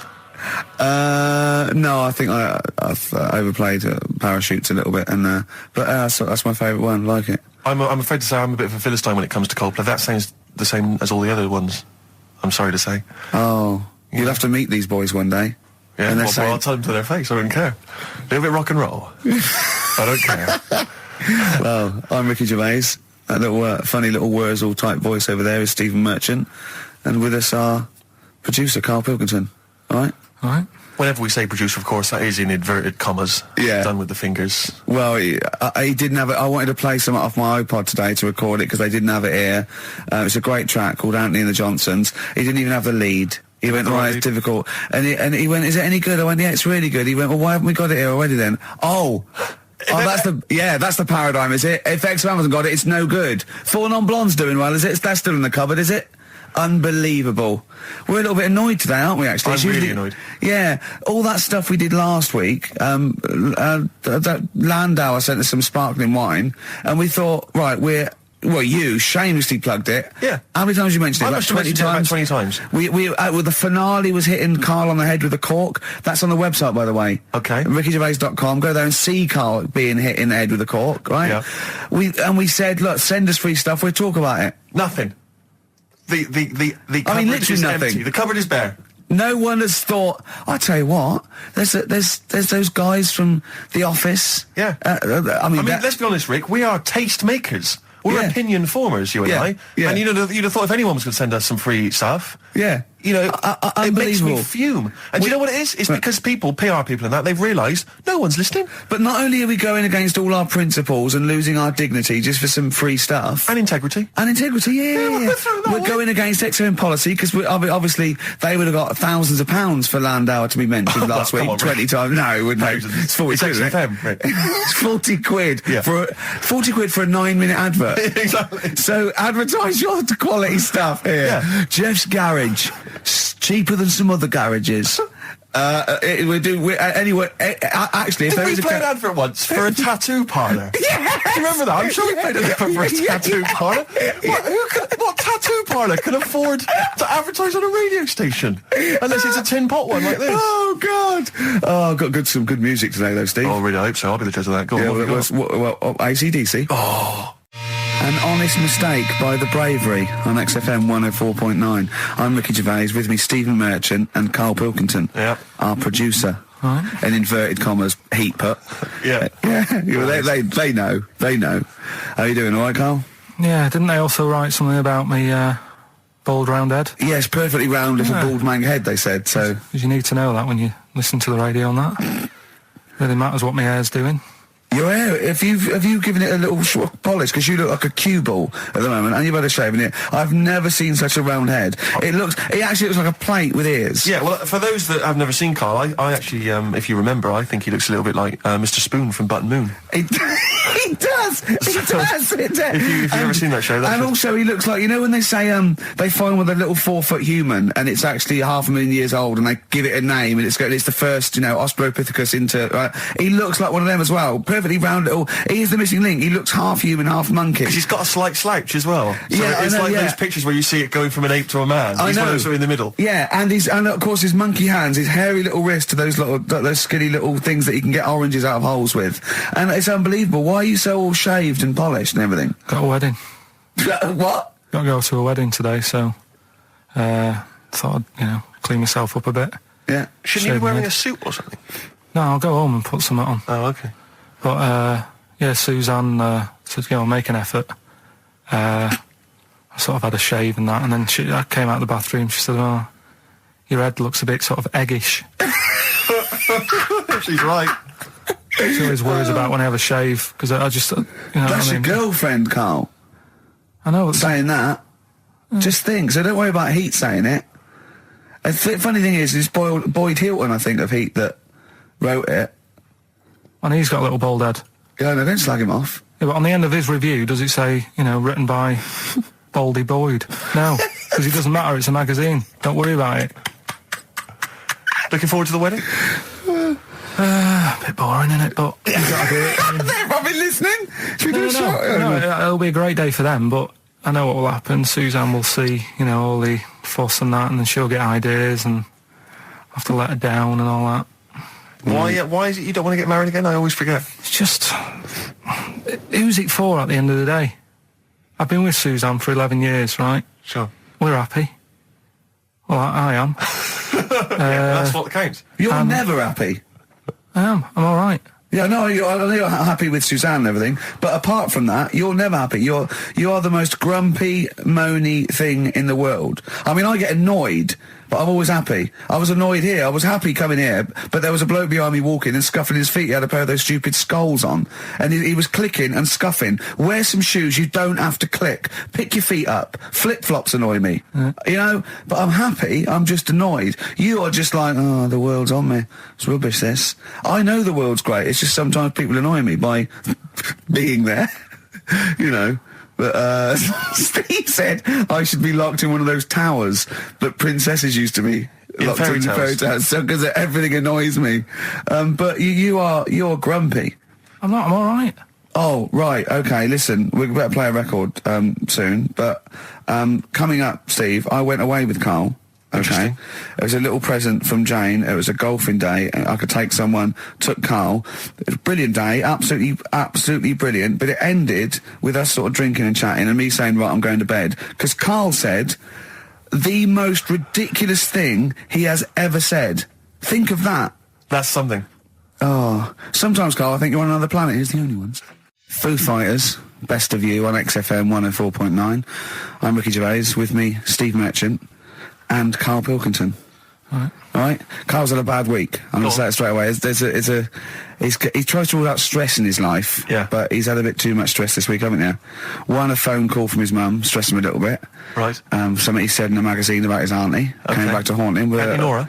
Auntie Nora, yeah. Don't name her. No. Oh, she knows who she is. No. Okay, we won't name her. Right, we just say it's the one who farted for 5 minutes, and as he saw a skirt when he was young, and I found it like a split tennis ball. So it could be any of me aunties.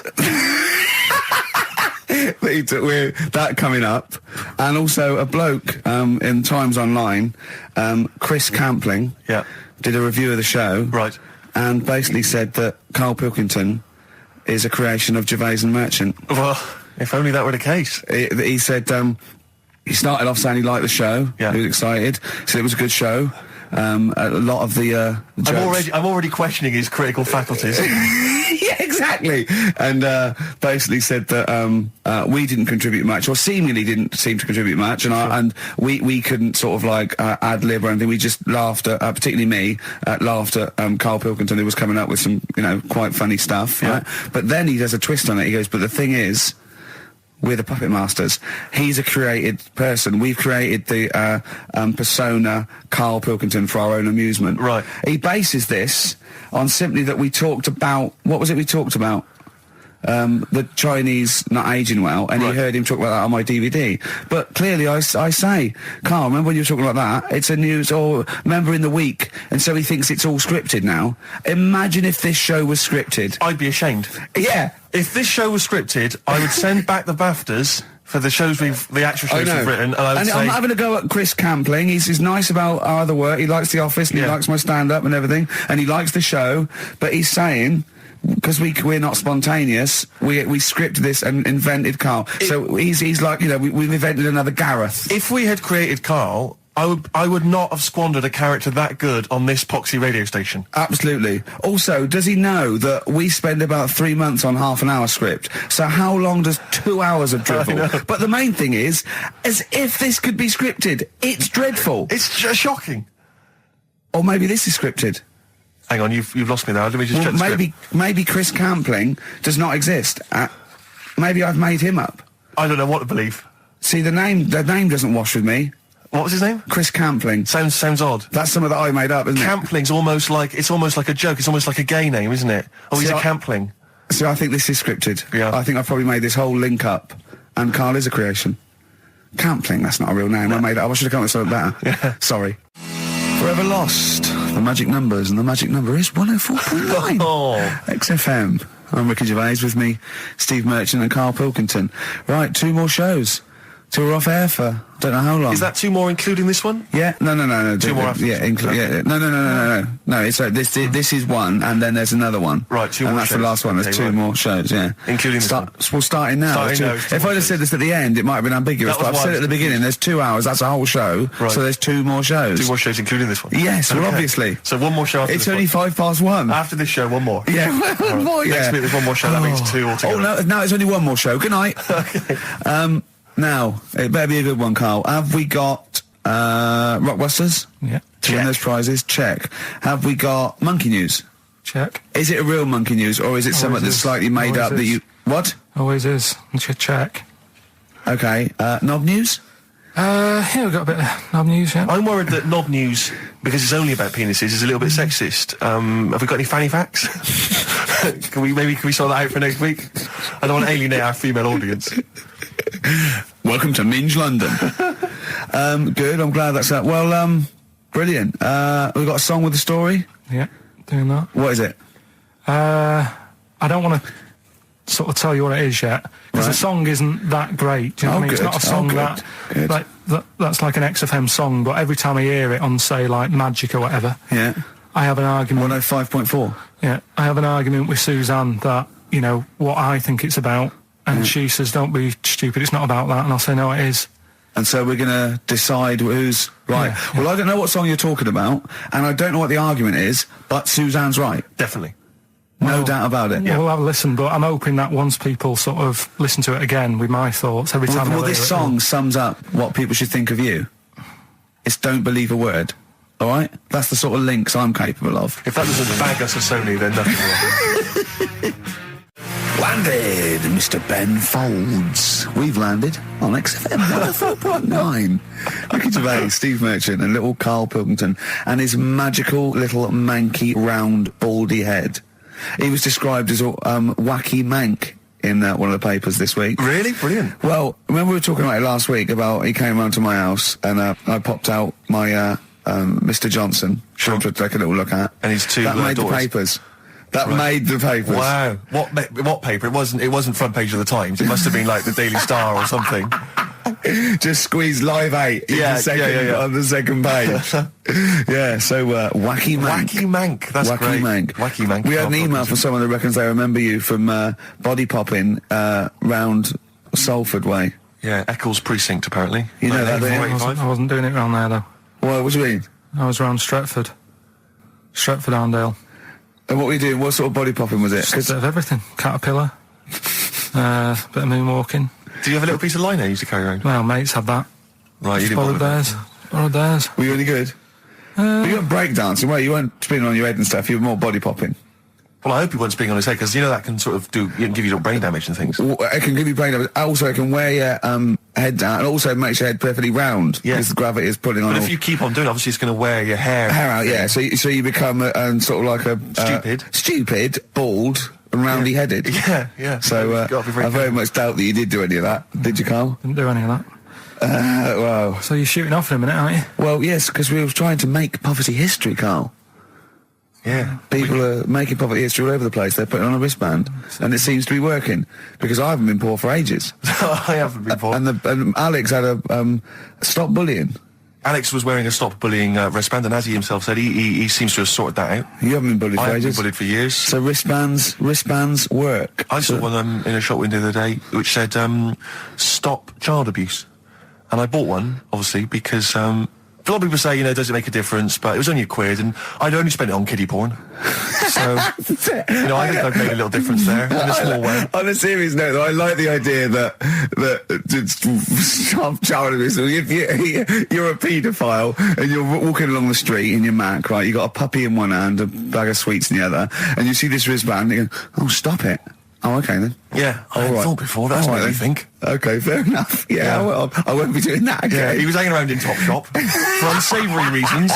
You saw them in there for only £1. Carl, we haven't got long, have we? We've got an hour and a half because we've got to shoot off. I've got to shoot off down to Live 8 and introduce Rem.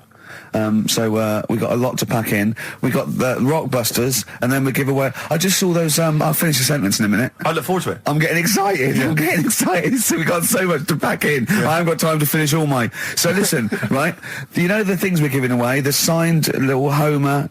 The Nigel Tufnell thing and the Flanimals, right? It looks brilliant. They've done a brilliant job, the people here at XFM. So take back all you were saying about them, Carl.